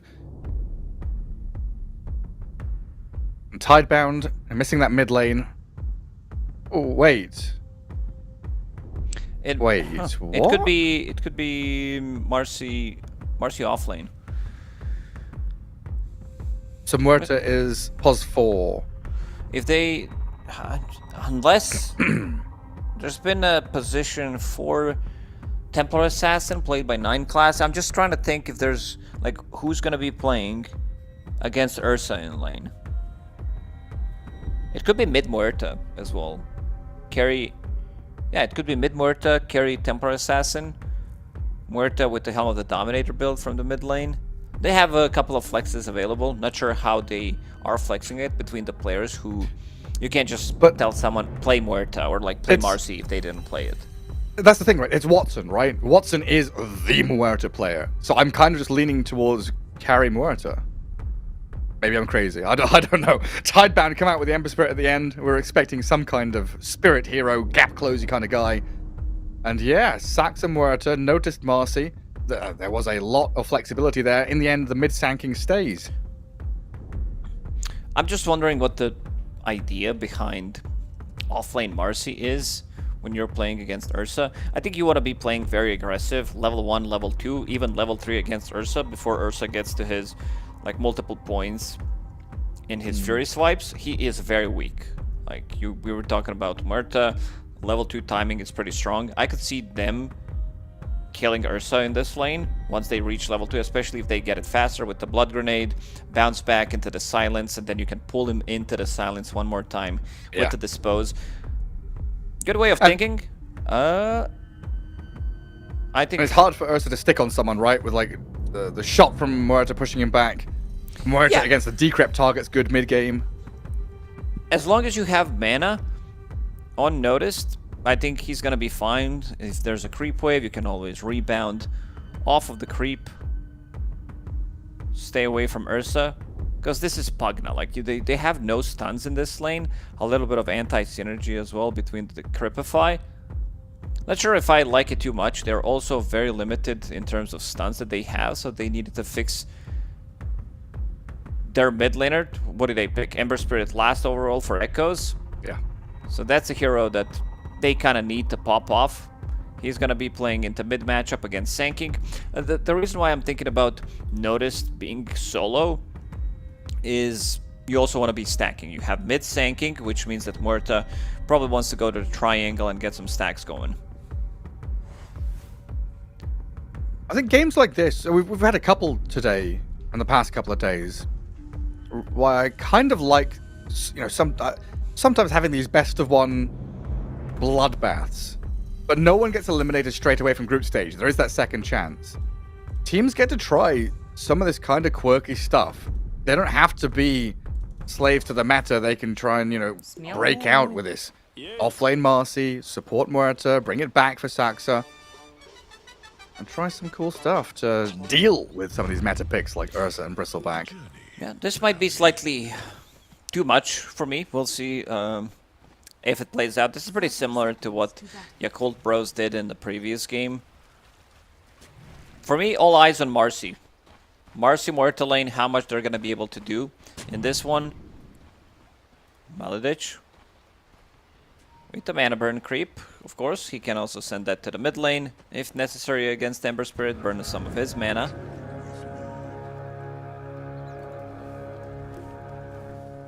Already burning a bit of mana around a planet. Disruption overlapping there. I don't think they can go for this.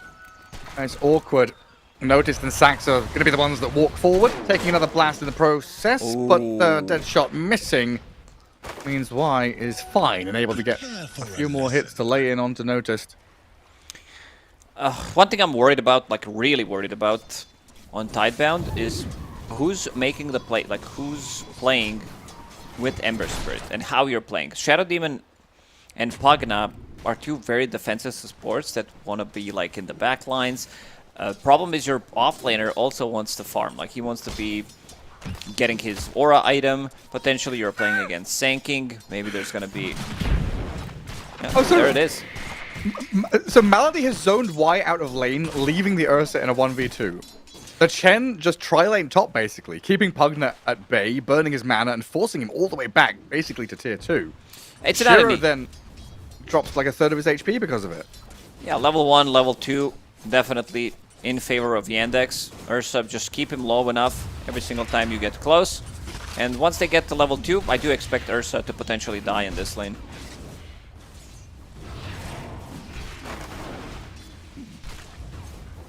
And did leave Watson alone for a fair amount bottom. He's able to get a ton of wand charges, of course, through the Bristleback's spam. Spent all of his mana. Some of the mana got burned by a creep, of course, but yeah, this is gonna stabilize Watson's lane. Shiro dying up top. The damage comes through thick and fast, and Notice draws first blood. The Muerta Marcy lane. Magnificent. Miraculous. Yeah, if this is a different position 5, I would say that this lane is much more stronger. Pugna, that's why I don't like it as much. Like, I think their Tidebound is going to be running into some damage issues in the post 15 minutes, unless Ember Spirit is going to be the one controlling the whole tempo of the game, going for the Spirit Vessel, moving from one side lane to a side lane. But this is a very slow lineup. You need Ursa to build Battle Fury. You want your Bristleback in the triangle to get like 1.5, 2 items. Supports can't really play with them. I think this top lane is just going to be a disaster for Tidebound. It looks pretty rough. They're losing their Pugna now as they try to fight into Saxa. But with the calling down, the dead shots and the hits, it's too much to handle. And then on your point there, with Ursa Battle Fury, Bristleback farming stacked, the trade-off is always going to be room for the enemy team, right? Yeah. Ember Spirit has got a lot on his plate. He was the answer to their stun problem, their damage problem, their gap close problem. Hang on, is Shiro okay with the decrep? He's not happy about things, that's for damn sure. But anyway, the trade-off is going to be you're farming stacks, you're farming jungle, so is the TA. I would rather have a TA farming than a Bristleback. Oh, for sure. Oh, they're in. Notice? Shiro. Fury They're Swipe winning this stacking fight. up. That might dies. actually kill both of them. The dispose over the Lotus Pool. And yeah, Noticed and Saxa. Dead shot on the tree to bounce him back. Let's see if he can land it. Well He done. can. Noticed kind of gave up on it though, so Shiro, well, he's alive. It might be But better it's like if he Voldemort died. in Harry Potter, right? When he's a little baby, he's not really alive. He's gonna go find some unicorns in the forest.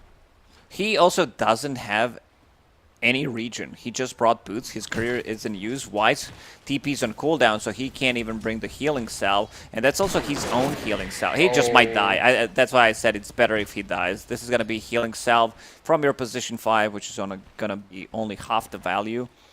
This lane is over. Like, there's literally nothing that Ursa can do anymore. I haven't seen this in a long time. Like, is it? He might just do we get have to killed talk about here. lane swapping? Is it lane swap time? He's just dead. Saxa kills him. I mean, it really was just a half-life up top. Like, you can't just stay there at 100 HP. Yep, Half-Life 3 confirmed. But seriously, does he lane swap? No, I Can- don't think there's no. You can't lane against Temporal Assassin. Put you him being mid. under-leveled, playing against Shen, your mana is gonna get burned. It's a very, very difficult, like, support duo, plus the off lane, plus the losing safe lane to make this type of a lineup work. I think it's just going to be a disastrous overall game for Tidebound unless Echoes is going to be able to fix it. Yeah, the world rests on his shoulders. We'll see what he gets up to. You know, the Urn, going to be good, gives him tempo. Level 6 and 7 from the Ember Spirit has to be incredibly active. Down at bottom, a disruption onto Watson to hold the TA back. New has spent all of his resources here to try and grab the wave and get what farm he can. It means free farm for the Watson Templar Assassin. 25 and 7 for her. As top lane, we lose Shiro again. You blink and you miss it. A dominating Saxa Muerta. I mean, it must feel so good to last pick this Muerta, confuse the casters, and then come out 4-0 and 1. This could have been Hoodwink as well, like any of these strong position 4s, like Snapfire as well could work out, especially because they already decided. New? Oh, look at this rotation. You don't expect level 6 Sanking with no mana rotate 5 minutes in, leaving Ember Spirit in it, because Ember's not going to be pressuring your tower, and you also still might be able to get the rune for yourself. A lot of stacking going on for Sanking to clear these camps with the first epicenter. Shura Jr. Let's see if he can get the rune. He's got 11 wand charges. And he's going to Burrow Strike away as the top rune is an amplified damage for Echoes. Saxa was nearby, but wasn't able to kind of stand there and take it. A big wave bottom, applying a bit of pressure on this tier 1, but good drag back by New. Make sure it takes as little damage as possible. Oh, I mean, it was also risky from New down bottom because I think he dropped items to pop his wand. And there was a chance there that he gets stunned before being able to pick them up again. That's what I want to see. It's been a while since I saw someone like dropping items and getting it stolen or destroyed. The arcane boots. Rest in peace. It's always arcane boots. Big stacks. You called it. Shiro Jr. here to try and clear them while Stack it Echoes one more time. Lurking in the shadows. And I do have that Dire Observer Ward watching the stacks happen, but not really a chance to contest it yet. Like you said, Sanking's good at contesting stacks. Bristleback's never going to make his way over here. Ember doesn't have any friends, so they can't really do too much. Marcy's level 6. Oh, ooh. God. Chen in the bottom jungle. A kill for Tidebound. Finally, up on the scoreboard. Something. Shura Jr. is going to clear those stacks with Epicenter in the triangle. Basically, he's going to get like 700-800 gold from this. No epi? Oh! Oh my god, he ran out of the sandstorm. And he's going to run into the Ember. Muerta face tanking this one. Actually able to get the control on the Ember Spirit. Silenced. Echoes. Remnants off to the right-hand side and survives. Earns himself up and TP's out while Planet gets chased down by Shiro Jr. It looks like the call there was to try and fight over the top rune rather than taking the stacks. But it's an awkward spot to be in. Shiro has joined in. Shiro Jr. Oh, the creeps are low. They might actually steal some of them. Echoes could definitely do it. What is going on? Pogner's going to lose his life to Notice. Decrep only buys you so much time. And finally, Planet is going to get punished here. Might even get a D-ward. As Shiro Jr. eventually going to get back into the sandstorm to clear the stacks.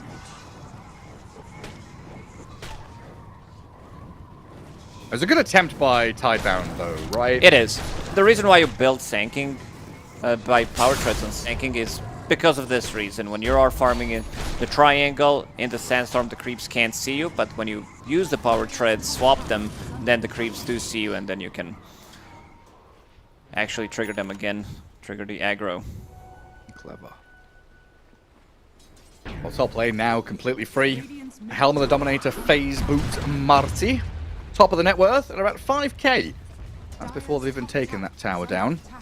And you're looking at that top dire jungle, and it is kind of sad. 4 of them all grouped up, holding hands. They will smoke out of here with Echoes and Planet leading the charge. Let's see if they can latch onto anything. But it has...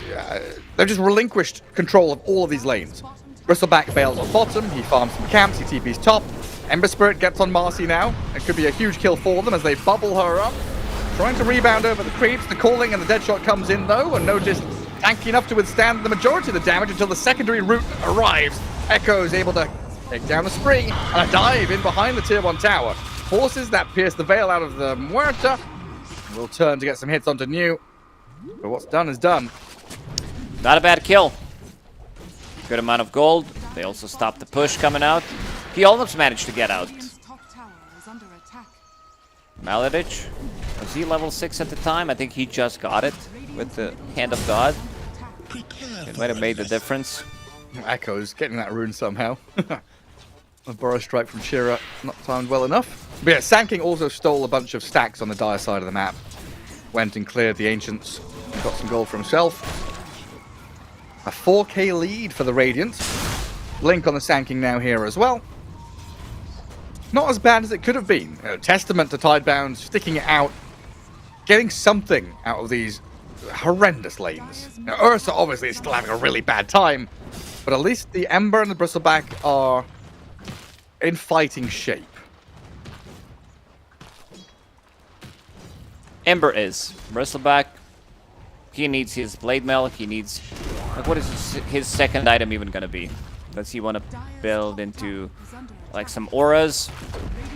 Lotus doesn't feel too good against any of their heroes. It's not really great, but you also need armor. You're playing against TA, you're playing against Marcy, so you want to be buying some armor. It's Pipe. It's only good against Sanking. Against other heroes, not as much. Maybe Muerta. So not going to be easy to itemize on you in this game. Yeah, like Marcy unleash damage. Maybe you think about the Pipe from some of her spells, but it's not easy. Yeah, it might just be Pipe because you're playing into Sanking as well. Muerta. Yeah. Some stuff from Marcy. Blink stun with a calling silence. Good disruption. Save the Ember Spirit for now, but a dead shot into Epicenter is more than enough, and the follow through towards Planet it doesn't come in. They turn instead onto New's Bristleback. Another round of spells, finding another core kill, giving Saxa a double. This guy is 7-0-1 on Muerta. Great start. In the lane, like we said, that this is going to be a huge problem in the lane for Ursa, especially because he's playing with Pugna. Every single time I see these two supports, like Shadow Demon +1, Shadow Demon Disruptor, Shadow Demon, I'm fine with like double save supports if it's like Shadow Demon Tusk, because Tusk can play the map, he can make stuff happen. You also have damage coming out from him. Shiro, Mage is ready. And Ember Spirit's here as well. They turn. They've got the Sand King kill over eager by Shiro Jr. If only Shiro got that last hit. Extra 400 gold for him would be really nice towards the Battle Fury. But you can see Echoes giving him Spirit Vessel, giving him Bottle Charge, making sure that Ursa is alive and healthy in that jungle. Still gonna be an okay timing for his Battle Fury, which is kind of weird. Like, this is gonna be like 13.5 minutes, 14 minutes Battle Fury. Considering everything, he lost the tower, he didn't get a single last hit in quite some time, was like just like roaming around the tier 1 tower, then he gets solo killed by Muerta. Very, very difficult game for him, but as we said, Echoes, he needs to be the one fixing things, and so far, he's been doing a good job. Yeah, at least keeping it competitive when the kill score is 11-3. And if they kill Saxa, it's a big old money bag ready to be bust open. And grouping up, down, bottom. New and Echoes probably looking to try and pressure this tier 1 and make the map a little wider for themselves so they can find some of these angles. And they notice that the Lotus Pool has been raided. Someone was here, and Saxa's going to walk into the Planet Shadow Demon. A quick disruption and run away. TA trap, not going to get there in time. The rest of Tidebound have already left. But this is where Yandex have a lot more room on the map to farm forward. And get their items. Their heroes are also very good at taking Roshan. You have Marcy, you have Templar Assassin. Watson, we haven't seen much from him. 1 kill in the lane. But he is staying on top of the net worth. Pretty much all 3 cores from Yandex. in top 3, about to finish off his death, so this is gonna be the big timing. Right now they are lacking some of the tower damage, but when he decides to join, things are gonna be much easier, and I could see them playing the top part of the map, like even 15-16 minutes in immediately, trying to go for Roche. Oh! Shiro Jr. thought he was going to get in onto the Ember Spirit there, I think. Instead, it's just a Pugna to get cleaned up. Echoes has instead run north, remnanted off to the east. And away he goes. They weren't expecting Echoes to kind of run forwards in towards them.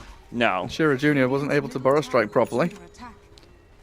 Now I want to see Temporary Assassin run towards the top part of the map and get stuff done. You have more than enough damage. You have these auras from Chen. If you find Alpha Wolf, Eldritch, Getting run no down. man's land. Ember and Bristle make short work of him. Absolutely no one nearby to make a fight happen. It was just Chen and his army. It's a bit too aggressive. You got to be careful with these pickoffs that they could do. If they pick you off, kill 1, maybe 2 heroes, they will turn that into Roche with Ursa if he's alive. You have extra damage from Bristleback, extra minus armor from him. Especially when you're this far ahead, right? Like a move like that in an ordinary game might not seem so bad. It's Chen on that side of the map drawing attention. As Chira Jr. and Saxa, disruption saved. Planet just about finds it in the middle of the calling. Melt Strike, good damage, but a Decrep will buy time for Ember to disengage. New is in now with Burst Strike across the front. Watson the focal point. Shiro, he's on the TA, rips her to shreds. Echoes is dying to the Sanking though. Inside the Sandstorm, there was no escape. While Marcy is able to find the Ursa in the end, chasing him down. Yandex had enough in the tank to get the 2 core kills in the trade. Using everything to kill off Templar Assassin, no Desert Charge is acquired. Nice silence.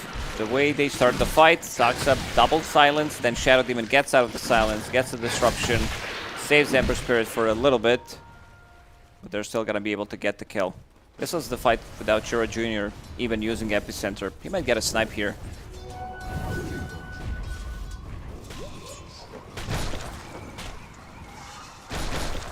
Not going for it.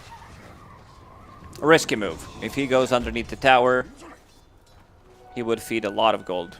Just focusing on clearing the stack, clearing the camp one more time because it did respawn. There's another stack in the jungle for him. Why? But yeah, this isn't just like this game. Nah, this isn't just like a 2k net worth Chen, right? It's a 5k net worth Chen. Oh, Shadow Demon does get gone on. Shiro Jr. finds the opening. Disruption, yeah. Worthless against the Sandstorm when you're that low HP. It echoes down at bottom. The rebound into the calling, and Shiro Jr. just appears out of nowhere. Shai Hulud dives in from across the map. Suddenly a gaping maw appears under your feet. Yeah, they're falling apart. As I said, they don't have the offlaner that Ember can play with. 2 supports, they're just food on the map. I want to see that Roshan. I think they have more than enough damage to bring it down. It's 2 minutes. Take Roshan, take Tormentor, choke them out on the map. This Sand King set actually does look like one of the worms from Dune. He's got the whole mouthy, teethy thing going on. And he's now invisible. I don't think anyone on Tidebound knows how to ride one of these things. A rebound over the Lisan center. Al-Ghaib on Catch Dire. up to, Who's gonna ride that worm? to the Pugna. Marcy Al-Ghaib? She rebounds over the worm. Radiant's middle tower is under attack. Planet with a quick Tactical pause. Yeah, they've got to figure out what's going on here. 17 to 5. They need a 5. Like they need some time to breathe it in and think of a plan. I don't know what the plan is, Gary. To be honest, it's just way too difficult. After we saw the draft, we were like, yeah, they're kind of cooked with the. Maybe I'm just a hater with these 2 supports that can't really do much. If the offlaner is something different, let's say Mars. your offlaner, Mars is okay, but he's not the damage. You know, maybe if he's sanking, maybe if he's, I'm looking at the heroes like Pango, like Beastmaster, he can take control of the map. Primal Beast, these type of heroes that can actually like do stuff instead of just going to the triangle and farming like Bristleback wants to do. They didn't even take the tier 1 tower in the bottom lane. It's almost full HP. And Bristle's basically just a warm body right now. A real difficult one for Tidebound to find any team fights, really. Shiro is talking about the Lotus Pool for some reason. Saying he's heading over there, but I don't know if that's wise.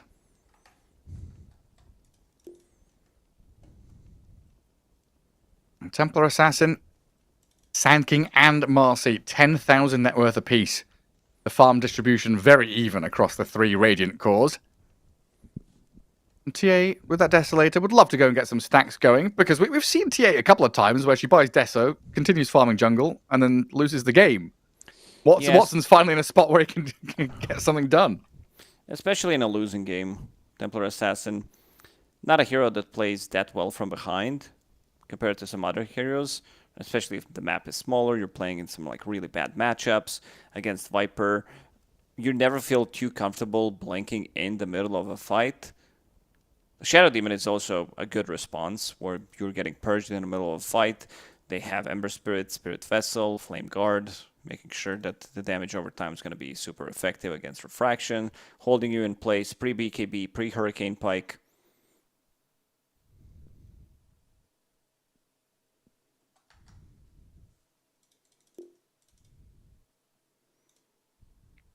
And he's back. Oh no, now Chiro Jr. needs a minute. That wasn't a minute. That was a second. That was quick. A hot minute. And away we go. Back into this push on the tier 2 top. Chen with his army. Again, Chiro Jr. making a move in the bottom lane. He's all over the place. Yeah. Just bouncing from side to side. A blade mail and reflected damage. It's a lot though. It pops the Sand King. They need this Marcy to come back in. Banishment there will buy some time. A planet maybe with echoes to turn around the calling. It's annoying, but they found the takedown on the Muerta to get a 2-for-2 trade. Well, not too bad considering everything. This blade mail on Bristleback literally annihilated them. 3,000 damage almost coming out from him. We were discussing what the itemization is going to be. I love this blade mail pickup because you are like it gives you armor. You're playing against Muerta Sand King. Even Marcy pre-BKB or post-BKB whenever she uses it in a fight feels really good. And that's Sanj. It gave him tankiness. Just enough so that he can survive and get stuff done. Not the fastest Roshan, considering it's basically Templar Assassin solo killing it. It's some help from Chen. Look at this. It's like, oh, cool. Nice gank. And then suddenly, pop. Chiro Jr. disappears with Demonic Purge, even with the Hand of God on him. Look at that. I think he also had Disseminate on him from Shadow Demon, so that was also the big portion of the damage. That makes sense. Well, Chiro Jr. misses out on the Burrow Strike at bottom rune. Echoes yet again. Bottling up right under the nose of the Sand King. Because it does make you tankier, it does make you deal damage to enemies, but this is the type of a move that I expected them to make slightly earlier. Not necessarily kill Tormentor earlier, because the Tormentor just spawned, but also going for Roshan. And now they have this lead, and they need to punish the side lanes. Chiro Jr. misses the stun. Yeah, he's had a couple of whiffs here. I think Echoes is walking without rhythm, so he doesn't attract the worm, and that's making Chiro Jr. miss his Burrow Strikes. Is the new one coming out in 2026? Yeah, I think so. Yeah, I just rewatched them the other day. We've been, my girlfriend and I've been rewatching a bunch of movies that we enjoy or that were important to us. So I've just rewatched Dune. Very, very good. Yeah, visually very pleasing. Yeah, I got to see Hans Zimmer in concert as well recently, and they brought all of the singers, like all the actual singers and stuff. So I got to listen to the Dune soundtrack with, I can't remember her name, but the woman who kind of screams and yells in Dune. Incredible singer. Now I'm jealous, Gary. Yeah, I mean, if you get a chance, Hans Zimmer puts on a good show, and he's oh, hang on, we'll come back to this in maybe a second, because there's a fight bottom with another Burrow Strike. Chiro Jr. is on the Pugna, decrypts himself, but dies to all the magic damage, while Natus gets the dispose on New. Let's see how this Blade Mail does now. In comes Watson. Meld, minus armor, and right-click damage will clear him out without too many difficulties. I also like how Natus is testing the waters, checking how much damage he's taking from the Blade Mail. Hits him once, hits him twice, then blinks away. Doesn't want to use this BKB. He did have this BKB for a very long time. This is a 9-second BKB, never used, but you still... And he's about to finish the whole nullifier. So it's been a while since that BKB. Wow, that's massive. But yeah, if you get a chance for... Because Hans Zimmer does like concerts without him, where it's just the orchestra and just his arrangements, and he doesn't show up. But he does... He's doing a world tour now where he's actually performing, which is pretty cool. With all the Batman, Lion King, Pirates of the Caribbean, you know, he's been a composer for a lot of stuff. Inception. All the good stuff. All the good stuff. And Yandex, 18k to the good. Aegis in the hands of the TA, and looking at high ground already. 23 minutes in, Noticed leaps and bounds in towards tier 3 to see who's there. And they're going to actually move to bottom lane.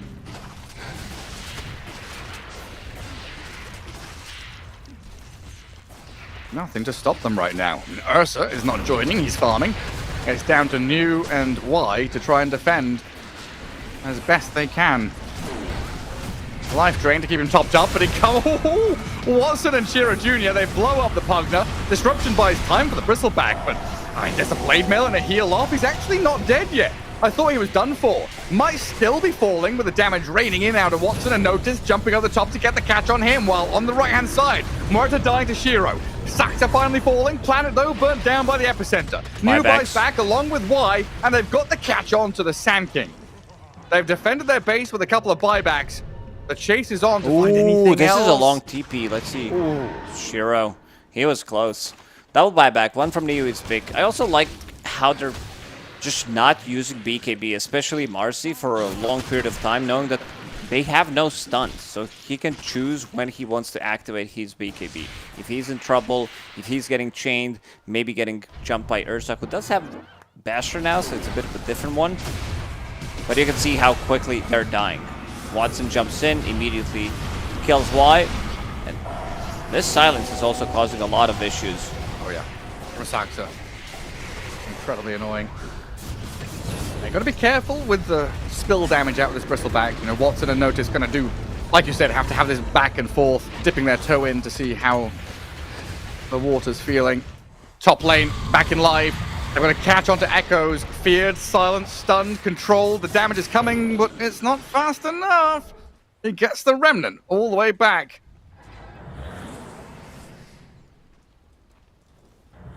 Scary times for him, though. I'm sure his blood pressure is through the roof on this Ember Spirit. They know. He's the one who is... Yeah. He's kind of the key to be able to bring them back into the game, potentially. 19k gold lead, 25 minutes in. A lot to ask from your mid laner.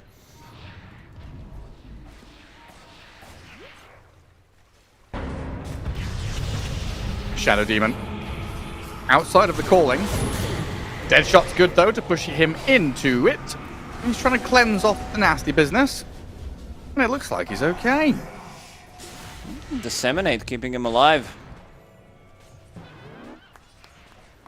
Extra 15% of HP.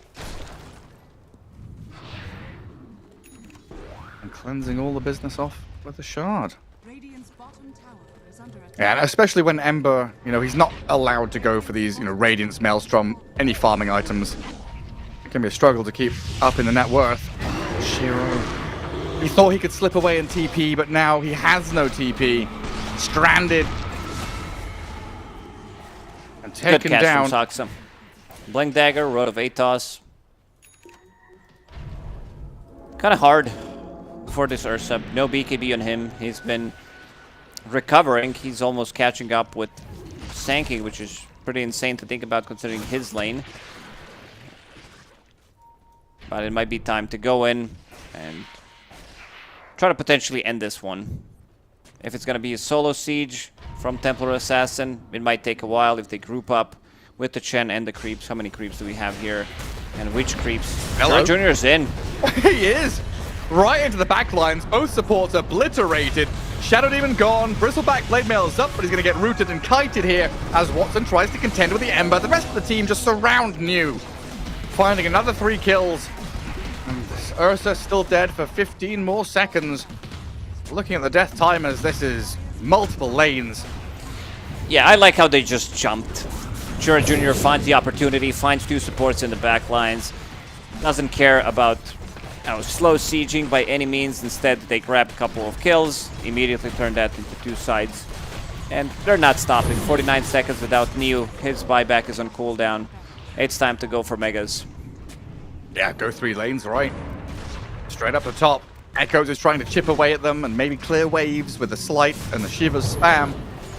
Remnanting to get the Searing Chains out as well. But you're losing your tier 3 quickly. Rod of Atos into the calling. Cleansed off, but the stuns just keep on coming. Shira Jr. gets the 2-man straight through the Ember into the Shadow Demon, piercing into the heart of Tidebound now as Natus went diving looking for more. The final barracks will crumble. Mega creeps now coming. And tier 4s, doesn't even matter. GG called, Tidebound tap out. This one's on the draft. They just couldn't do anything in the game. Ursa didn't have a game. The safe lane crumbled too heavily. Pugna, when you're playing it from behind, you can't. Like, the Saxa, the face of a guy. Can we go back to Saxa, please? Who just completely dismantled the enemy team. Zero emotion whatsoever. Is it frozen or is that just him? I'm dead inside. I play Muerta. I go 7-0-1. I am God. 10, 2, and 18 at the end. Oh, goodness gracious me. Great stuff out of Yandex. And you said they've been on a bit of a hot run now, right? Yeah, they do have 5 wins in a row right now. Wow. That's pretty good. That's pretty good. Yeah, you start off slow, but you start to build it up, ramping into a victorious position. Yandex looking real nice right about now. Oh, baby. What's up next? What do we have, Lacoste? Do you know? I think it is Heroic versus Yakult Bros. That's going to be our series. Cool. Heroic breaking the streak. Yakult Bros hot and cold at the same time. We'll see which Yakult Bros is going to be showing up in this one. And we'll find out. A quick break before we return with more Dota 2 from Blast Slam 5. We'll see you in a little bit.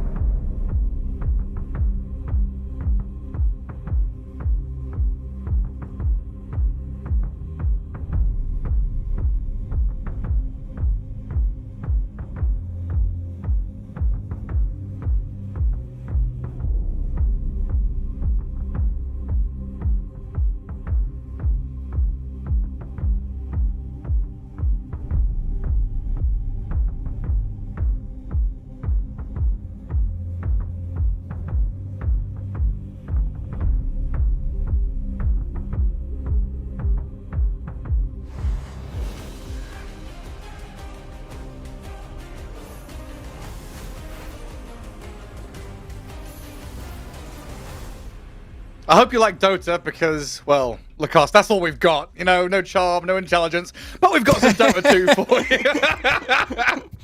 Let's get into it, shall we? Next best of one up here, Blast Slam 5. Another incredible matchup here as we get ourselves into Heroic versus Yakult and Lacoste. What have Heroic just done?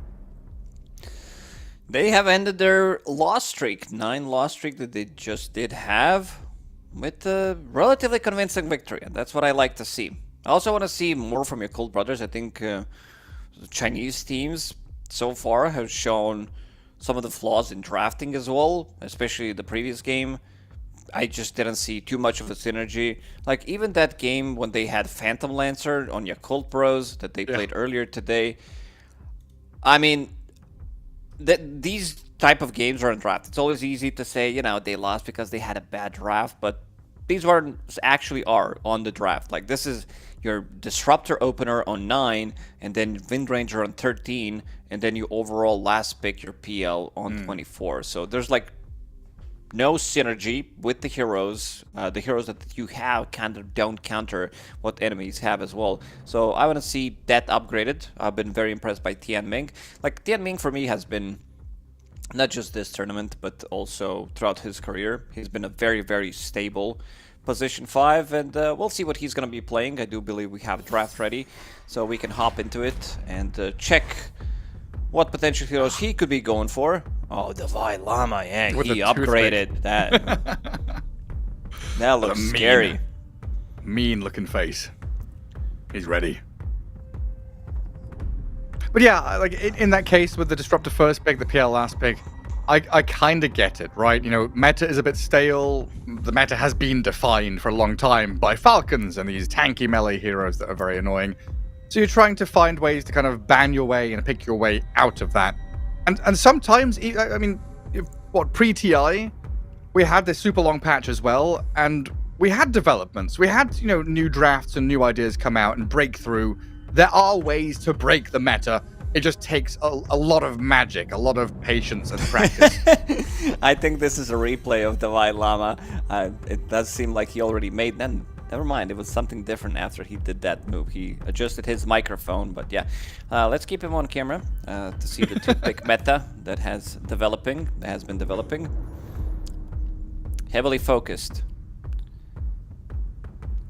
Yeah, thinking about what he's going to get his hands on. Timber, Enigma banned, Centaur gone.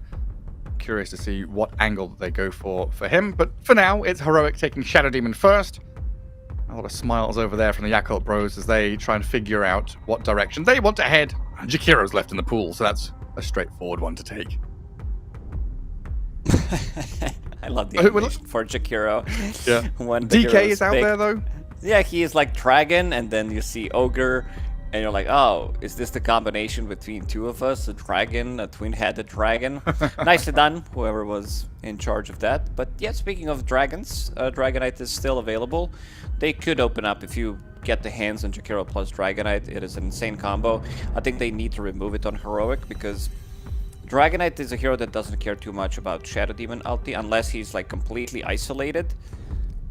This is the hero that will stand his ground in a fight and just deal damage, so doesn't care too much about not being able to move. We do still kind of have to start wondering or worrying about Gyrocopter in his draft as well, because it's felt like he's had a pretty meteoric rise. Currently the 4th most popular. What is Schofield doing? I don't know, what was he doing? I wasn't watching. I was looking at stats, to be honest. Gary, I need you to focus on important things. I saw him using like the paper tissue or napkin and then slamming the keyboard with it, trying to clean it or something. Well, maybe he's eating some crisps and some crumbs landed in the keyboard. You got to, like, you know, slap them out. Sorry, everyone. That was not professional of me to hit my table like that. You're going to clean out the keyboard. Right, before I was rudely interrupted. Gyrocopter is currently 7 and 5. Trust me, it will happen again. It is happening right now as I speak. Respect ban on the Meepo. But yeah, we're looking at Dragonite, Gyrocopter as some very high priority, high tempo picks that kind of farm into this minute 20 move, which is the Roshan and Tormentor timing. I wasn't expecting that. There is potentially a carry Storm coming out. Flyfly did play it twice during Wallachia. Satanic played it once. Since It I've got the looked stats okay. in front of me, Storm, 2 picks, 2 losses. I did the research during Wallachia, and at one point of the tournament, we were in the playoffs already. Only the carry Storm spread did win the game. It did change in the end, but I think there's been 6-7 games where Storm spread from the mid lost the game, and 2 out of 3 games where Storm won from the carry role. It's a strong lane. This is a super strong lane if you're gonna be playing together because of the static slide remnant facet. And yeah, Jakiro's Jakiro as well. right? You have, I think they actually played that lane. I think it was against the Beastmaster, if I remember correctly. And there's no counter, right? Because you've got lightning damage, fire damage, ice damage. Even if you pick Earth Spirit or something, Earth is going to get countered by the trio of the elemental damage. I don't know what you just had for dinner, Gary, but I want the same stuff. I want my brain to work the same way. I don't think you do. Elemental damage, he says. What are we, Pokemons now? We try to be Pokemons. We tried. Did mention it. Yeah, we did mention it the other day, the fire stuff that was happening with the Brewmaster.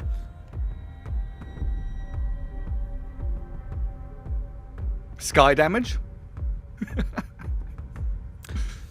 Heroic trying the Scar Is Zeus again. considered to be sky damage? He's a combo, right? He's sky, flying, and lightning damage. Radiant damage from the heavens. Yeah, you need some kind of a setup for this Skyrat mage, where that's gonna be Axe doesn't like to play if this is gonna be the lane.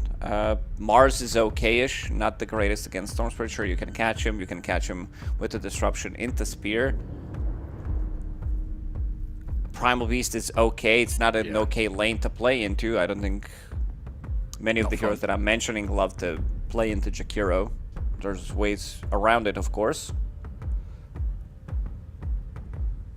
It's not easy. Yeah, go ahead. It's not easy to find a good off-lane hero, right? In this kind of situation, you just have to suck it up and say, that's it. Go for the axe, go for the combo. This is what's going to work well together with us. It's more about the stacks. If this is going to be the lane, you suffer. You need to pull.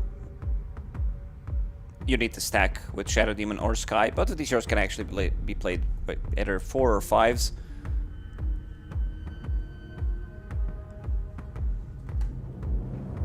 Do you want to get a saving support here as Yakult Bros to try and protect against this Axe Sky combo? You've been talking about Tusk a lot.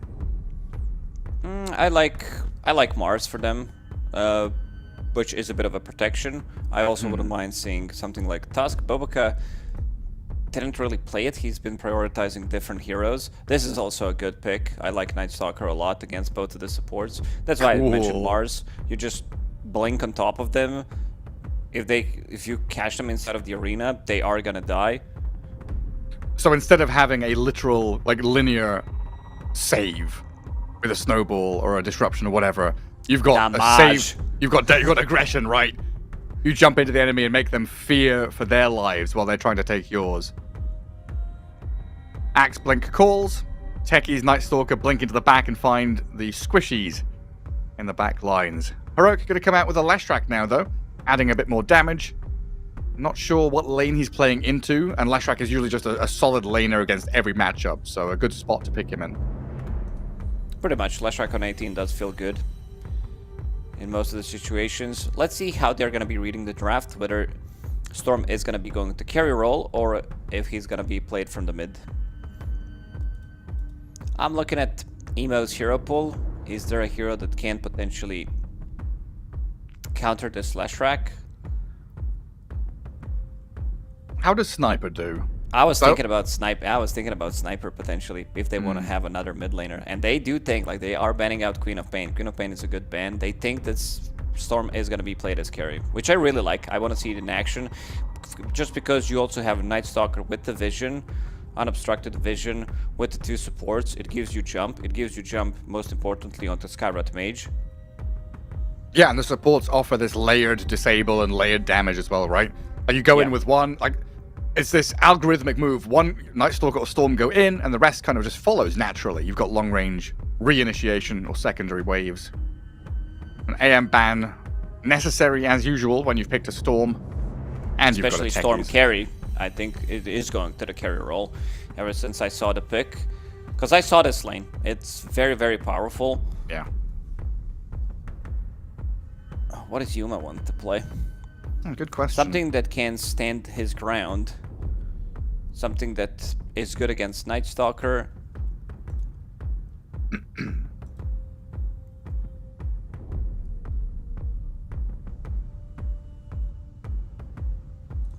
No DK, no Meepo. What's he played? Abaddon's banned also. So his heroes have kind of all been removed. We need to bring back the Yuma CK or something. Oh, Marcy was still in the pool. That Marcy's hero is still auto-banned in my mind. Yeah. Because they did ban some different heroes, like the banning out Lycan, Puck in the first phase, Enigma in the first phase as well. You are playing against Heroic. Let's see how they shift this. If they can find better hero for Fly for this Marcy matchup, or if they're going to be sticking with the Storm. Maybe that sniper option now that Marcy's picked, not the best idea. You could still go for one of those spirits if they want to. Like you're a little worried about the Scarith Mage and the Axe. But you've still got this ability, yeah, again with Jakiro techies to offer protection through their spells and turnaround capability. To swing a fight. Gary, what if they picked Leshrac and Axe just to counter Phantom Lancer that could come out from Fly? They were like, oh my god, that was that was a good pick on 24. We've got to preemptively counter the hero that never gets picked, except that one time. Well, they're thinking about this one.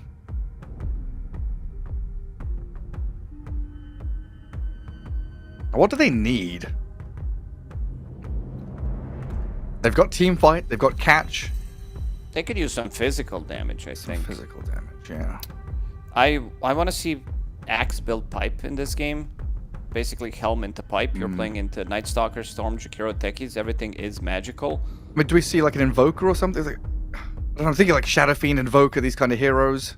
That's an Ursa, so they do swap it back. Put Storm mid, and Ursa for Fly. The bait and switch. The power of 24th pick.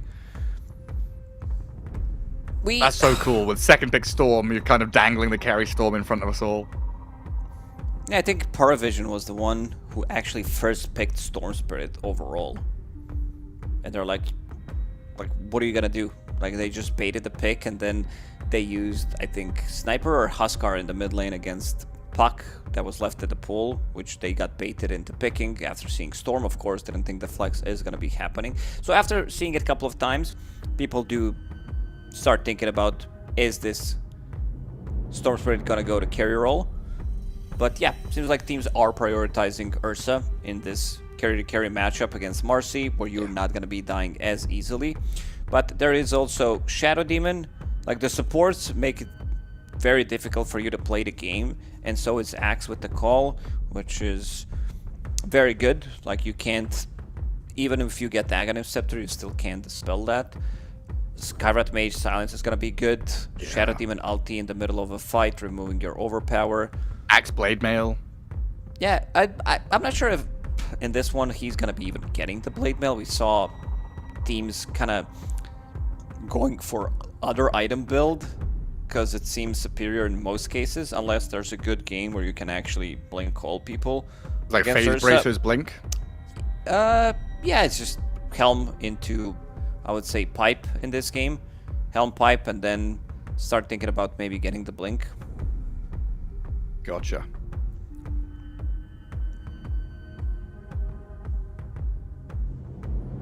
And it was in one of the previous games, right? We had the Ursa Marcy matchup as well. One of the few heroes that can actually stand and punch back a bit when she's unleashing. We'll see how it goes. Heroic just coming out of that long losing streak, winning a game not too long ago, hoping to build on that victory, build on that little bit of momentum and morale boost. They're up against a funny little team here, the Yakult Bros, with Baboka always pulling some nonsense in these games. Now, Baboka Techies, it's another one of those heroes, you know, we focused on the Storm, looked at the Night Stalker, this Ursa matchup against the Marcy. Techie is also a hero that we don't see an awful lot of, but he's got the little guys. Yeah. Extra bit of a damage with that facet. It's very annoying. One blast off. You're also going to be playing with Night Stalker. It's a lot of damage at the early stages of the game. I think this Night Stalker might be the X factor for Yakult Bros to be able to win the game. If you can kill the two supports, look at what Schofield has in his quick buy. man, look, just watching him on camera, the way he smiles, like this guy, I don't think he ever gets, like, there's nothing you can do to this guy. Like, he seems to be experiencing the pain in his life and is just unbothered by it. Like, most of the stuff, like, he's been inflicting. No, I mean, he's been inflicting pain to others. No, I don't as care well. about anything you're talking about. I'm literally not listening. I'm looking at the noughts and crosses on the mini map. What are they writing down? Yuma. Yuma's writing his own name. Yuma just drew the what's it called in American? Tic-tac-toe. Jeez. Tic-tac-toe board, and he just put X's all over it. He didn't even let anyone play against him. The classic carry player mentality. Yeah, this is where you get banned during the pause. It's maybe better to focus on something else for the players. So let's focus on the itemization as well. He's run out of space there. Try to shift the focus. No, I want to read what they're writing. They're not doing anything naughty. They're good young lads. Right, what do you want to focus on then? What was I talking about? I have no idea.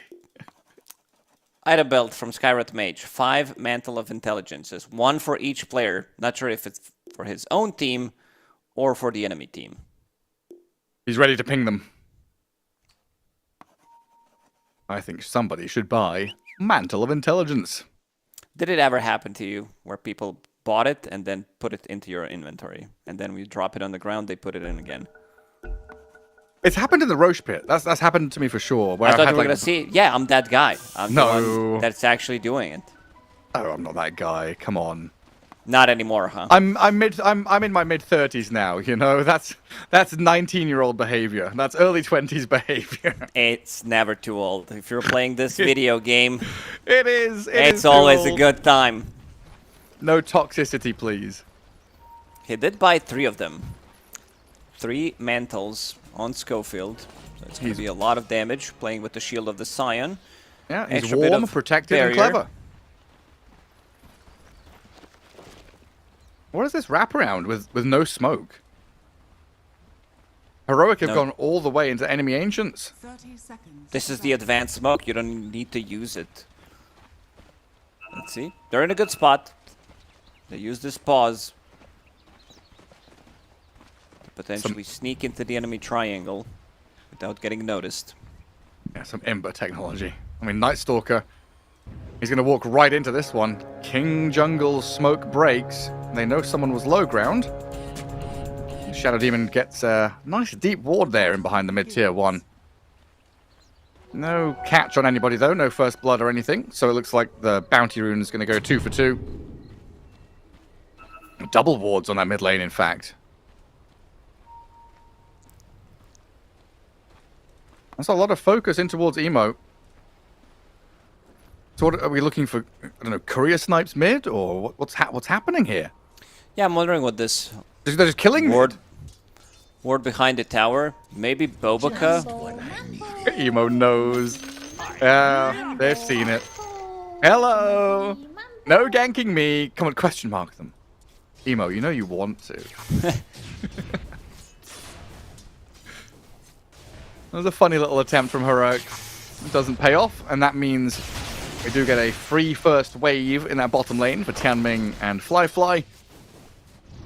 But Defiant Schofield will come back in. While top lane, Yuma taking a beating after this Night Stalker and Techie's already down to about 30% health. Needs KJ here to try and trade back somewhat. Yuma's having some interesting builds. Last time when he was playing Dragonite, we saw a triple gauntlet into triple branch. Pretty much all the stats this time around. Going for double gauntlet. Marcy is universal hero, so that's still gonna give her damage, but it gives her tankiness, knowing that in this lane he's gonna get heavily focused. And speaking of getting focused, this is one of those lanes. You have Battle Hunger, you have Concussive Shot, so constant spam that is coming out. Even though they were late for the first lane, like for the first wave, they weren't able to get much stuff done. Look at his damage. Fly. He just got level 2. Some nasty business. They do try to go back in on Davai. He wants the high five, and Tianming is going to try and give it to him. Fly is just dead, though, and now the Jakiro who stepped forward is getting pummeled by this Schofield Skywrath. Body blocking, getting in front. Another Battle Hunger comes, and Schofield very fires up. He is healthy. Tianming is not. A double kill for your Skywrath Mage, who has a salve to fall back on as well. That's going to be a lot of null talismans coming out from him. Also, the extra bit of barrier that he's getting, it's more about that mental damage where you see it, you're like, oh, he has the barrier. But this is like 12 barrier. Emo. Whisper. Whisper's going for it. Don't know if he's got quite enough damage, and especially with Baboka arriving here, they lose the storm but trade out as Tekis picks up the Lash. Yeah, Bobo gets him in the end. Some solo XP for him afterwards. He's gonna get to level 3, which is pretty good. Blast off. Very nice. And he can do this because Zeal was farming underneath the tower, getting his lane pushed in. Is Whisper going to buy the Arcanes and Mech on this Leshrac? Do you reckon? No, this is the new Leshrac from Whisper. Yeah. No pipe, no shenanigans that he was buying from the off lane. Instead, he's gonna buy the real items. Blink Dagger, Yashikaya, BKB. They're good stuff. Even Yule Scepter is good in this game. You're playing against Ursa. This is like the old school build on Leshrac when you were thinking about how to counter Storm in the mid lane. Yule Scepter into Splitter. It's good against Night Stalker to buy a little bit more time. Great against Ursa for status resistance, of course. But I still want to see Blink Dagger as a first item, and then we'll go from there. Just to catch you guys up, we were talking about Whisper's old hero pool. He played Puck, Lesh in the off lane is some of his specialties, on top of all of the classics, of course. He did have some funny item builds. Tianming trying to trade back onto Schofield. Give Fly some kind of safety here, as 15 last hits is fine. Not really comparable, though, to the Marcy, the Storm, the Lash, who are up there, and of course Axe, his opponent in this lane. A good guard of the rune up top, though. Whisper going to try and turn with the Edict and the damage out of his Lightning Storm. The save from King Jungles. The turnaround, he doesn't put it on Whisper. He puts it on Emo instead so they can go for the kill. He knew he didn't need to save the Leshrac. He's desperate and hungry for more. They get the double. Oh, giving him extra HP with Disseminate, Promulgate, Facet plus skill combination. Such an underrated ability in the game. We saw even the Shadow Demons maxing it out, just going for like 4-4-0 sometimes, because you don't have enough mana to actually sustain through all of that.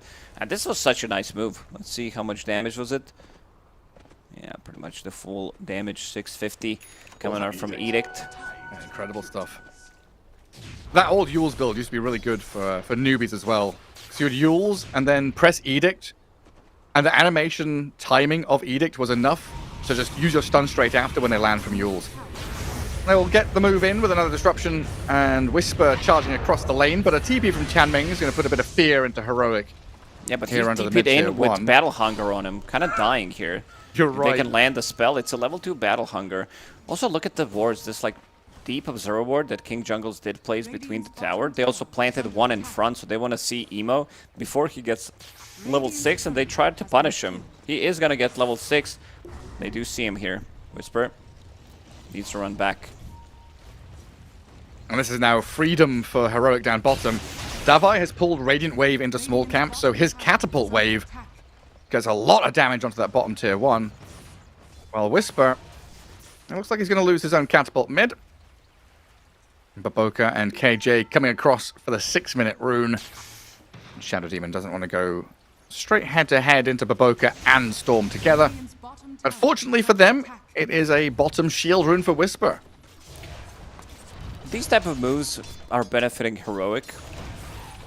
Yuma was supposed to be pressured by Techies and Night Stalker, but they also had to fix the mid lane because they were playing so aggressive, which also leaves Yuma in 1v1 situation, especially post 5 minutes, where you don't care too much about what Night Stalker is doing. Storm Spirit's going to drag Whisper back under tower. Lashrak dead. And Tianming brings the damage this time.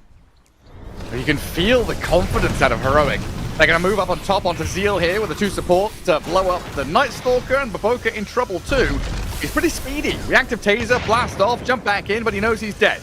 TP from Storm is level 6, but this is a low HP emo with no 1 charges. Could be dangerous. Needs Tianming and his help. Courier snipe. Oh, Rune is spawning. Dire's courier. Nobody can help them. Flyfly doesn't have a TP. And Tianming and emo too low on resources to do anything here. They're just going to lose the Jakiro. Storm zips back in looking for KJ. Bubble is late, but the Wisdom Shrine's already been gained. Radiant's middle tower is under attack. They're fine with this type of a trade. They got 2 kills out of it. Storm Spirit needs to run back. He already used his TP, so he will be walking to the lane. And also XP on their side of the map has been taken. So all Gucci for Heroic. 3k gold lead. It's going to be pretty scary, the tempo that they're going to be having. Devi continues to farm up. It seems like Devi is going for the old school build, something that you talked about. We have seen this build on Axe.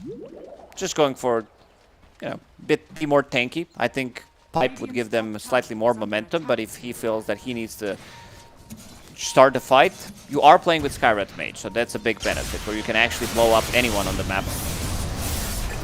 Yakult Bro is going to try and blow up Schofield, take his killing spree. Another fight over the runes as both Lesh and Storm are desperately scrambling for these active runes now. It's going to be Emo's Arcane. And that will allow the Yakult Bros to pivot up towards top. Maybe even find a kill on Yuma if he's not careful. And so far, very good from Heroic. A couple of deaths out of Whisper, but it's all been through this aggression, through this pressure to keep Yakult Bros at bay. It's important that they keep the pressure up during daytime too. Because when night comes, Zeal is going to have this Helm the Dominator now pretty quickly. It's one way to start farming more with Night Stalker. This is always and always kind of will be the downside of the hero unless we change something about it. People try to fix it with the shard upgrade where you are farming Ancients during the nighttime, but then again you are not putting too much pressure on the map. Is under attack. On the denominator, yeah, it allows you to farm, like drag the creep wave towards you during the daytime when things are much more difficult for you, or go for the split push, go for the extra wave. That's going to be one of the latest Wisdom Shrines I've seen. 9 minutes and 15 seconds. Marcy going to unleash to kill off the Helm creep, which was freshly picked up by Zeal. Now on a 25-second cooldown. There's no way for the Yakult Bros to even get to that eastern side of the map to contest Wisdom Shrine, so KJ just goes and takes it in the 10th minute. Lesh has just cleared a bunch of stacks as well, so 700 gold until Blink Dagger. As we see a squadron of Radiant Couriers coming in to deliver items.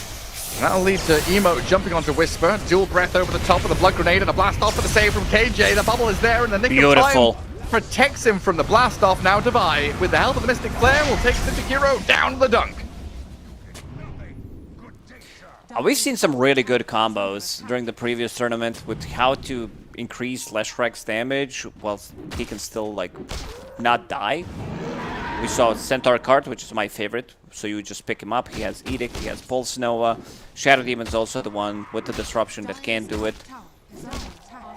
Pretty cool stuff. Like Leshrek, I've been very impressed by what the hero can do. It's not like the first pick material hero by any means, because maybe you can flex it to 4, but it's really a risky one. 9 class was playing it prior to the TI 2024, which he didn't have the chance to go to. A move from Yakult Bros with his nighttime onto the axe. Takes down Devi. They're looking at this mid lane though with a disruption into Split Earth from Whisper, landing the stun. Oh, just off the mark, and Emo has plenty of room to maneuver here. Yeah, not sure if it would be enough. Leshrac was running out of mana, didn't have enough for Pulse Nova. And I was thinking about maybe Yule Scepter. Atos also does the same job against Storm Spirit. It's not the protection for you against Ursa and against Night Stalker. Gives you slightly more tankiness. Not as much mana, but still a good option.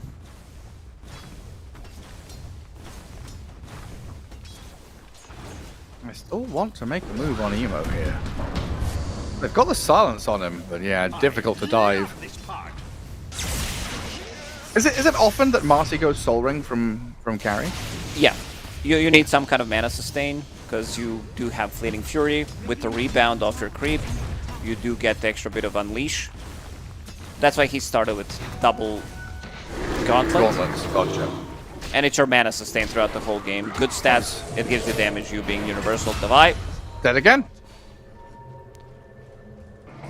Top lane is not safe for him. That's 2 in a row now, but Fly. Hey! Oh, that's a lot of damage. We said it's a good carry-to-carry matchup for Ursa.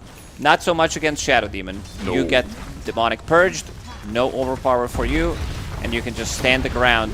Her Whisper is in. Jeez! Oh, but it gets blown up! 500 gold. It's funny seeing the tips and the banter back and forth with the chat wheels and stuff.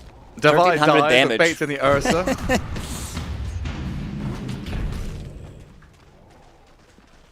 And Baboka and Whisper having some fun. Now this lead for Heroic, it didn't really build. It's started to be depleted, honestly. Yakult Bros keeping themselves in the game. Getting towards Battle Fury Ursa. Storm Spirit has the Kaya done and is looking for a shard pretty quickly after. That's a very early shard. This was the item of a choice when shard was actually bugged. Everybody was rushing it.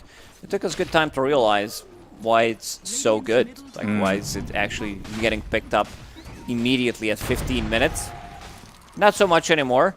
We'll see if he commits to it. It was giving double damage, right? Yes. Double hits, basically. Schofield down the bottom is going to get zipped on. You managed to find him. Outputs a lot of damage and a lot of tankiness out of his Mystic Flare. Davai doesn't have a blink or anything, though, so can't really catch up. Meanwhile, in the top lane, there's a big fight happening. Zeal and Baboka both dead, you're right. Whisper picks up a double kill.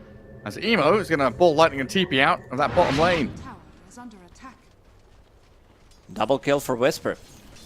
I've seen it so many times in a fight where, oh, it looks good, and then Leshrac blinks in, suddenly gets you killed immediately, cleans up the fight. There was one game during Wallachia where Leshrac, like, if the fights were going on for so long, it was Spirit against, I can't remember who it was, Spirit against Mouse, I believe, where Leshrac just dies, and then he comes back into the fight and then cleans up, gets a double, gets a triple kill. He's not getting out of this one. That was the mid one Lesh top jungle, right? I believe so, yeah. Remember that. I like that. Well, here's the replay from that top lane fight. Oh, Yuma on like 1 HP. Whisper buying the second raindrop. He's like, maybe this is gonna save me. Extra bit of mana regen as well for him. Devi, he is still farming well considering the couple of deaths that he did have. 1,000 gold away from his Blink Dagger. Yeah, and he's got a couple of good, efficient stat farming, overall good items. The Blade Mail and the Helm. And then Blink Dagger is going to give him that opportunity to play with Schofield much more effectively. In fact, Schofield's looking for a blink himself. A multi-blink action. But once that's unlocked, we'll have the blink calls into Mystic Flares. No saves whatsoever. I guess that's why as well. There is nothing that can stop this combo from going off. So as long as you are getting the jump, getting the Mystic Flare, it will mean that you are getting the kill.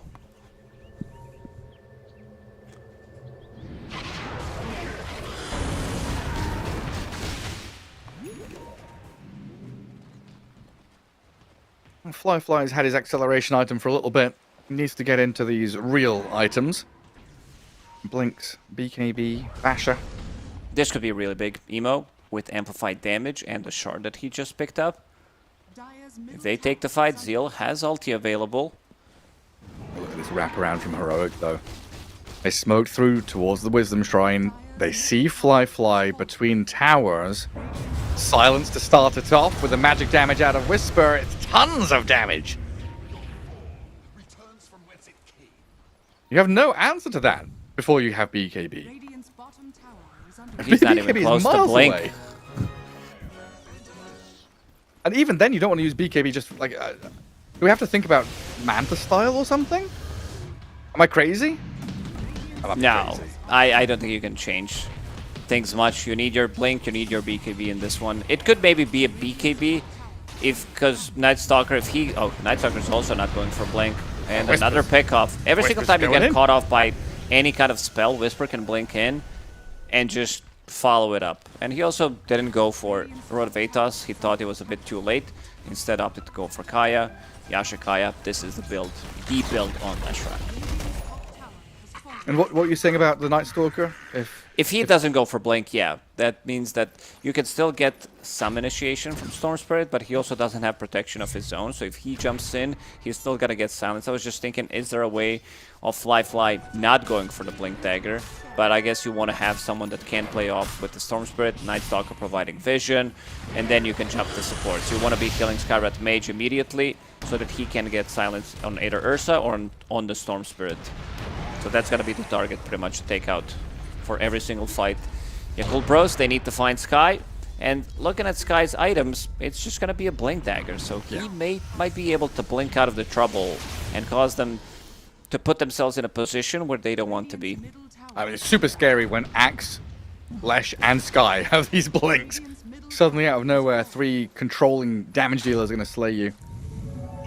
A big fan also what KJ's doing, sending illusions into mid, along with Davai's little summon creep to find the mines and stuff like that. Because Baboka had started planting a decent little minefield over that middle lane. I'll come back to him in a second, because Heroic...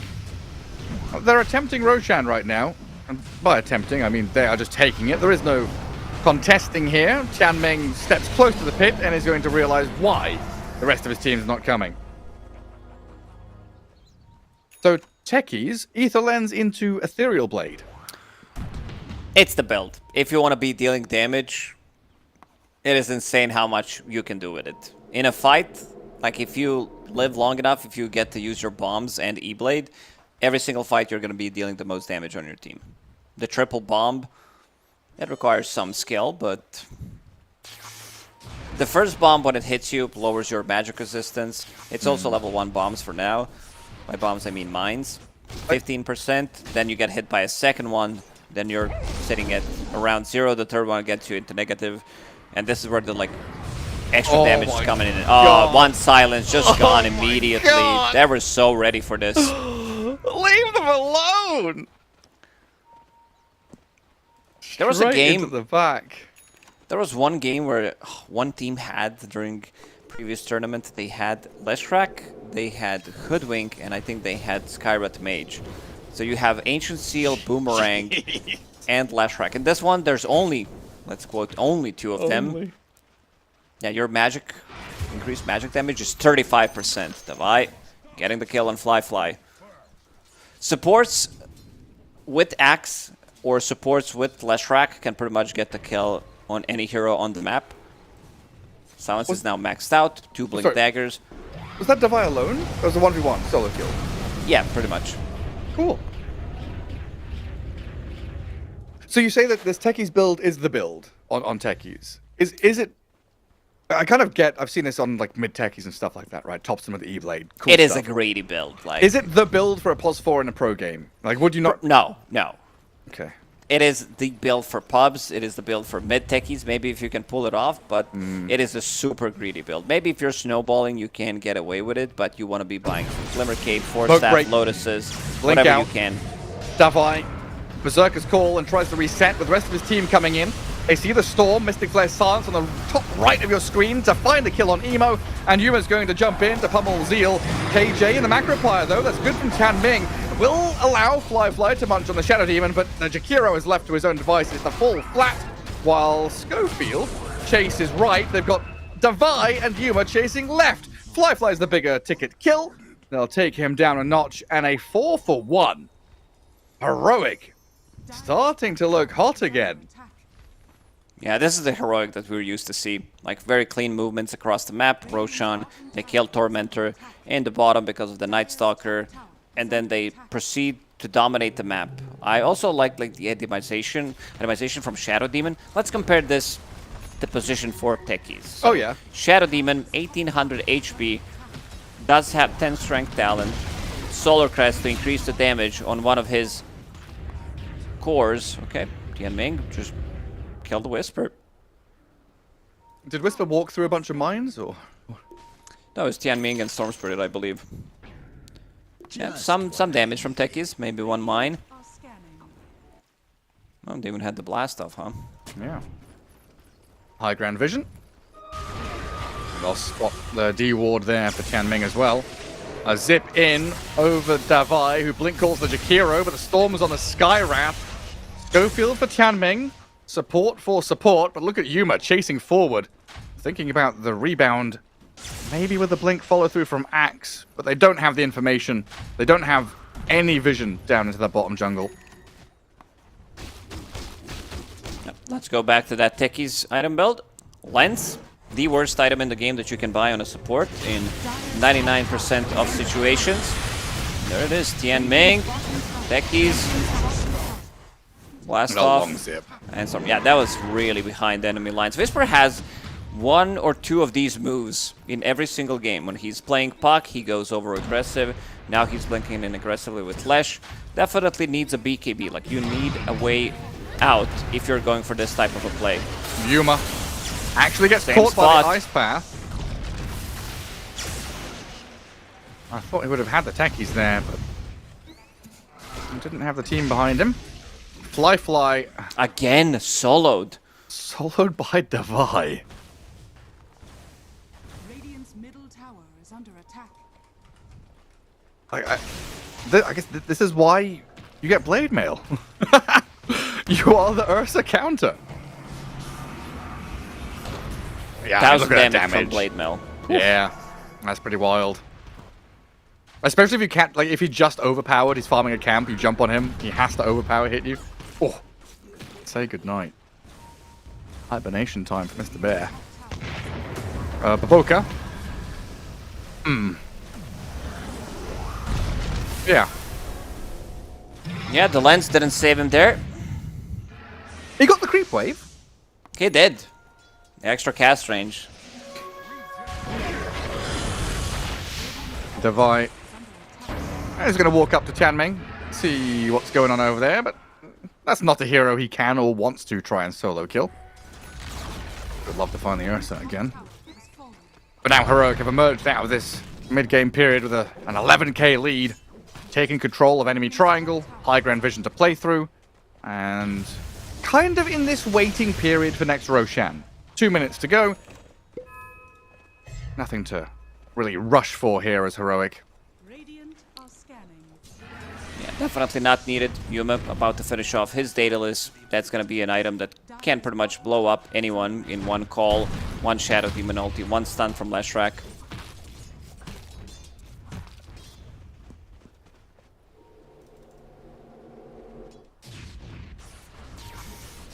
Heroic going to sweep through top, see if they can find anyone before heading through the twin gate. Emo, again, spotted by the last remaining seconds. That observable is about to expire on that little cliff top. It's caught the Ursa, it's caught the Storm. The Radiant just not having that information that Heroic see them.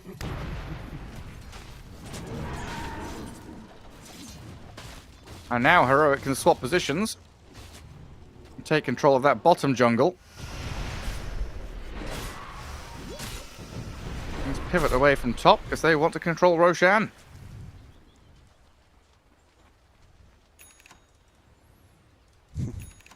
Items are just piling up. BKB on Axe, Daedalus and Marcy. There is no protection. The two supports have no defensive items, no glimmers, no solars, just casual drum on Tianming, who's trying to farm up his Aghanim Scepter. He is going greedy, which I kind of like. I feel like if he goes for some like Glimmer Cape, it's not gonna be as effective in this game. I think because I think you need to risk it. You're in such a difficult spot that you need to go for it. Oh, hello. Baboka has jumped in and died to devise Axe. As he goes through the twin gate. As a 1v2, Axe comes out victorious. Insane. Yeah, I think Chanming was thinking Force Staff, and then you're right, got a bit greedy, went for the Aghanim Scepter, which makes sense. And there is a big timing to be hit here. We've got Night Stalker Blink BKB. We've got Ursa BKB coming out on Courier now. Aghanim Scepter on Jakiro could be huge, along with a Storm who has a fresh BKB of his own. So Radiant do have a lot of tools at their disposal to take this next fight. The trouble being, Heroic are that step ahead with an additional item on each of their cores. The fact they are on your doorstep hitting tier 3s. Yeah, double BKB, 9-second BKB, Blink Dagger, BKB on Night Stalker as well. Let's see if they can fight the fight. Problem is, it's daytime. Yuma, straight in. He's going to pop his BKB, kill off Chanming, dead for 40. The blast off comes on forward, but it doesn't do anything against the shiny golden heroic heroes. Oh, it's a lot of cleave damage. The AoE damage spills out onto Yuma, nearly kills off Divide, but he's going to be saved by the bubble and turns on the Zeal now with Schofield and Whisper holding the line. They cannot save the Axe. A double kill for the Zeal Night Stalker, but he's going to get chased into his base now. KJ and Whisper with Schofield. Ursa's back in. Flyfly just dies. Dies immediately after. A very deep dive from Heroic. Alrighty. 3 cores in a row. Schofield and KJ wondering what the hell they're doing here. A 5-man team wipes incoming. They have Blink on KJ. He can get a bit of distance, but he doesn't have a TP. He's okay. Not a team wipe, but what is happening? What are we watching, Gary? Like, what these professional e-gamers, they jump in, like, Ursa jumps in and just melts the one spell, and it still looks good because Tian Ming buys back. I don't think if we listen to the comms, it's not going to be, guys, I'm going to sacrifice myself as the carry so my position 5 can get, like, everything done. So this part's good, right? They go in, blow up the hero. Yeah. They BKB and run. They kill him here, they kill Storm. This is where Ursa starts to munch on them. Again, unfortunately for them, Night Stalker doesn't have ulti. I think this could have been a much cleaner fight for them because he's just playing the daytime Night Stalker, which is really not the best. And then they decide to blink in. Look at what Flyfly is doing. He's like, I'm in. Me Ursa, me die. And Tianming. Chanming against Schofield. That's going to be Aghanim Scepter for the next fight. And that's also going to be Hex for Boboka. So they will have 2 massive items on the support. Even though this says 13k gold lead, with these 2 big items on supports, they could definitely make a difference. You blink in, you get hexed if you don't use the BKB before you jump. Could be massive. Radiant are scanning. Is this Heroic's last game of the day? Are they thinking dinner time? It's on the menu. Just wrap this one up, boys. It is their last game. Same. Oh no, Yakult Brothers. They're still gonna be playing one more. They have 3 today. I see Yakult. They want to stay warmed up. They want to keep the engine tuned. Heroic. They want to put this one to bed. 30th minute, 34-16. Smoke into smoke break. The jump into the back onto Baboka. Emo trying to zip away. They kill the techies as Yuma BKB'd and then ran it back. Heroic afraid of this nighttime Zeal Night Stalker, who is currently living up to his name. Link from Devi, though. Nice call. They find the jump. Oh, the BKB. He saves himself, stays alive as Emo jumps back in onto KJ. Shadow Demon under the macro plier, burning alive. KJ did kill off Zeal, though, and buy some time. Disruption. Emo, can you do anything about this? No, he has to try and zip TP. A rebound, a stun, a catch on the Storm, a dunk. It will come, and Emo is dead. Not the fight that they wanted on Yakult Brothers. They, first of all, Techies dies. I don't think he even like uses Hex because they pop the BKB, so he uses afterwards. A bit of a fight where everybody focuses on different things, on different hero. Not a single hero on Heroic did die. Flyfly couldn't get the connection. I think he needs to play with Storm Spirit, try to take out one of the supports immediately. Even with the nighttime, the fight didn't look too much different. Oh. just about gets the fountain. Now we're looking at Yuma Aegis, the Basher BKB Marcy. And a scan. They know someone's around here. They saw the courier. They know he's here. Scythe on the Lesh. Ursa turns to fight, but Yuma's arrived. Flyfly, he's got BKB wand, trying to overpower this Marcy, and it just doesn't work. They've got plenty of control and damage to kite him around, and he's dead for a minute now. A 3 versus 6 as Heroic. They're the 6 approaching the base. Storm zipping bottom. Davai wisely retreats. Heroic not going to go for the base push, respecting their potential buybacks here. We know they aren't available. He jumped over them with techies. And then even King Jungles, he's ready with the disruption. Again, there's no Storm Spirit. There is no Night Stalker in that fight. They are looking for something different on the other side of the map. The comms, they must have been chaotic throughout this whole game, pretty much throughout the whole tournament for Yakult Bros.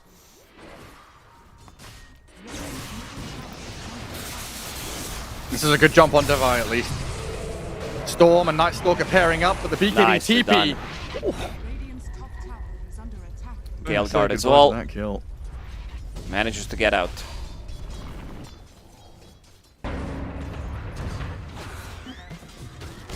Slight advice from the techies, though. Schofield just steps that little bit too far forward. Things are starting to get slippery again. Yeah, you've got a 20k lead, you're holding the Aegis, but you are letting the Yakult Bros have these moves, and a smoke out of their base could lead to something huge. Flyfly and Zeal leading out. King Jungle's trying to break the smoke with a little saw the Saturn courier. next to him. Going back, so they know King Jungles is right here. They found the Shadow Demon. In comes Yuma, trying to turn and fight back, but in the ice path gets stunned up and Yuma's about to die. They bring in the Axe device here with alongside Whisper. Aegis is claimed for second life of Marcy now. Another ice path is super annoying. Tianming causing problems for these Heroic cores. And they do get the backstab as well with the Storm and the Ursa. They find the opening, but Divine Yuma turn it back on them. Whisper dead. Has buyback available. Ursa and Night Stalker do not. Maybe they're thinking there's a bunch of mines in the base, but the mines are in a different spot. This is where he got Leshrac the first time. The fights look so chaotic from both sides. The way they're starting the fights. I like that Yuma isn't using his BKB or Unleash, understands that he's going to be dying, so saving it for post-Aegis fight.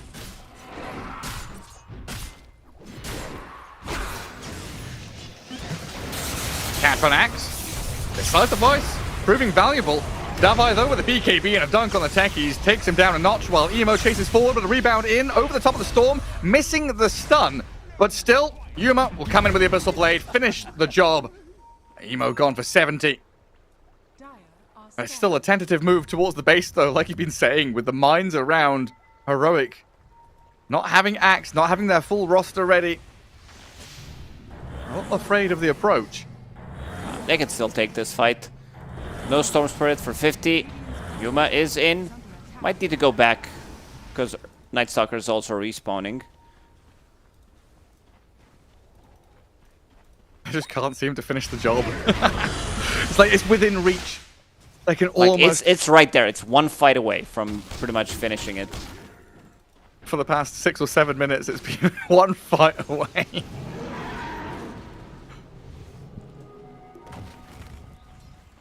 Ursa and Night Stalker.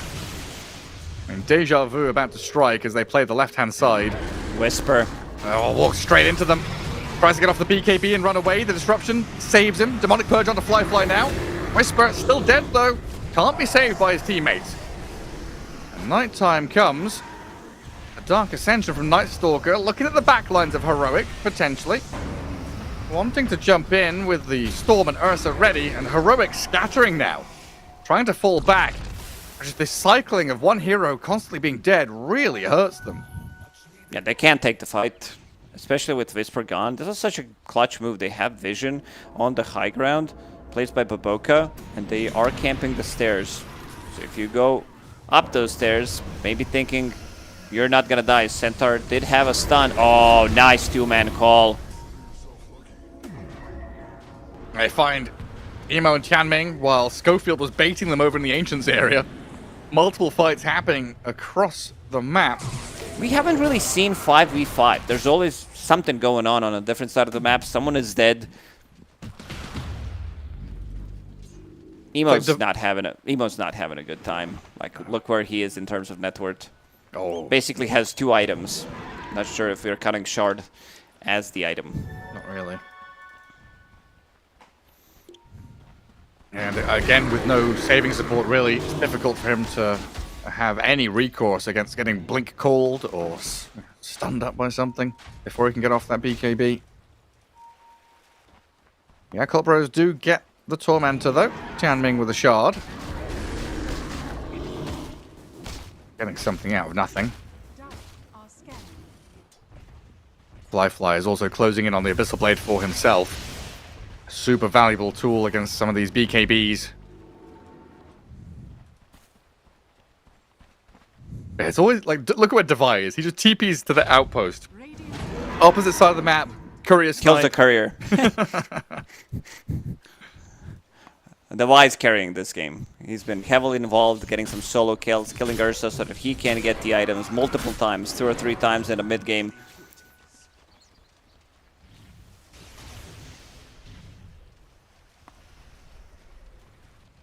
But now's the time to tighten up. 1 minute till Aegis. Very likely we're going to be sitting and waiting for that next Roshan to respawn and a fight over the pit. Heroic is still looking for any of these stragglers out on the map. Ursa slips away, and a hex into some bombs and mines from techies, trying to blow up KJ. Gonna get quickly turned on, though, as the rest of Heroic appear.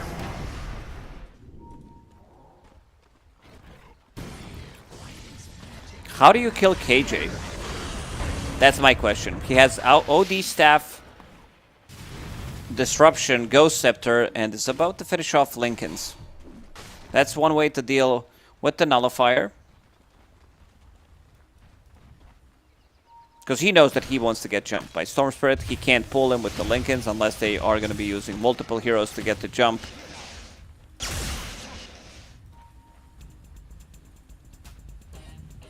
You gotta see him first as well.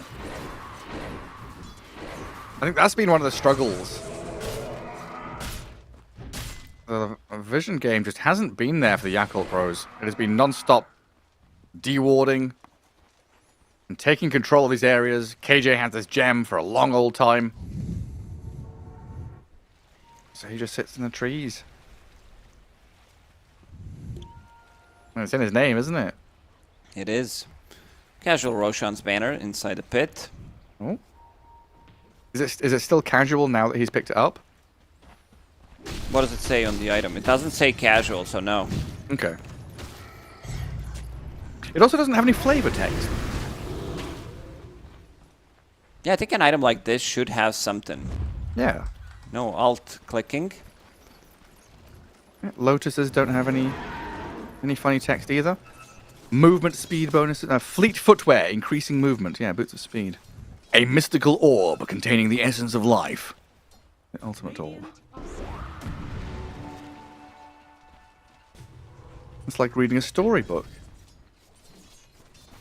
The Abyssal Blade is the lost blade of the Commander of the Abyss. You know what's the storybook? Enemy's soul. What's that? Skyrat Mage Shard. It's Oh my the biggest God. wall of text that we have in Dota. Oh, it's nonsense. Aghanim Scepter Shard. It's gigantic wall of text. It was like the old Bloodstone. The old Bloodstone tooltip used to be massive. Roshan is alive. Top pit. Scan from Dire. About to turn red. Yakult Bros approach. I don't think it did turn red as they near the pit. Heroic, though, have grouped up as 5, smoking from that top left corner. They're walking right into position here with a blink from Whisper and Yuma. They blow up Tianming, and Zeal's in trouble. The dunk won't quite land. They'll chase the BKB Night Stalker to the right wall. The Ursa BKB TP's home. Zeal has managed to slip away thanks to a bash from Roshan, stopping Divide from chasing, but the Arcane Bolts are still flying forward, chasing the Night Stalker dead without buyback, and Roshan belongs to Heroic. I think that the way this fight started is concussive shot level 20, so it is global, and it was following the hero, and once it hits, it also provides vision in 400 AoE, which gave them vision to get the jump. Nice try. Nice try. He got Refresher. He actually got Refresher out of it. He still gets hexed up, has the BKB, Ball Lightning away, TP home now, the Blink Call! Davai has him! They found Emo. Storm dead. He has buyback available. Still sitting at 2 items on Storm Spirit. Maybe we can call him 3 now that he has Perseverance plus the Shard. Sure. Whatever you say.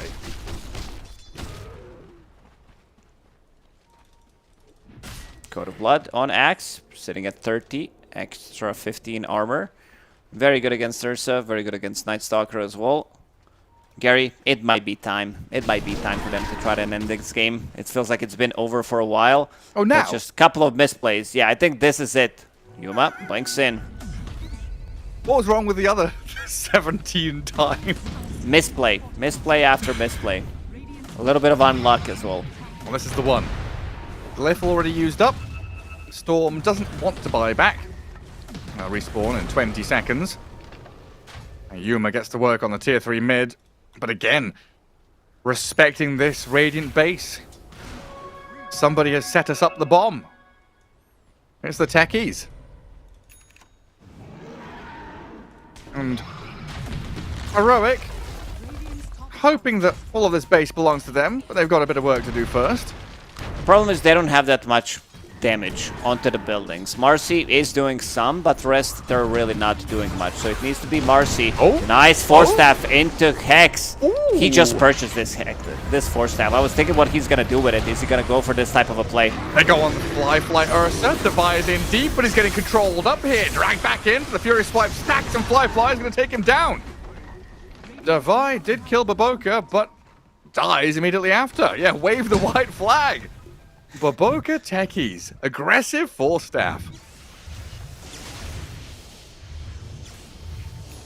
It's a lot of Damaggio.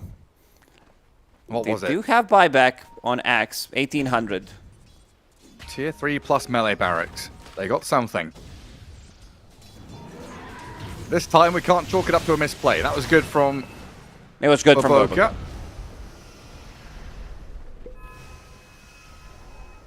And a smoke from Yakult bros. They don't have their techies. He's dead for 20, but they're still going to get out of their base and look for something. There's a haste rune bottom. All right, Gonna keep get going. denied by Yuma. Keep going like this. Shadow Demon Illusions sent to the high ground. It's gonna take a while. Slow siege. Is Yuma still watching that haste rune? Yeah, he is. He denies it. Well, they would have known. And I'll jump back into the tier 3 mid, quickly dispatch with the building, and jump away again. Radiant's middle barracks are under attack.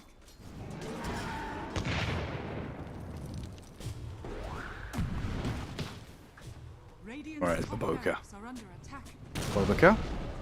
Planting mines. Setting a trap. Dire are scanning. That's Emo very deep on the other side of the map. He finished his Lincoln Sphere, so farming towards buyback now, it feels like. I don't know if he's going to be able to complete a new item before the next team fight comes. It needs to be Aghanim Scepter, his next item, to be able to pull them in for Ursa with the Cleave, Techies, even Jakiro with the Ice Bat Macropire. If they can get to this item timing somehow, if he wasn't so underfarmed in this game, the fights are much more easier for them. Like, not just easier, I'd say that they might actually be winning the fights. Yeah, manageable, for sure. Got to be awkward as Heroic, though, losing that Aegis so quickly. Taking Roshan, going high ground, getting one barracks, and not having the safety net here for Yuma. And Marcy does have this refresher BKB to play around with. And cheese over in the Axe's backpack, but It's so scary breaking up into a high ground like this where there's a lot of red mines all over the Radiant base. Seagulls everywhere. And now you're wondering, what the hell is this idiot talking about? I recently rewatched Finding Nemo. Mine? Finding Emo? Finding Emo? Mine? Yeah, they need to find Emo here on this side, because he is farming up. He can go for the tier 1 tower, actually. Let's see. Nope, just XP rune for now, which he is not going to find on the other side.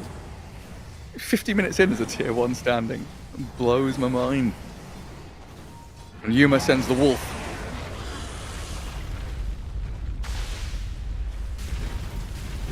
Do a bit of chip damage to the melee barracks. Probably would have been better if he killed the creeps first so the catapults could come to work. And bottom lane, glyphed up by the banner. Macropire not going to do too much to these little creeps.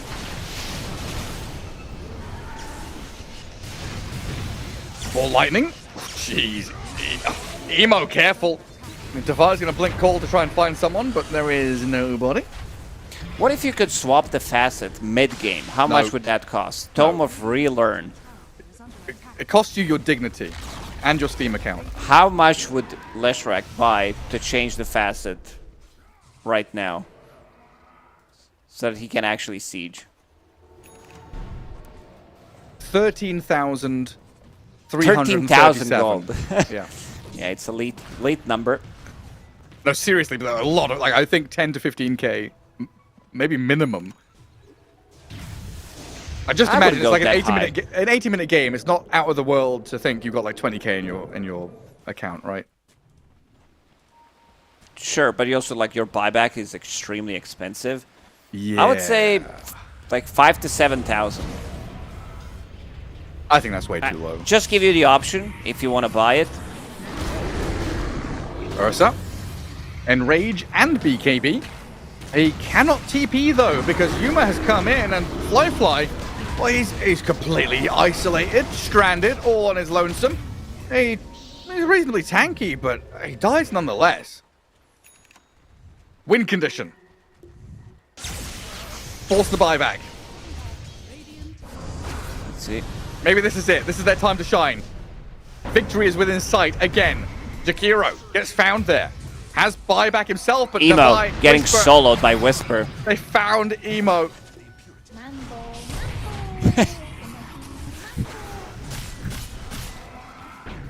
You good over there?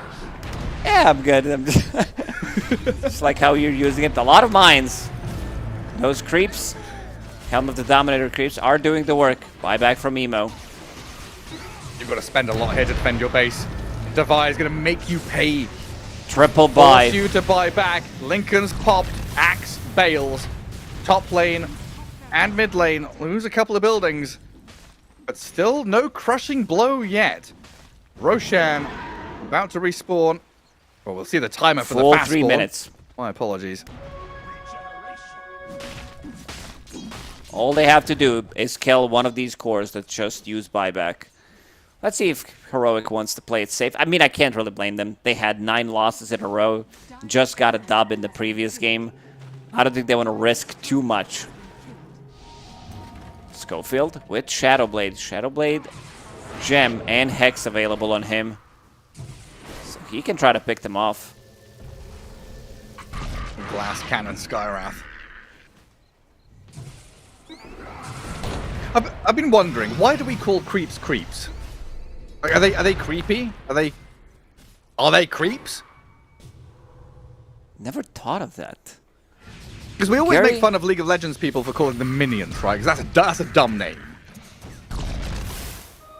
Kind of makes more sense than creeps, to be honest. Excuse me? Yeah, just like some small guys, creeps. They're just creeping around in the lanes. All right, we need some Creepy smart. crawlies. I want to see what chat thinks about this. We'll see in 5 minutes, I guess. Maybe they're creepy crawlies. They're little bugs and spiders that we've got to smush and step on. They drop gold.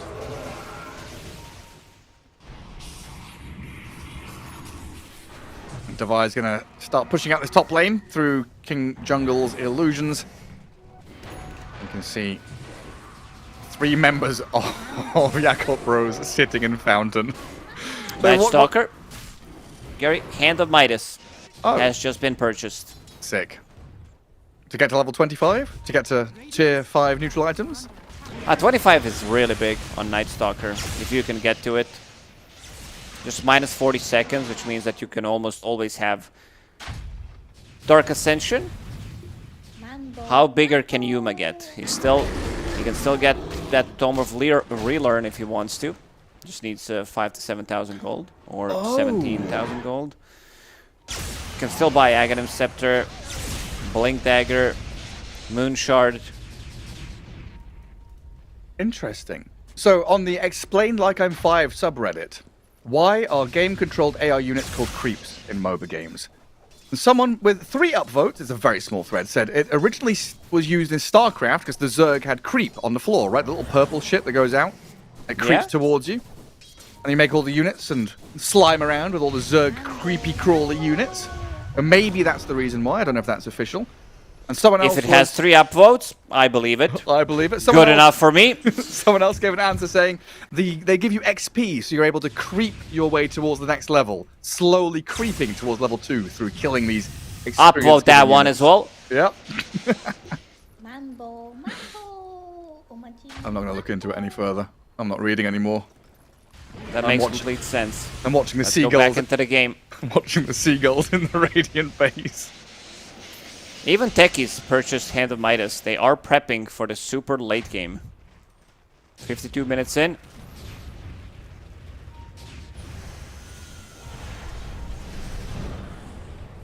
You're going to watch chat, right? That's your job. Yeah, I'll watch the game. I'll watch the night. If the game doesn't end. Zeal is going to try something sneaky here. Jumps in with his BKB going, picks up the refresher shot and the banner, but he's going to die for it. Aegis was grabbed by Yuma. Zeal, with buyback available, goes for a nifty little play. Get something out of nothing. So banner and refresher shard in the Radiant Fountain. Storm going to be zipping out, putting all these static remnants around as he ball lightning into the creep waves, just to try and cut things back a little bit. And Heroic, 53 minutes in, looking for their 23rd attempt at killing more buildings and barracks in this Radiant base. 24th attempt, Davai going to whiff on the call as the Storm Spirit zips over the top of King Jungles and Yuma. Davai is being looked at by Flyfly now, down to half HP and saved by the bubble. BKB from Ursa has been expended. The minefield in the center of this Radiant base, though, is a fearsome opponent. Let's see if they can take these melee barracks in the mid lane. A slow siege continues. Yuma might use Unleash. I would not be opposed to that, so that they can try to siege, because he's the only damage on the team that they have. They need to buy Katamari Damacy, though. That's the way to demine a minefield. Have one of these big inflatable balls go around and blow them all up. Ooh, 4 staff, aggressive one from Bobocam. This time around, it didn't work. Not this time. And Yuma, with 3 minutes left on this Aegis, clears out another building. Melee racks down in the bottom lane. Mid still has the melee. Top completely wide open. Storm Spirit. Usually you don't take this talent on 25. You go for the other one, the Overload Attack Bounce. But since you want to be delaying the game as much as possible, you do have techies in the team. It does make more sense. Could we go back to that view? That was a beautiful view of like a Gothic arch in the Radiant ranged barracks. Never seen such beautiful architecture. I've never zoomed in on a Dota building before. Darkness. The golden arches. Yeah? Oh, there it is. Look at it. Glowing. Nice animations. But here comes a smoke from Heroic. They know it's within reach. Another building, another step towards victory. And they're going to get the mega creeps. All lined up here as the Vi goes in. The bombs explode. The minefield. The BKB TP out. That's a bold move by the Axe. But job well done. 50k lead. 55 minutes in. 54 to 23. Heroic on the verge but not tipping the scales just yet. So close to getting over the edge. So many mines inside of the base, like so much damage on the ground. You commit Jakiro with the Aghanim Scepter, and seems like we did catch up with the chat. They are saying, because they're called creeps. This Rudy, shout out to Rudy570. This one makes the most sense. They're called creeps because they're called creeps. I love circular reasoning. That's my favorite. Just run around in circles. Lacoste. Why are you called Lacoste? Because that's my name. It's my middle name. Exactly. It's your middle name. Lashrak, he had Pulse Nova running this whole time. He's like, can I actually have enough mana sustain to not need to turn it off? Same goes with Pudge. Once you hit the same region, playing call. Yeah. I found Tianming. No buyback on him. Doesn't have enough gold. It was on cooldown for a couple of seconds. Tier 4 towers now. Storm Sprint zips in. Just trying to delay things. See what they can poke at here. And maybe draw Heroic into this trap that Baboka has been setting for 57 minutes. There's a gem. There's a Roshan's banner in the middle of all the mines. It's so tempting. Heroic surely are going to fall for this one. They're trying to catch Boboka mid-air. Like a couple of times. It didn't work yet. Oh. Boboka and Tianming, they're just spamming. Distractions. White flag, yes. Every tactic they've got at their disposal. Zeal will get force stabbed away from the Mystic Flare. The damage onto the Leshrac though. Ursa, he's got his man. Whisper's dead, buyback available, and Flyfly's expended everything now. So Divide will get him with a blink call, drag him towards the rest of Heroic. Yuma thinking about the re-entry with his own BKB, but there's no targets, no heroes anyway. Focuses on the buildings instead. Ursa will force Yuma back though as Divide goes in again. The damage with the Mystic Flare spills out onto Flyfly and Zeal. Buyback with a nice Stalker as Divide dunks down another one. Baboka falls, 2 gone with no buyback. Heroic in a 5 versus 3. Yakult Bros trying to return fire, but Divide's too strong. Finds the techies with a triple kill dunk, and Emo in the midst of battle getting blown up here by Whisper and Schofield. That's got to be it now. GG called. It took 60 bloody minutes, but Heroic have done it. They've done it. They don't seem too impressed. This is a game that kind of looked over for a good 30 minutes. Divide, he's my MVP. He kind of carried this game in some early engagements where he was getting the pick off. On to Fly multiple times. Emo ends the game with 4, 12, and 11. Just a very awkward game, I would say. A lot of awkward fights that were happening, especially in the mid and some of the late game fights where they're not locking onto the same target. They're not killing it. But yeah, Yuma, pretty much flawless game coming out from him. But I would give my MVP to Divide because he had this Blade Mail build that he was just catching people off guard multiple times. In the end, he has Pyrrhic Cloak as well. Just some good stuff. Good to see Divide back in action. Good to see that he's back to owning. Now they have 2 victories in a row. Yeah, good for Heroic. Divide popping off. Really nice to see, for sure. I mean, that game was fighting tooth and nail. Blood spilled everywhere.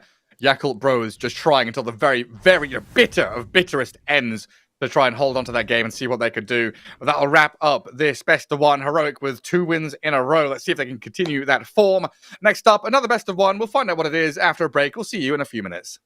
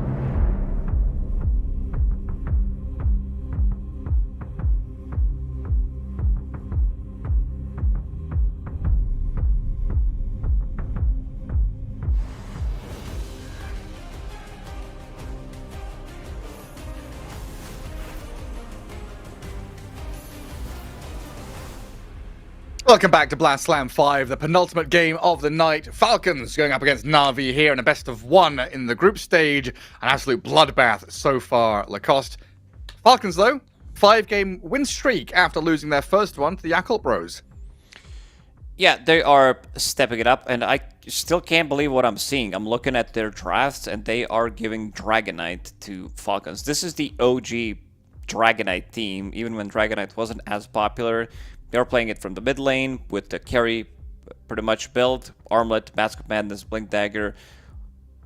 I don't think you can give it away to them. I think you need to swap it with something else. This is the team that will constantly keep picking the heroes that they like to play. They don't necessarily need to be playing the meta heroes, but they will be playing heroes that they like. And this is the one hero that is, unfortunately for other teams as well, in meta. So I want to see the adaptation from Na'Vi. Na'Vi did look hot and cold in most of their matches. They kind of started strong against Tidebound and Yandex.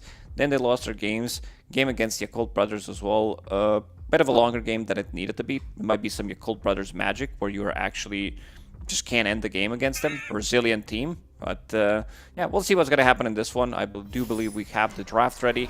So I want to see if Na'Vi is going to give respect towards their Dragonite.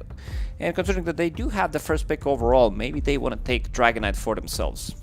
Yeah, definitely a possibility. We'll see how it goes. I mean, Falcons have had first pick in their last 3 games where they've grabbed the DK, right? So that's kind of been given to them. We'll see what the shift up is here. Yeah, I don't know, maybe a little pattern emerging for Na'Vi. Win 2, lose 2, win 1, lose 1. Maybe this is now a win as they go back and forth between the victories and losses. We would expect Falcons to continue cruising as we get through this first round of bans with Marcy, TA, Timber, Queen of Pain, Gyro, Jakiro, and one more from Na'Vi. So we're left with Centaur, DK. Queen of Pain is the one that I still don't have the good read on, why they decided to ban it out. Because they even got Queen of Pain on 17 when they were playing against Tundra, and then Malrine banged out his Sniper as a response. So they are banning out Dragonite, which I really like, and this leaves Naga Siren in the pool. It's a Slaughter, right? No, it's not. Okay, immediately into Huskar. This is something that Mouse will also do, but they also have the flex between their mid laner and the off laner to play Huskar. You only have 1 ban, so you will probably remove... I don't even know if you need to remove Ancient Apparition. This is probably the hero to remove. But then again, you have Naga Siren plus AA. Not like the strongest combo by any means. 2 very weak support duo. If they go for it, maybe they can get baited into it. Let's see how Falcons approach it. Yeah, I thought for sure this was like a Queen of Pain ban into your trading DK Centaur Naga, one of these, for the Slardar first pick, which we've seen quite a lot through the tournament, right? We did. You pick Slardar, you kind of cover it with the Queen of Pain ban after, but a Huskar, yeah. Flexible for them, like you said. We'll see where it goes as we get the Chen Centaur removed, along with the Ancient Apparition. He does get banned out in the end. It's a safe one, only having 1 ban. Kind of fitting in. I mean, in terms of setup, you do have Naga Siren with the Song, with the Net, of course, to set things up. I also want to see if maybe Falcons started to flex this Huskar. There's been a good amount of position 5 Huskars /4 in some pubs, in some high-level pubs, that I think you kind of want to have that flex. It's not like the strongest, but it is good in the lane. Like if you can get the ball rolling, if you can get the trades, maybe you get a kill, then you die, you come back to a lane. And it's very difficult hero to kill, but for Falcons, I would say it is a core hero. Yeah. One of those turbo classics that comes into the pro games. A support Huskar. I think they did this on purpose. Like this spike that is trying to get into his nose, and it just did. Like it gets bigger whenever Crit is on camera, because Crit's camera is like very centered in the middle. And if it touches, if it goes in, he loses. He loses 5 GPM. Right now it's in the middle. Let's see what the meta is. Trying to dodge. Oh, it's in the left one. Nice dodge.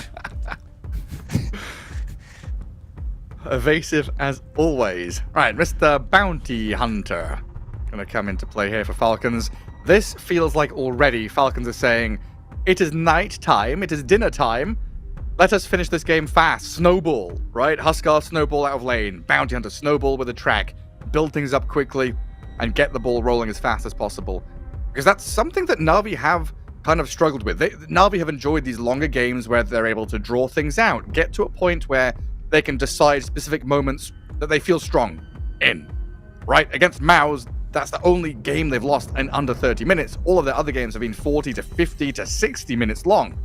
So if Falcons are able to turn the screw and turn up the tempo, they could just undo Na'Vi's playstyle. Yeah. I want to see maybe some Spirit Breaker that could come out, like, because they can flex this Viper to the off lane potentially. It is good hero against Bounty Hunter, something that XYZ does play. Maybe some Bane that could also set it up, but then again, not the biggest fan of Nagasarin plus Bane. Well, Yeah, it's gonna be Bane, just because of the heroes that he does play. It is pure damage, it is grip against Huskar. This is why I mentioned it.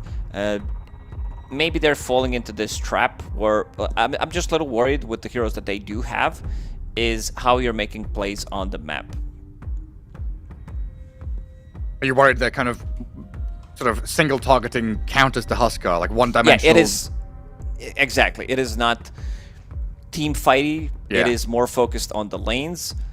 It is more focused to counter this Huskar in the first pick, but something that we did see is that heroic, if one core is not doing well, other cores will step it up. I mean, now Falcons can start looking for these big AoE teamfight spells themselves to like cancel grip, save people with this Abaddon. So they're gonna, I mean, it's classic Falcons, right? Having 3 tanky, hard to kill cores that all protect each other with some of these supports. So Huskar protected by Abaddon and vice versa. And this should be their carry for Skitter, I would imagine. And that leaves the flexibility of the Huskar open. Crit on the Bounty Hunter. So Snaking's hero potentially going to get grabbed here. Who will win? Fiend's God. Grip on 120-second cooldown, or Abaddon with 6-second cooldown ability. Could be also lower when you get a kill or when you're fighting inside of the creep wave, so it even lowers it more. Yes, I think it's the aphotic shield that comes out on top. A lot of spells that you can dispel in this one. Viper Strike is not dispellable, unfortunately, for quite some time, but everything else looks pretty good. I also want to see if this is going to be mid Viper, something that Niku did play with a bit of a newer build, going for like the bongo boots as his first item, because the hero is slow. Or if this Viper is going to be following Huskar. He can't really follow him if it's going to be ATF playing it from the offlane. Well, Disruptor into Naga always makes sense to try and stop these Song into TP reset plays. Another way to cancel grip. Another way to keep the chasers going. With Bounty Hunter, Disruptor, you can keep following the Viper, who is quite slow. I do like the Disruptor here to add that little bit of team fight and chase potential. Na'Vi bring out the Terror Blade, though. A decent hero up against Abaddon and Huskar, right? Thinking about mid to late games, Skadi, Illusions, not really that much to contend with him, apart from the Radiance that Abaddon buys. Yeah, if they can get the ball rolling. Problem is, how are you starting a fight? Like, you can punish the side lanes maybe with some Nightmare into Fiend's Grip. Viper is not the one who's moving across the map quickly. So I want to see how they're also going to be reading this. I assume this is going to be mid Viper for Na'Vi, and something for the offlane that can actually make plays. Pango always comes to mind, right, for PMA? Does that get a bit too greedy if he goes for, like, Diffusal Blade build? Falcons say no, which is respect to his signature hero, I think. Still makes sense. And then what? Tide? Like, we want some big blob that starts the fight, that can lane into Disruptor Abaddon. Yeah. I mean, if you need Blink Initiator, Mars is okay for the game. It's really bad in the lane against Abaddon and Disruptor. Tidehunter can also be bullied by Abaddon and Disruptor as well. Don't see a ban. And the final ban from Na'Vi. You've still got to cover bases here, looking at this flexibility of Huskar. And Falcons, they have the last pick, overall, so they get to choose what happens at the end. You can see hand in heads here. There's a lot of thinking to do over this last ban and pick for Na'Vi. It's a difficult spot to be in. I wouldn't be surprised to see them use all of their reserve time.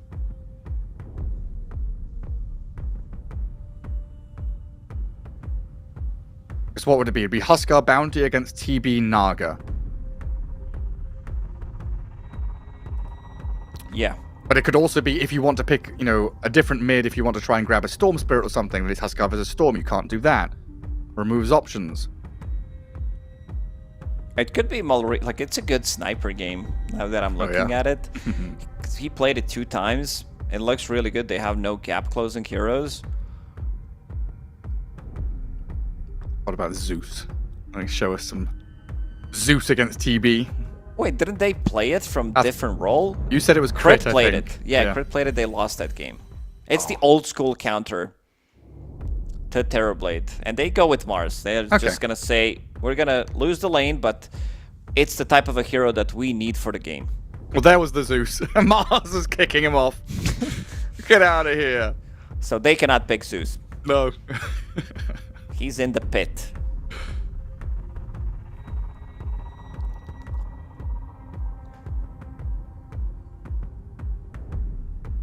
Oh. Is it going to poke him? It's so close. Oh! Dodged. Oh, almost. It could also be something like Nature's Prophet. It's good in the lane against Viper, because you can always TP out. You have extra, like you're building into Spirit Vessel. Can break the lanes easily. I'm looking for Sniper, or I'm looking for Nature's Prophet on this pick. What about Slardar? Against TB, not the most valuable pick. No. Against Viper as well. I guess in my mind, I'm looking for this hero that joins the Bounty Disruptor together and gives you this, let's go, jump stun. As an Underlord offlane, so Huskar heads mid, I assume. Yeah. I want to see what happens in this matchup, because I don't think I've seen it in the mid lane. Mostly Vipers have been playing it from the off lane. So I want to see if Malrein's going to be adjusting. I know that he does a lot of lane shenanigans with Boots of Speed, dragging the creep wave. I think he might do that in this one, where he opts to go for Boots of Speed instead and not just play the lane. ATF will be the damage soaker in this one. Good against TB, builds into Crimson. Good build into... Yeah, go ahead. We've seen Underlords run away with lanes as well. If they get a good start, maxing out that Atrophy Aura, you can actually turn and fight back pretty well. But I guess early on with Crit Bounty Hunter, it's going to be a lot of lane dragging for the first, 2 or 3 levels, right? Yeah. But yeah, like you're saying, a lot of utility items, auras, Lotus Orb, and all that good stuff for ATF. I do like Na'Vi's draft, though. They've got ways to get in there. They've got some decent damage. Lanes look solid. Just a question mark around the build for Viper. What does he do? How does Niku get going in that mid lane against the Huskar? And do we see this Boots of Travel pay off to allow him to pivot into these side lanes to play with the Mars and the Bane? Yeah, I want to see what the build is going to be. There was one game during Wallachia where he actually rushed Boots of Bearing. He got it 11 minutes in. Then got Aghanim Scepter Bloodstone. And there was the second game where he was playing it Saint from the mid lane. Not sure what the first item was. Let me just double check that, because it was a bit of a longer game. Yeah, it was still the same build. It's just that he sold the item afterwards. So probably something that he's going to be looking to buy in as well in this one. In terms of slows, they don't have as many slows, but it's a good way to reset the fight. We saw other Vipers going for Boots of Travel, which does allow you to play the side lanes, maybe match the global presence of the Underlord. So we'll see what Niku decides to go for. Level 30 Huskar on Malrein.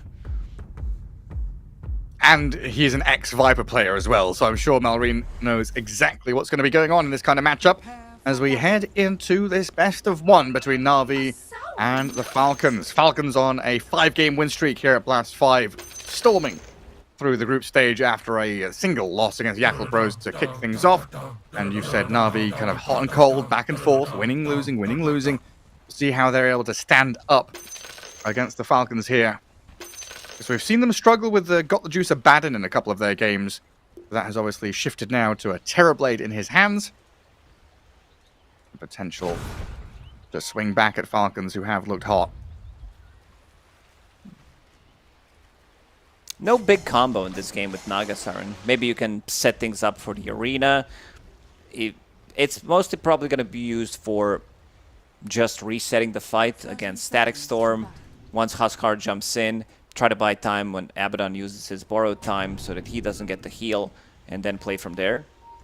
Limited amount of stuns. I want to see how much PMA is going to be able to get out of his lane, playing into a very strong lane. Of course, Abaddon is a lane bully. And with the Naga, even just like you see the Fiend's Gate and you're able to song to try and stop things from happening. There's some things that Riddies can do there to even the playing field. Crit, gonna go and steal the Bounty Rune. Another game where we get a 3-for-1 exchange. Advantage Get him. Falcons. Money. A little back and forth between Naga and the Bounty. 49 Very difficult damage. to trade against Bounty. Yeah. 9 armor, and then he's got 61 base, plus the 72 out of Janata. 9 armor on him, that's the big one. Yeah, the same amount of armor as Terrorblade. More than the Naga, even when she's under tower. The mid lane, Malrine. Huskar against that Viper. And up at top, Xayat and PMA versus Skitter and Snaking. Disruptor, Abaddon against Bane and Mars. So potential here for like Nightmare into Spearbacks. Snaking has got to be wary of his positioning. And Xayat, of course, is going to go and block up that small camp. Oh, not sure if I like this too much. Niku, I checked his skill build in the last 2 games when he was playing this Viper mid. He's just going full Thompson build, not opting to go for points in poison attack, which I kind of think you need to have at least. Like in this matchup, 2 is fine. Sure, you like, because if you're just pushing the wave and Malrine is getting the farm, you don't care too much about him. And he's also sitting at only 1 CS and 4 denied, so maybe he should focus on the other thing. And Viper's 2 and 4 as well. They're both denying and not getting creeps themselves. Riddies in between the Underlord and Bounty Hunter. Gonna take a few swipes there from the heavy hitting ATF. Got the juice. And pops the meta to force them away. While Malrine continues to get harassed in that mid lane. Every time he gets touched though, he just steps back, heals up through that Berserker's blood, and returns to hitting creeps when he can.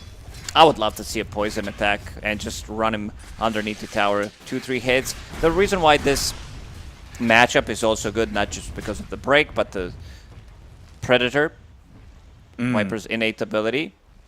You deal more damage. Yeah.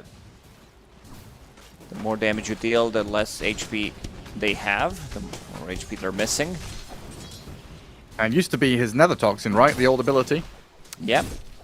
Before it became an AoE Malrine. spit. Oh, they're going He's committing. mano a mano in that mid lane, and Malrine wins. That didn't even look close. That didn't even look close. Viper steps up and just gets obliterated by this guy. Yeah, maybe also the reason why he isn't going for it's something that we talk about a lot is Cauterize Facet on Huskar. Allows you to dispel things so he can dispel himself against Viper, get extra burst of a heal as well. So you can dispel Corrosive Skin as well, get good amount of heal. And now Malrine is in a good spot. I would still love to have that 1 point in slow, and he does have it. If this is 2 points in slow, it should be enough to actually run him down. Next there, Malrine gets rid of it, pops a little heal. Gonna dodge away from the Nether Toxin here, though. He brought another Fairy Fire. He wants to... Oh, someone's steeping. Someone's TP got interrupted. And Nightmare up at top, stops Snaking from coming in. Well, not a great start for Niku, though, giving away that first blood solo kill to a Huskar in the mid lane. Yeah, look at that. Yeah, he wasn't close. No. I gotta respect that cauterize, you're right. Crit gonna step up, keep stealing the gold, stabbing daggers into the back of Got the Juice. And this Shuriken, the through and through facet, able to clear through some of these illusions a little bit. Naga and TB, both illusion creators. And Crit is just shurikening them down. Awkward against Firestorm as well. Yeah, we mainly focus on the mid lane for a good reason, but let's check what's happening at the top. Spear back. Snaking under tower. Nightmare transfer. That's kind of cool with a shield over the top. Skitter keeping Snaking alive to try and turn, but not quite enough to trade lives or anything like that. Might be able to... Zayat's too tanky and was holding a Fairy Fire as well, so wise of Skitter to give up on the chase. Nice play there from Skitter. Making sure that the focus isn't on Disruptor anymore. But the lane did push, which means that they have this type of a play. Potentially Nightmare. Mid again. Malrine squaring up against Niku. Pops the Fairy Fire. Stays alive as Snaking arrives and will get the kill. Shared between the two of them. Niku now 0-2. Still good last hits, but dying twice here definitely hurts. While up at top, PMA and Skitter are having a little head-to-head. Mars and the Abaddon gonna back away from each other, having spent everything already. You need to invest heavily as the Mars to be able to pressure Abaddon in lane. And let's see, Spear back. Stick is available. There it is. They do get him. Right under tower for a nice kill. Not respecting the fact that his position 5 is missing. Maybe he wants to go for the glimpse play. Seems like this is something that Snaking wanted to do, lurking around the mid lane. But Niku is like, you know what, guys? I'm just going to be jungling. Things are too difficult in this mid matchup. Level 6 on Huskar. Farming that armlet, playing with the catapult. Someone will need to defend this. And no one showed up. And all of a sudden, there's going to be a ton of heroes mid. Minute 6, Rune spawning soon. Bane and Viper heading up towards top after a little stacky stack in the large camp. And top Rune guarded. Snaking takes the shield. And then they move straight towards the tier 1. Viper not even getting close there to try and drag the wave away.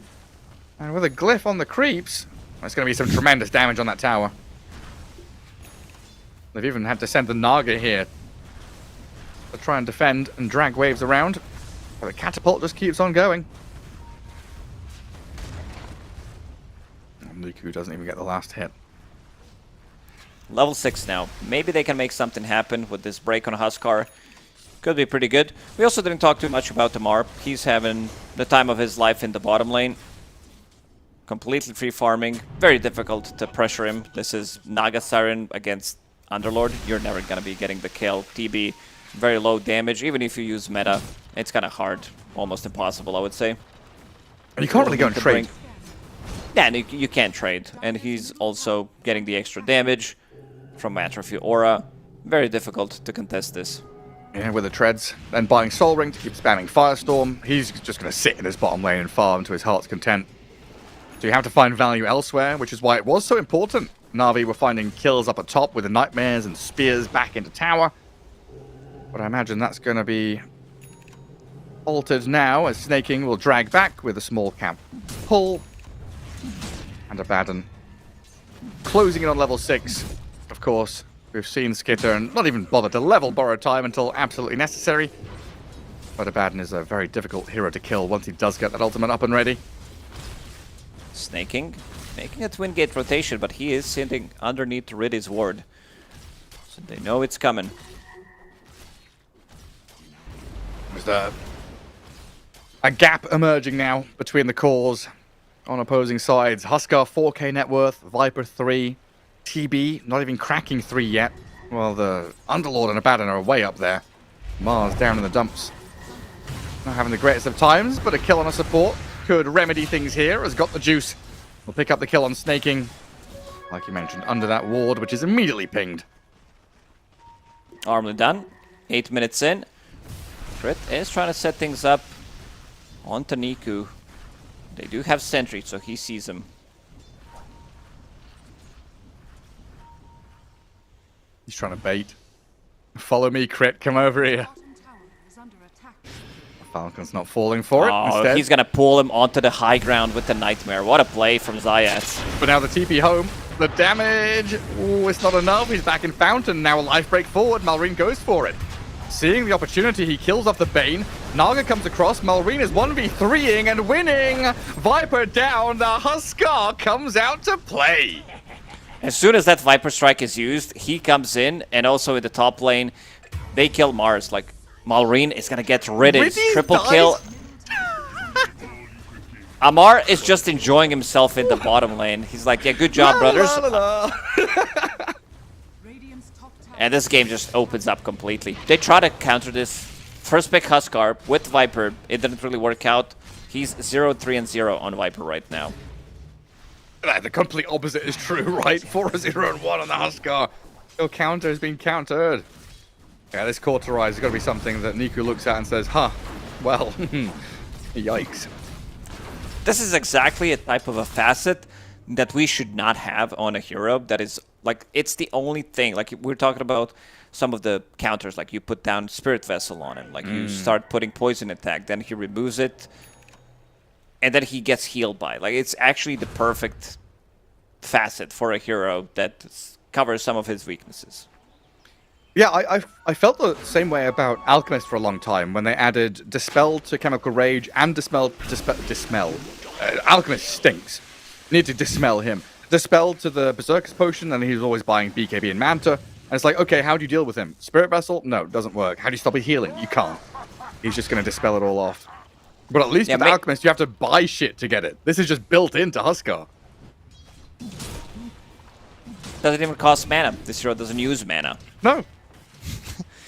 Oh my god, he has 10 minutes. Armlet Sanj.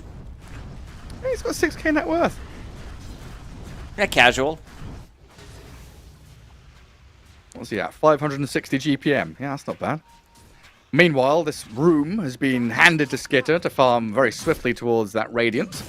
Yeah, the Abaddon being third in the net worth is usually not a good sign, but when it's his two teammates ahead of him, you're like, oh, nice. They're too farmed, that's the problem.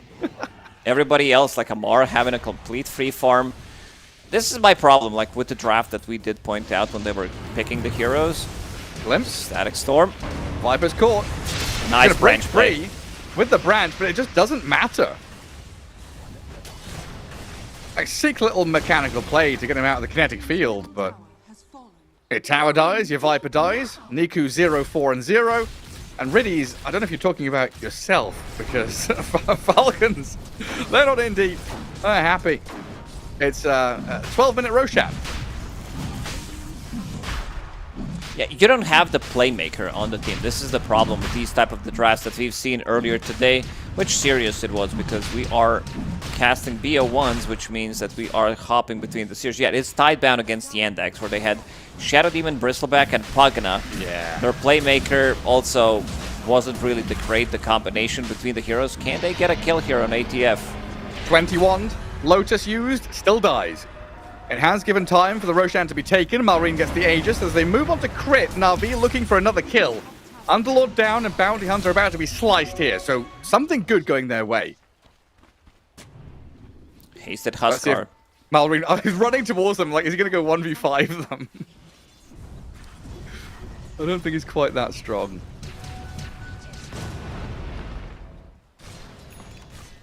But a good chunk of money going to Na'Vi. It's close to a 2k net worth swing. 1,600 for Na'Vi, 500 for the Viper. There's a nice little top up there for Niku. But the Huskar is ready to take over the map now. Malrine will move into Skitter's lane, kill off the tier 1 there. Bottom tower, probably not long for this world either, as they can just twin gate it up and rejoin with Amar and crit down bottom. And this is an over-farmed tri-core on Falcons with a Bounty Hunter, right? The snowball hasn't technically begun yet. No, they haven't gotten the kills with Track. Underlord going for Pipe, going for Crimson Guard, so he's going to remove pretty much all the damage. Pipe immediately, knowing that if he counters the arena, if he counters spells from Viper, they're going to be fine. And Niku, again, going for this item build that he thinks it works. He did work in one of the games during Wallachia, where he did buy Boots of Bearing. Riddy's dead. Got the juice, dead. And there's nothing you can do there. You just like hit creeps and try and get a last hit before you die. When you're stuck in that position, you know Pants down, dead to rights. Radiant's bottom tower has fallen. Caught, I think, as the young kids say nowadays in Twitch chat.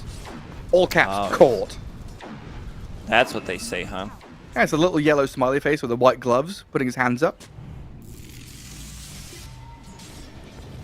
Another 3 minutes on Aegis gives complete freedom for Malrine I to do thought they whatever were the heck saying he wants. skibbity risen, shit like that. Oh my god. Oh, hi-oh. Anyways, back to the game. Malrine, SNY completed. Aegis still up and running for 2.5 minutes. Yeah, Mars doesn't have a Blink Dagger. Needs another 400 gold to finish it off. There's going to be one fight once he picks up that Blink Dagger, and if they fail to fight, the game just kind of falls apart because there's going to be Radiance at the time on Skeeter, who is very close to it. You have Pipe on Underlord, 2000 HP on him. Huskar is nearly 10k net worth, 15 minutes in, as a mid-lane non-farming hero. That is insane. Yeah, nothing Na'Vi can do but group up as 5, try and stick together, play to fight back. Don't let this swarming horde of Falcons heroes overrun you. Give a little bit of space to the Terrorblade, try and buy some time, but it is a long, arduous path for Got the Juice. You know, it's Manta style. And then, you know, think about Skadi, think about Daedalus. Needs all of these big items. But they are 15, 20 plus minutes down the road. You're a very positive guy, Gary. I'm not sure what has changed over the years, but seems like you are feeling that this game could go late. You know what I do in these situations like these? I put a lot of items in my quick buy. This is what gets me through in these type of games where I feel like, okay, if I get to these items, maybe I can do something. Malrine, he's in. Onto the Viper. They have launched the Static Storm and the Kinetic Field to hold him in place. The Mars Arena with a blink forward from PMA does get them a kill on Amar. A trade is good when you're this far behind, as long as you don't bleed out and lose anything more. We do have to factor in the track as well, but it looks good for Na'Vi in that fight recap. Dire's middle tower is under attack. Not too bad. 1-for-1 trade. Got the Juice is farming on the other side of the map, but so is Skeeter, who just finished off his Radiance. You've got a really good point, though. I mean, that is the exact tactic I've been using recently to try and do adult stuff. I can't do chores or tasks unless I write them down and put post-it notes and make a list. You know, you make a list and you tick them off. I completed this. I feel good. Dopamine hit. Nice. What's next on the list? Oh, it's Ironwood Branch? Sure, let's buy another Ironwood Branch. He's ready for the next Static Storm. It's definitely worth it. If you can get out, if this is gonna save you 50 gold, Radiant's bottom tower has fallen. another tower down. Yeah, we're not kidding. Like, Viper has a branch. TB has two branches. Mars has one. It's only cores. Supports, if they tank the Static Storm, they're fine with it.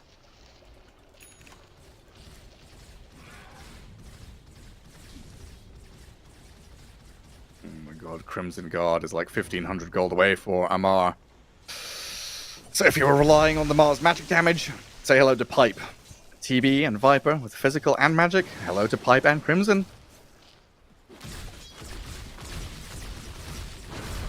What is it on track? Track is 8% damage amplification. All sources, so. Not sure why that is, but looks amazing in most of the situations, like especially if you can get the higher levels of it. Then you have damage, you're basically, like with Shard and level 15 talent, becoming damage amplification and also damage reduction for the team. Just make everybody do pure damage, basically, right? Yeah. Forget about resistances. Na'Vi gonna try and utilize this Mars a little bit more with a blink. Smoke up with Zayat and PMA, playing in behind the Terrorblade. And Got the Juice, of course, will just continue farming his way towards that Manta style. While the rest of the team, they'll see Malrine. Ooh, close. And just like that, Falcons are out. Very slippery team. They're gonna let this one go. And They PMA can finish off the BKB on Huskar, finish off that Crimson Guard you were talking about on Underlord. PMA wishing he was in the Harry Potter world. Bellatrix Lestrange throwing that dagger through the portal into Dobby. Malrine isn't Dobby, though. Nah, Spears. Malrine is not free like Dobby. Malrine's locked in. The Falcons probably has contract until 2035. Owie, please can I have a sock, master? Yeah, I would not let him go either. Owie gave Master Dobby a sock.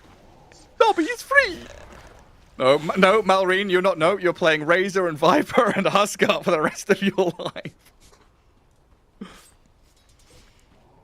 BKB now being delivered to Malrine, level 15 as well. Extra bit of lifesteal coming out from him. Plus the BKB, next Roshan. This is also going to be second Roshan, potentially Nice. 20 minutes in. Oh, Snaking's too quick for you. PMA tries with Arena, now gets the spear onto a couple with his shard, but Amar's here with the Fiend's Gate. Turning the tide of battle with a nice trap to root them up. Riddies and Niku looking to return fire. Skidder going to pop his ultimate there against Zayat and run away while Niku seems stuck Nice song between... to reset. Where's the damage? They come in to blow up Skitter. Well done by PMA. Huskar is trying to fight back with his BKB going. Riddy's dropping low, but Niku and Zayat from his high ground just keep raining down the damage alongside his Terror Blade.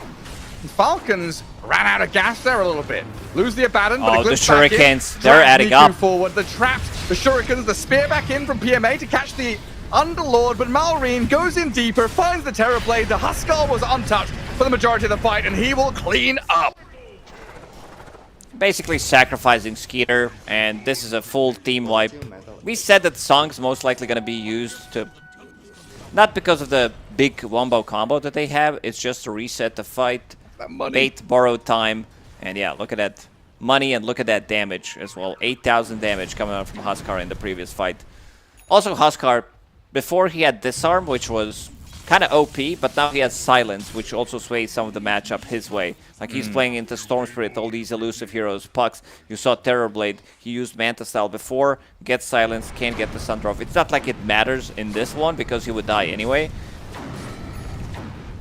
It was good focus by Na'Vi to pop the Abaddon ulti, then pin him down, get the kill. We saw the damage there coming out of the PMA Mars. But that is one of three major problems. Skitter falls there pretty quickly, but Malrine is allowed to BKB and just choose his targets.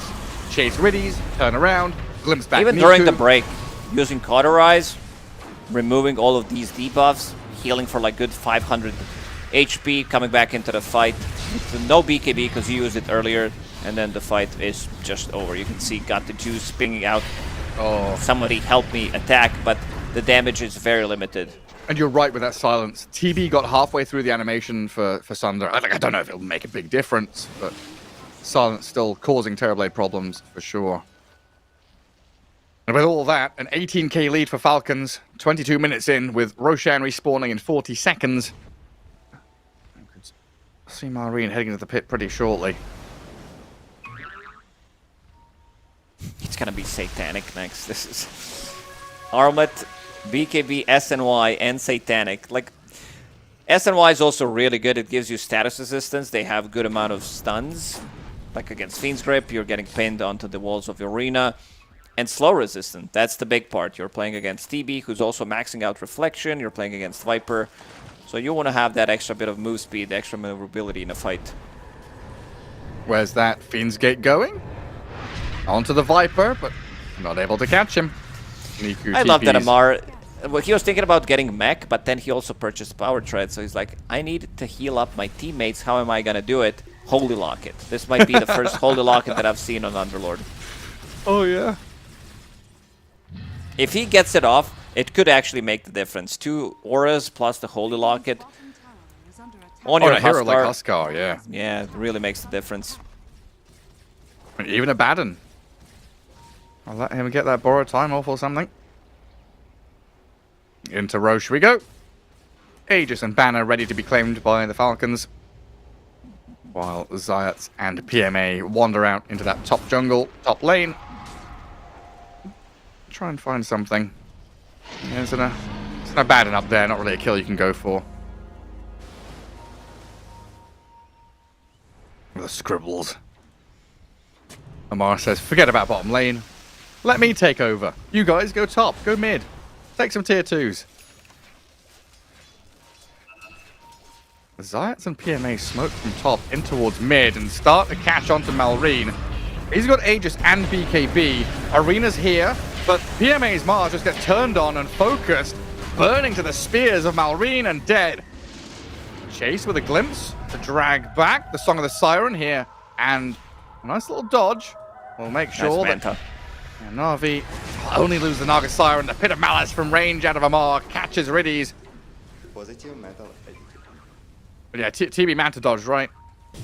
Yeah, he did. Oh, snaking with the blink. You're Where's he not found? dodging this one. Branch, let's see. Oh, he's He got did Niku. use it.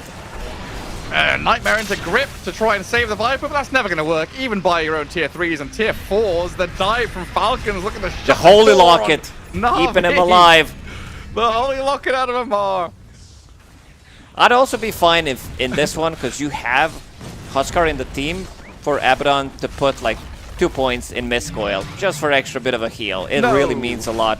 Because if you, like, look at his HP regen. This is like 80 per second. If you keep him alive for another 3 seconds, he's up. Maybe there's another Holy Locket. Maybe he gets cauterized. Maybe he gets Satanic. But No. these are carry players we're talking about. They like the stats. It's also Amar, right? He's found his niche, he's found his job. It's Amar the field medic. You can't take that job away from him now. No, it's actually a good amount of heal. This is Holy Locket, 20 charges, 17 HP, improved by 15%. So that's 390 heal. It was Amar the pharmacist with an F. Yeah, yeah. Malrine. Well, Niku's fake pumping the Viper strike. Malrine doesn't really care. Has Aegis for 3 minutes. And another lane of barracks being eyed up by Falcons.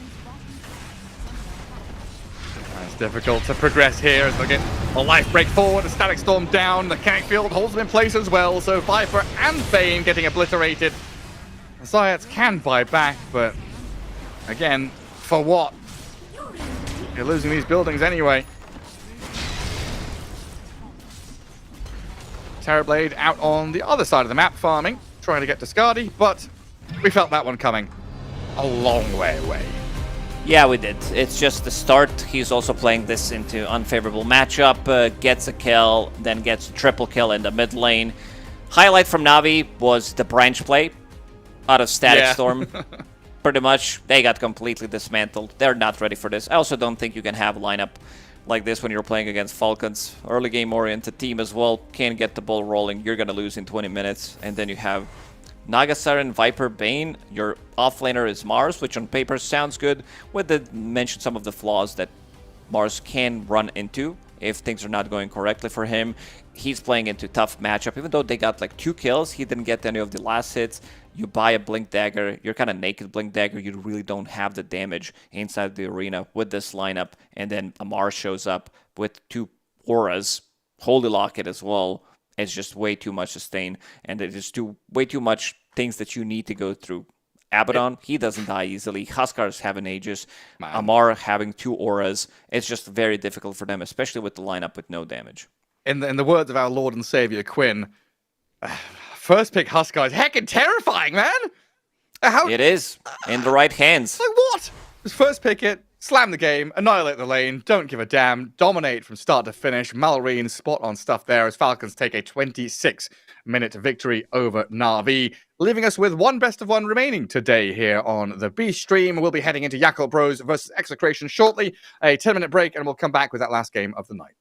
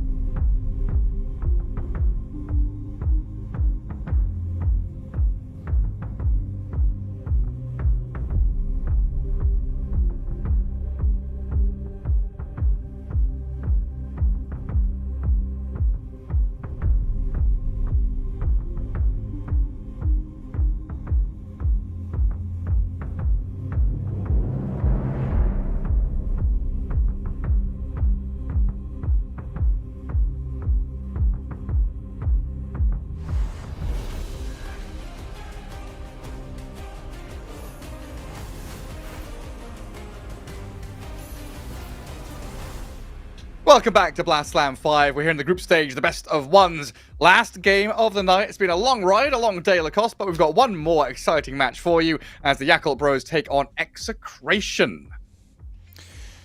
Not sure what to expect from this one. Execration, they are playing better. Again, some wins, some losses as well. They did manage to beat Xtreme Gaming. They did beat Tearlaments.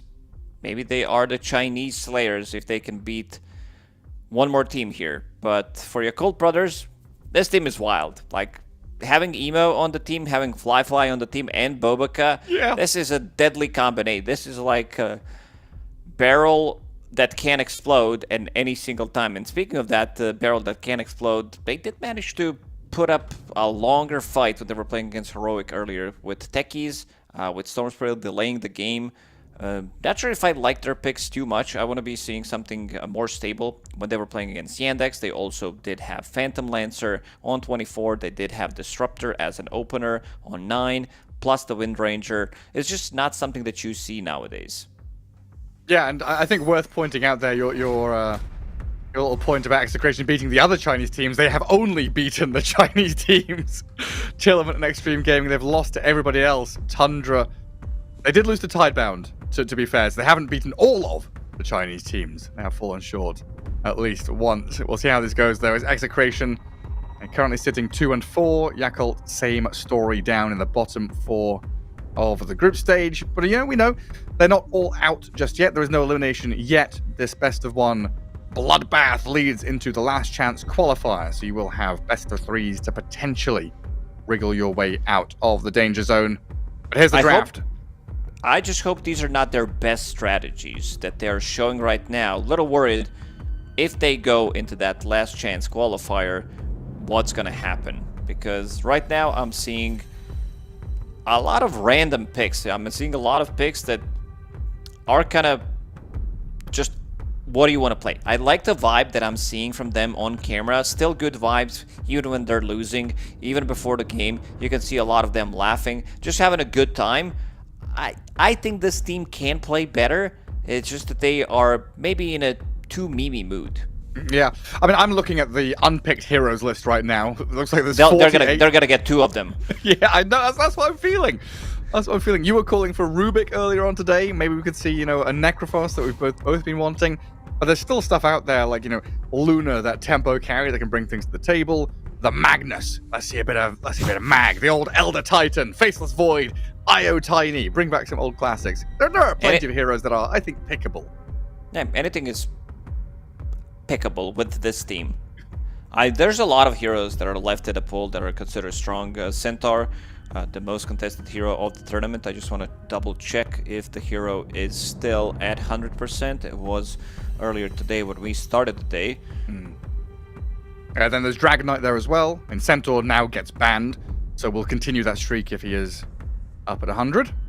Yeah, he is. 2 heroes are contested 100%, Timbersaw and Centaur. They will take Jakiro for themselves. There's Abaddon available for Yakult Bros if they want to pick it up. Usually they are opening up with position 5, Jakiro's, Chen, Disruptor as well. This time, it's going to be Slardar. I'd like to see Emo playing this. Zeal from the offlane doesn't strike me as like Slardar player. I also think Slardar from the offlane has a lot of bad matchups. We'll see if Yakult Brothers bans Queen of Pain. This will indicate that Slardar is going to be going to the mid lane. Yeah, I would imagine so. Execration ban time. Like, what do you want to remove here? Like, Ursa has been a kind of scary hero, depending on what you want to be picking. Yeah, Yakult Brothers, they have the pick out of the phase, so they could. It's 2 cores showing at the same time if they want to take Dragon Knight for themselves, but I also feel maybe position 5 should be better instead overall. You do give Execration 3 Dragon Heads.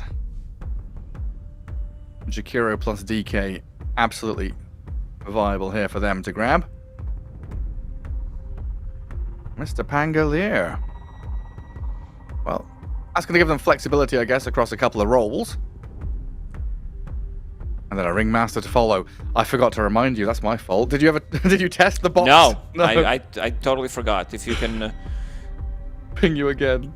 Yeah, ping me again on Discord. We're gonna test it out, or if chat's gonna know, because I am not aware of this interaction. Whether you can box Pangolier, who's getting ripped during Rolling Thunder. We might see it in this game. Yeah, that's a good one, Garrett. Thank you. Pango. Like, there's a way to play around Bane in general as Pango. If you have, like, long-range ways of disabling the Bane, this is a pretty good Weaver game. I like this a lot. A ton of no minus real armor. Stuns. Tons of minus armor, of course, but no real hero that Weaver is going to be afraid of. And now you add BKB piercing disables from both of your supports. Great against Pango again. And then, of course, against any of these other cores that will come out from Execration. This is already a way less memey, way more straightforward draft from Yakult Bros, right? This is meta pick. Weaver, you'd argue, maybe a little bit out there, but I think a lot of the Chinese carry players have been loving this Weaver. Yep, Skeeter as well. He's Yeah, the one who's been playing it in the last couple of tournaments as well. It did look really good. Usually they do pick it on 18, sometimes on 24 as well, when it's a good game for it, where you have no real ways of stopping this Weaver from doing what the hero wants to do.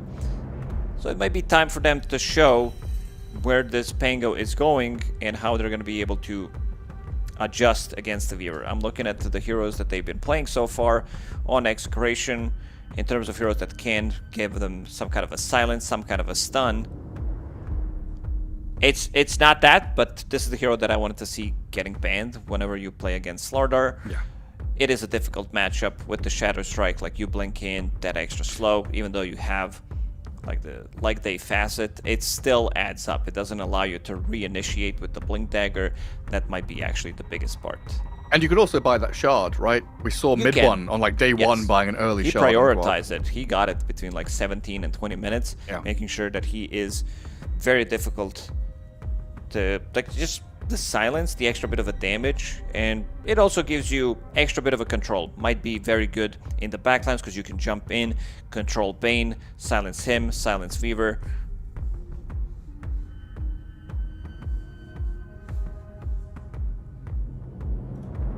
In the final round of bans, DK made his way all the way to the very end of the draft. Banned with the gyro, the puck, and what else is there? Emo's hero pool. Storm Spirit's always on the menu for him. The Ember is the ban for them, though. Even though this Slardar has kind of been shoved into the mid lane, then moved away because of the Queen of Pain. We'll end up with a Juggernaut for Execration. So now they've got to answer the question, do we tank the mid lane loss against Quop? Do we move it off lane with the Bat? What do we find mid? There are a lot of BKB piercing tools for Juggernaut in this game. Yeah. Bash, Fiend's Grip, Lasso. There is save behind him, so that's good. It's not an easy lane for Slardar in the mid lane, and it's not an easy lane for him in the off lane because you're playing into Jakiro, you're playing into Juggernaut. A lane where they might not kill you straight away, but in some of these like trades, you could potentially die. Level 3, Jakiro is just too strong of a hero, too strong of a laner.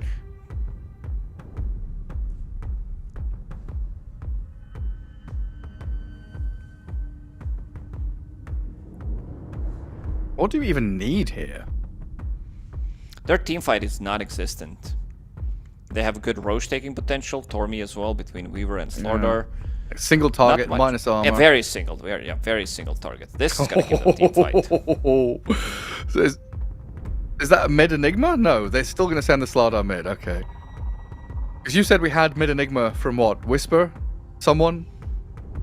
Yeah, he played it once or twice. Okay. It's gonna be hard then. Emo against Bob.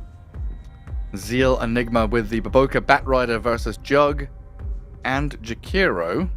Gotta keep those Eidolons safe and tidy. Yeah, this is what I was talking about. Look at the vibes on this team. Right now, they're not doing too hot. How many wins do they have?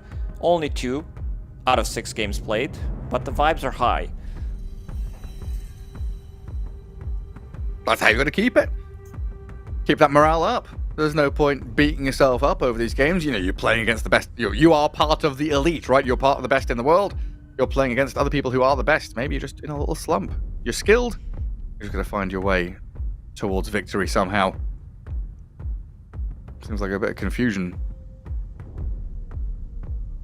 Who's picking what? What's happened? What lanes are we going to? Been a while since I've seen an Enigma. But you mentioned the lack of disables here from Execration early on when the Weaver was picked. And knowing that black holes are very likely just going to land if he's in the right place at the right time means it's a difficult game for heroes like Pango and Jug who rely on that debuff immunity to be playing against Bat, Bane, and Enigma. Triple piercing spells. Yeah, way too many for Juggernaut. I don't think he's going to feel too comfortable coming into the fights knowing that he can be killed. But at least Ringmaster, he can be the save. Want to see how much Emo is going to be able to get out of the lane in the mid lane against Quap. Don't eat cheese before bedtime, or you will end up looking like Bane. Nightmares in your sleep. What is the background of this? Like, what's I looked it up cheese? I looked it up a long And you time forgot. ago, and I think it's some old wives' tale where it's like it's one of those things where it's like back in the day before we had refrigeration, you know, moldy cheese and stuff could send you crazy. So like as an example, there was like a massive psychosis breakout in a bunch of countries because stockpiles of rye wheat had got infected by ergot, which is like an LSD kind of bacteria, and literally made people hallucinate. So I think it's a similar thing with cheese, where it's like back in the day before we had refrigeration, there's like bacteria that could be in the cheese that if you ate before you slept could send you crazy. Is I should put the cheese outside my freezer for a couple of days and then eat it. Got it. Yeah, sure thing. Let's put it in a cave. Leave it in a cave for 20 years and see how it ends up. Oh, here we are. Shanks, Fly, Tino fighting over top rune. Weaver very quick on his feet though. He's going to move forward. Emo, Tino, Palos, and Zeal grab the runes, and a Nightmare over on the Ringmaster's going to send him closer to this Fly Weaver, surrounded on all sides and body blocked by Tianming to get finished off by Fairy Fire, by Fly. Nicely done. A lot of mana commitment. Nightmare level 1 is 120 mana. Emo. In the mid lane, you have Leg Day. Never skip Leg Day facet on Slardar. It gives you 100% slow resistance for 2.5 seconds, which is really good. So you can't be slow, you can just speed away. Good. Tianming and Shanks continuing this battle. And Nightmare already expended though. Yeah, Shanks, yeah, we saw that one coming. Shanks just stood still, and we feel the disconnect. Oh, come on, Zeal, there's nothing they can do about it. Dot. Is he in trouble or anything? No, he's fine. Sponage. Palos did use spin. They have no blood grenade. CML 8 sticky napalm charges. Ooh. With a projectile flying. Yes, plus blood grenade already thrown. So I do believe he's dead. So CML dead. Palos going to lose a lot of HP. But Palos dead. Yeah, everybody's dead in the bottom lane. Palos is fine. I think CML is just gone. It takes them. It did take them like 45 seconds up to a minute to reconnect. Last couple of times when we were casting their games. I'll be back quickly. But Palos, even if he doesn't die here, doesn't have regen. He'll pop his wand, but he's got no tangos or I guess tangos are coming on Courier, but no salve. So it's still going to be a real disaster in his bottom lane for Execration to play through. A rough start for them. We'll see how they escape from that. You are in trouble. Juggernaut about to come back in. Bob is saying perfect last hits on Quap. He's lying. He has one, and there's 1, 2, 3, 4, 5 creeps. So he did miss 2 of them. Oh well. A bit of packet loss, but it looks like we're ready to get back underway. And watching that bottom lane where CML is about to die. Let's see if he can somehow get himself out of this one. The answer is, of course, no. Baboka will be able to pick up the first kill in this lane. Not first blood, that has already happened.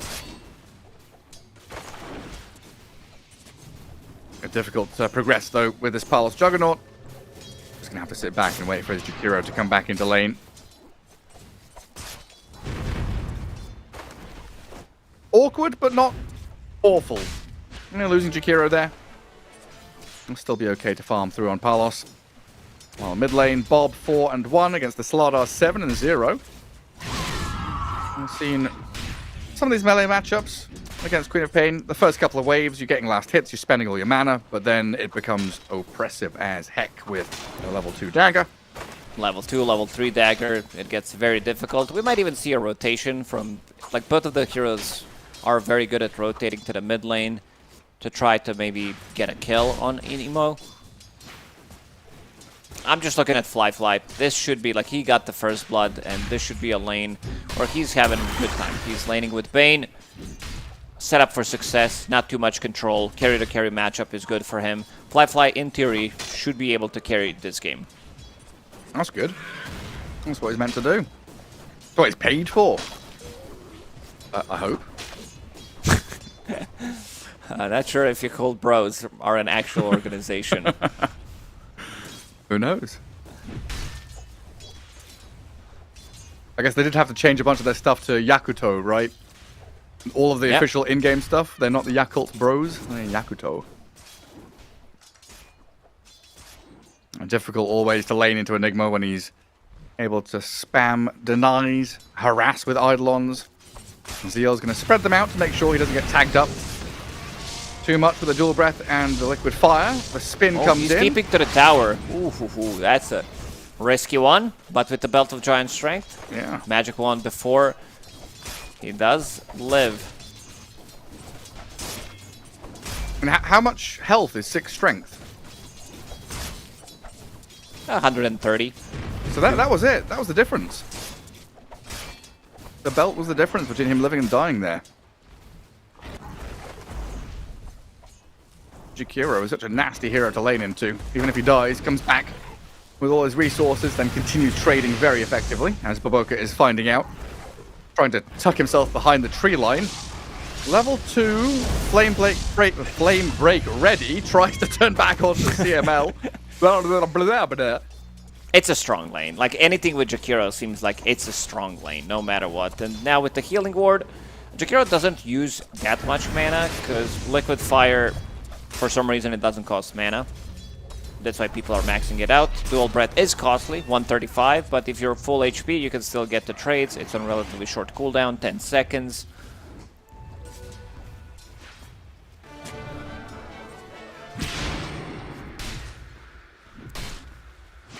Pango is the big winner in terms of CS. 26 on him, only 19 on Fly, even with the first blood.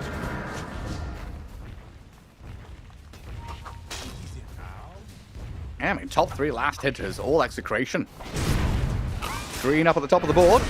CML getting surrounded by Eidolons, but they're able to clear through them eventually with all of their AoE damage.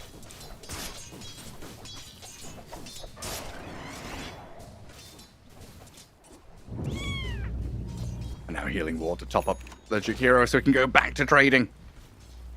Also has access to his small camp, so can keep on pulling.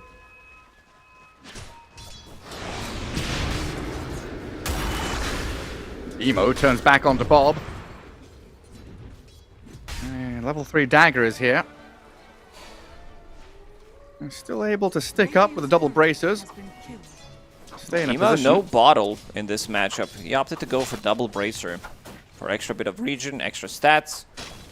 I was wondering, like, where's he going? So he just going to the other side of the map to pick up the Bounty Rune, nothing to refill.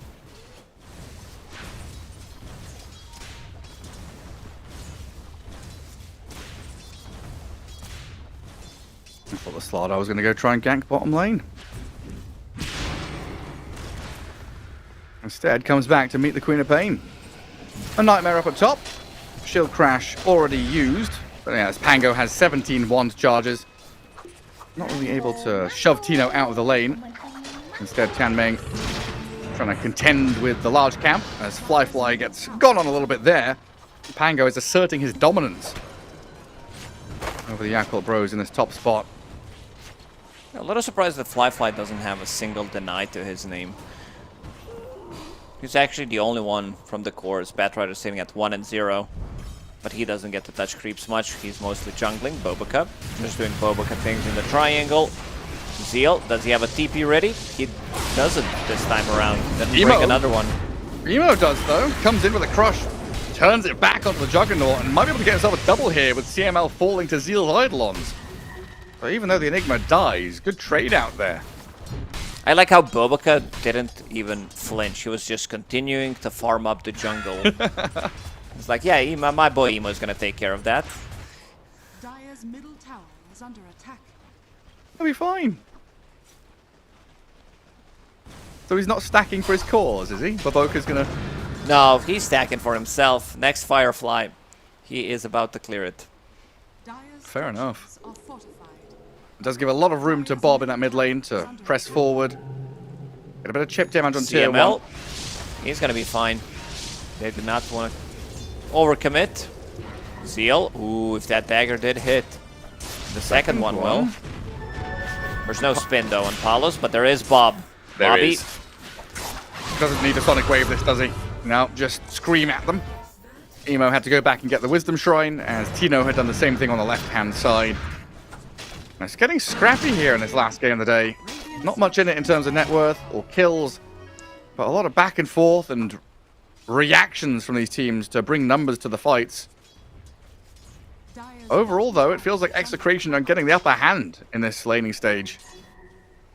They're getting away with a lot, with Juggernaut, Queen of Pain, and Pango all topping the net worth now as the top 3. And not by a tremendous amount, but a mild lead is emerging. 8-minute rune, Emo and Tianming find a shield. Oh, look at that Nightmare. flow. 100 move speed. Into the crush. Bob holding the blink. And we'll use it to get the distance. Now from the high ground, they launch some projectiles down into Emo. Tanky Slardar, the shield rune now expires, and the Pangolier has arrived. Rolling Thunder and a crash towards him. Slardar's about to be pummeled down. As Fly arrives, Tianming realizes he can't really do too much. And the Weaver, Oh, what's he gonna do? Fly, Time lapse okay, back to his top lane. If he was 1 second late, he would just be in the mid lane, and they might be able to get the kill on him. Tianming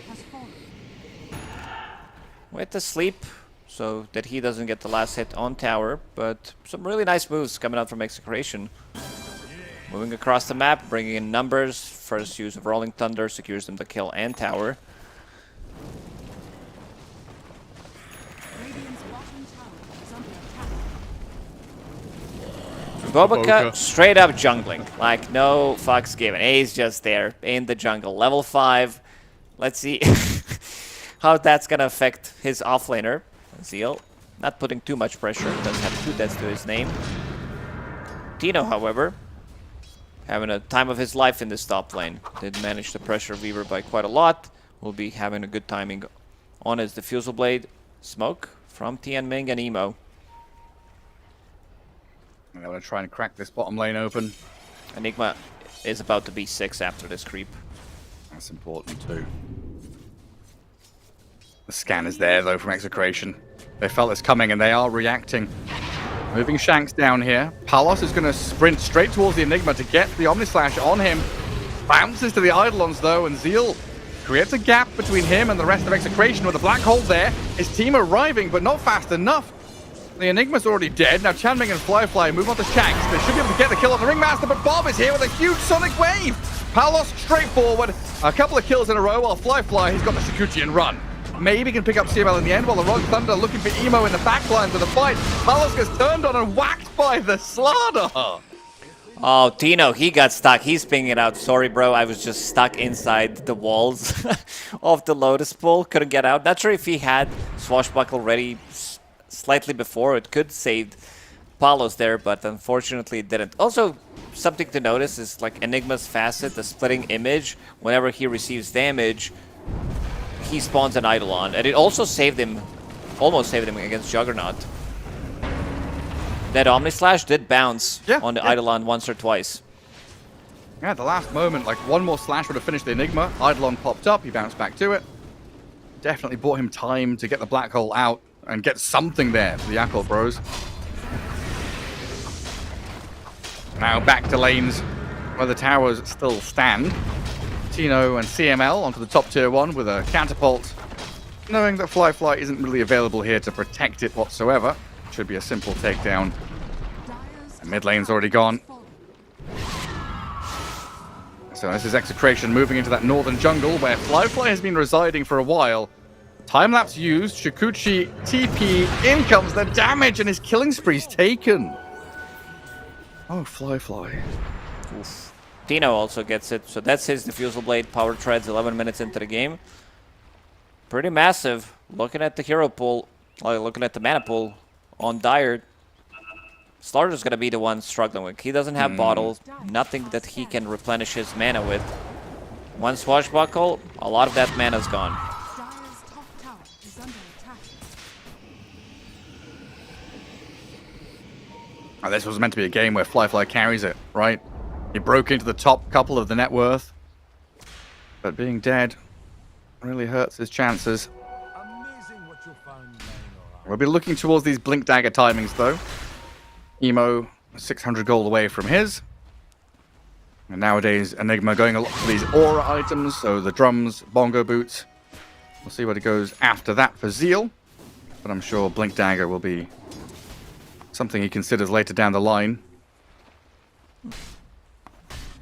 Yeah, I see hand, like just gloves, probably Hand of Midas that he is looking into. Oh, okay. To be able to scale, because he was left alone. He got killed 3 times already, 12 minutes in. Might be even 4th time. It's Hand of Midas. It's coming, Gary.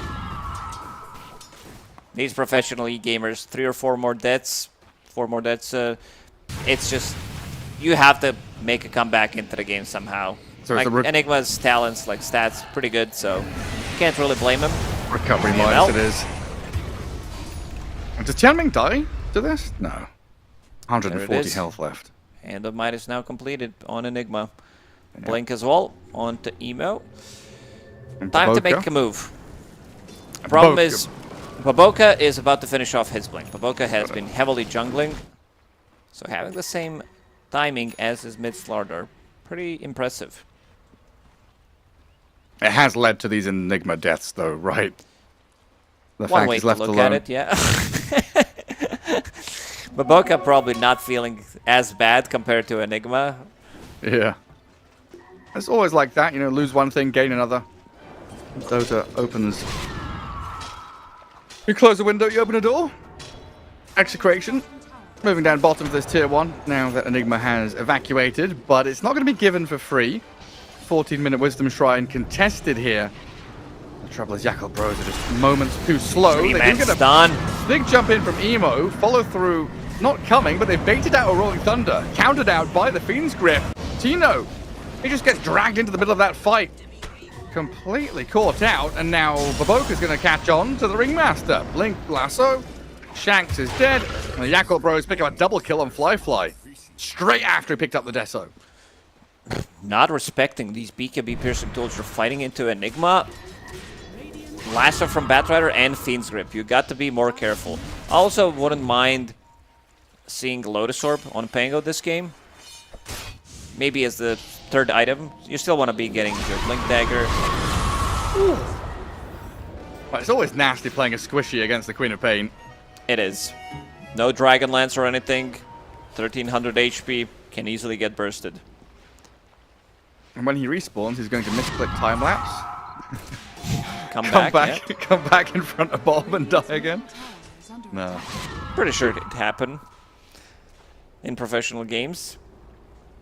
Where they're like, oh, I didn't know how low I was going to be. It's definitely happened. Like, I can't remember who it was, but I've cast a game where that's happened. The buy, it's always the buyback, right? You're like, oh, I can buy back and time lapse into the fight, and you buy back, time lapse, and you are 1 HP. It can be rough. Anyway, Fly respawns, goes back to farming. No misclick, no nothing. And Yakult bros starting to think about their secondary items. Interesting that Emo's thinking about the Echo Saber. Looking for these big hits off the minus armor due to him and the Weaver. Radiant's middle tower has fallen. Zeal gets the tower. Oh, mid lane. Nice box save, but the lasso still drags him. Bob can blink away. Oh, they just need a little bit more. One more stun. Fiend's Grip was on cooldown for 3 seconds, but apparently Fly can just launch the damage and kill off Bob regardless of control. Chasing Shanks deep in behind enemy lines. And Emo's there to catch out the Pango with the Fiend's Grip and the Crush. Wheel of Wonder out to try and delay the advance. Fly. Good, but Ooh, Fly he gets it off. Away from the damage while Tianming has Nightmare Jakiro. Maybe just to finish off CML here with some more minus armor, right-click punches. Weaver is scared of Palos arriving. With his Omni Slash, he'll slice down onto Tianming and get the kill. In the process, keeping CML alive. Yeah, they need Jug to join in some of these fights. They don't have enough damage, especially if Queen of Pain is dying first. Again, Pangolier getting ripped. This is even before Zeal joins. So he was not a part of this fight. He continues to farm up. Hand of Midas, you did mention the Blink Dagger, which is coming to him on Courier. Things are going to be much easier for them. Like, these BKB piercing tools is something that Pango, Juggernaut, like even Queen of Pain doesn't like to play into.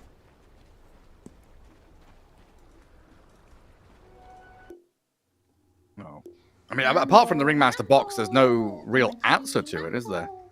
No, not really. You're gonna have to, yeah, you're buying Pavis, you're buying double Pavis on your Radiant supports, but we need some Glimmers and Force Staffs and Lotus Orbs and things like that. Pango with Diffusal Blink might have to consider going back into some of these safety items because you know for sure Quap and Jug are not buying them. Yeah, I wouldn't Pango, mind seeing Pango buy a Lotus in this game, honestly. Lotus, yeah, straight up. I think he also skips the Shard.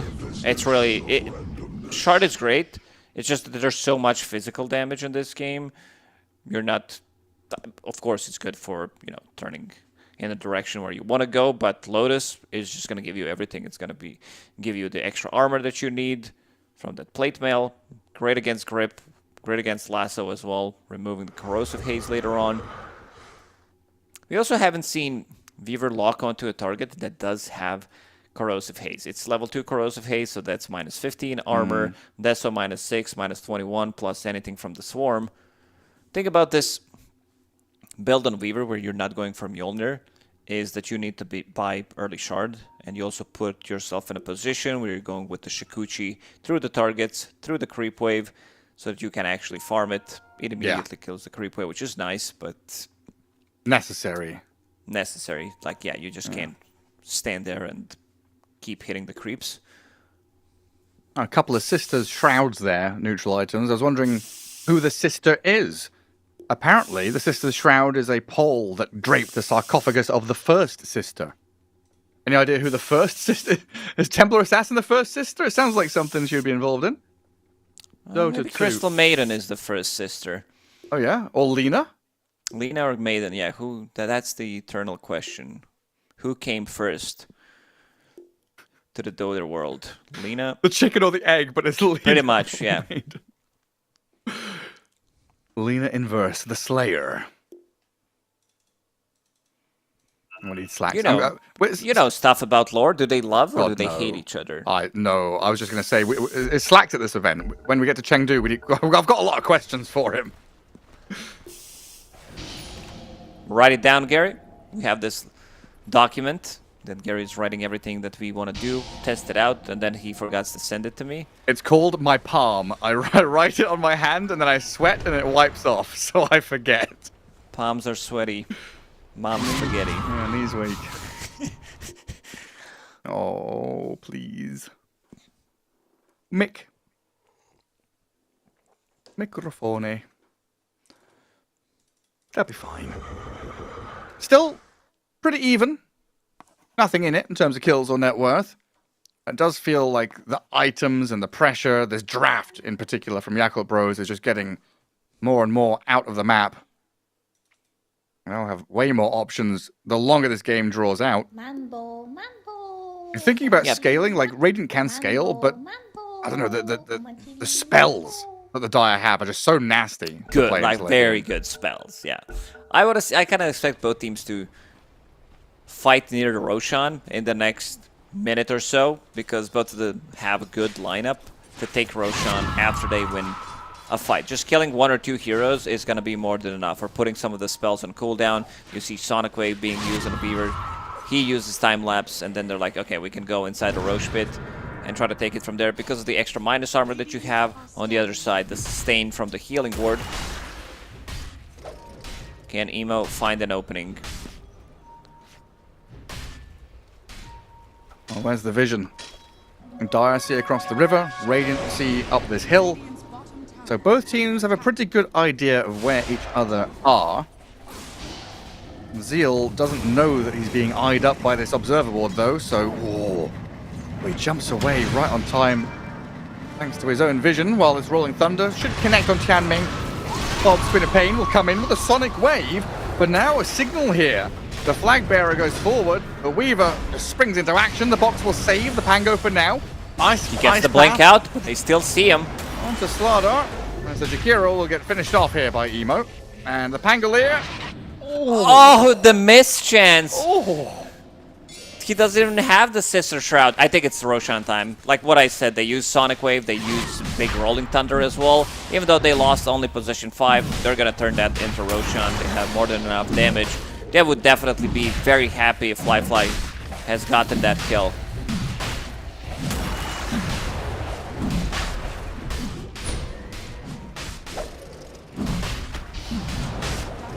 Execration is still coming across. Roshan's about to die. Tino nearly shield crashes into the pit, but it has Emo with the Aegis to grab it. Execration just a moment too late to contest that, but they're still trying, looking forward. Couldn't find a grab. This has to be the first starter from the mid lane, going Echo Saber. I guess he feels he needs a little bit of extra damage. Did skip the bottle, needs extra bit of mana regen. No soul ring, no bottle.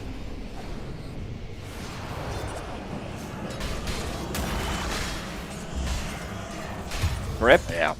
That's a big kill. 400 gold. Bob, his second death. You could tell that he's tanky, going for the right items. I would say. Blah, blah, blah. With the plate mail. Kaya Sanj, just extra bit of tankiness as much as he can so that he can blink in, blink out of the fight. Ooh, can they find more? Yeah. No. They've got Shanks. Tons of minus armor, bring him down quickly. CML looking to suffer the same fate as well. So a double kill into Tormentor while holding the Aegis. This 1k lead is only going to build further and further for the Yakult bros. They've used Black Hole once this game. And of course we know the threat of the Black Hole is always of course. very fearsome. I think this might be the most repeated thing in Dota. I agree. Well, probably some swear words, but for casters, I would say. We need one of those word maps. You know how Open Dota or whatever it was has the word map for your pub games? We need caster word maps. I'm sure one of the top words will be so. Well, these kind of words are just absolutely meaningless filler. Or the side of Yakult bros getting ready to to spring into action. Stun. I'm gonna get rid of all the like prepositions like on, at, it. Illegal words. Team. Team yeah, Tidebound, that's the Team one. Tinker, Team whatever. Radiant structures are fortified. Execration still out on the map, Radiant's bottom tower. looking to try and utilize the timings that they're hitting. Pango, Juggernaut, very strong damage output heroes that can snipe some of these kills if they're given the right opportunity. The Yakult bros are not giving it to them. Batrider's not even showing up at top. Baboka's hiding. Zeal will grab an invis and play back in towards his own triangle on the right-hand side. And the other three, Bane, Slardar, and the Weaver, pressing forward into a tier 2 bottom, which is not being contested. And they've got a deep observer ward watching for any rotations as well. You know who Zeal reminds me of? That one player who got ganked way too many times. He mutes everybody, plays on the other side of the map, gets Hand of Midas, doesn't say anything, threatens to report everybody before he goes for Hand of Midas, and then he comes back with some like nice plays, and then he's the MVP of the game. By that guy, you mean every Dota player ever. Yeah. BKB Blink is ready on Enigma. They have no BKB piercing tools, nothing at the moment. No Basher on Pango, on Juggernaut. It's got to come down to using terrain to your advantage as Execration. Play from high grounds, use the staircases. Try and keep tabs on your enemy, because they are starting to run towards you, and this spin into grip from the Juggernaut doesn't help Execration's chances. Lasso required just to make sure the box is here to buy some time. The black hole from Zeal catching Queen of Pain. He got Juggernaut didn't die. He ominous slashes. Palos, he gets a double kill. No way he's allowed to get away with this. Shags is getting right-clicked and shredded by the Fly Weaver. Emo, though, is turned on by Jordan. Palos is just opening up into 5th gear. Execration allowed. Oh, what did they just do? Handed on a silver platter. A 4-kill streak if Fly dies here. He's going to Shikuchi into the tree line, but Tino, he's on his tail. The Weaver hiding. Oh, they saw him. They can't catch him, though. Oh, How what a did we box not- from Ringmaster. Not sure how he's not dead there. Yeah, I want to see that fight again. Because the black hole didn't connect onto him. It was slightly short, and also Queen of Pain blinking in the like backlines to the stairs. So Crush Lasso, then Queen of Pain. So he got out of the black hole because he was still moving in the box, and that black hole didn't connect onto him. I'm really Bit curious what the unfortunate. call was there. Like, the grip into Lasso, it felt like it should have been the grip into the black hole or something. Or the lasso needed to be used because they didn't have vision. So maybe they didn't see the Ringmaster. It's easy for us because we see everything. A really tough spot for Yakult Bros now as their lead, their menacing position is all just chucked away. It's now Yeah, maybe there's- Execration. I was just thinking, Gary, maybe there is a reason why we don't see Echo Saber on Flardar. And also, this is no shard build, have in mind. Like, this is your farming item. This is your second item that you usually buy. Yeah, this has not been the regular Slaughter build we've seen at all. It used to be. It used to be good. Nowadays, though, not so sure about that. Yeah, definitely some misexecution from Yakult Bros, though, for sure. Yeah, they're definitely going to be looking into this fight and see what went wrong. Palos now onto the high ground with Jakiro, forcing them to use the glyph. What a turn! Like you're on to tier 3 after being pushed all the way back to your base. Palos is literally just killing your towers. And there's no black hole for 15 more seconds. They do have Now with grip. Butterfly, it's much more difficult. Flardar, he can't hit you. 35% evasion. Like, great against Weaver. Flyfly just had his TP cancelled by the freaking boys, bro. The Tormentor stopped his TP. They could have gone for more. And Palos is gonna go inside the triangle and kill the boys. I was like, where's the Weaver? Oh, he's TPing. His TP got cancelled by the freaking guy. When you said his TP got cancelled, I thought it was one of the ogres. Ogre No. smash. That would be even funnier. Oh, they lose to tier 3. Barracks, thankfully for the Yakult Bros, still alive. But now we're starting to think about next Roshan, next Tormentor. Execration are scaling on this Juggernaut. He's like 20k net worth, ahead of the Weaver by 3,000. And we've gone from a situation where the spells of the Dire aren't ahead of and aren't matching up to the scaling of the Radiant anymore. We've literally just turned this game on its head. Yeah, feels like they kind of stopped playing. They feel... Oh, look at that graph again. Monstrous. Solar Crest, Butterfly, Juggernaut. It just takes the tower in 10 seconds. Let's see. There's Smoke to Seal. He needs the big black hole. Emo needs to start a fight. He They're gonna sees move two in. of them. Two-man crush. Jakiro focused. Ethereal, though, through the Ghost Scepter. The Rolling Thunder does get off. Ice Path into the back, and a Sonic Wave to kill out the Bane. Moving on to the Bat Rider now. Slice He's down, still and jumping. He jumps on the Enigma. Zeal is dead. Zeal, what have you done? GG called. I don't even know what to say anymore. It's 11 p.m. I think everyone's tired, but that was not good. Yeah, they kind of had this one in the bag, but this one big team fight where they get a nice save on Juggernaut, he gets the Omni, and suddenly the game completely flips.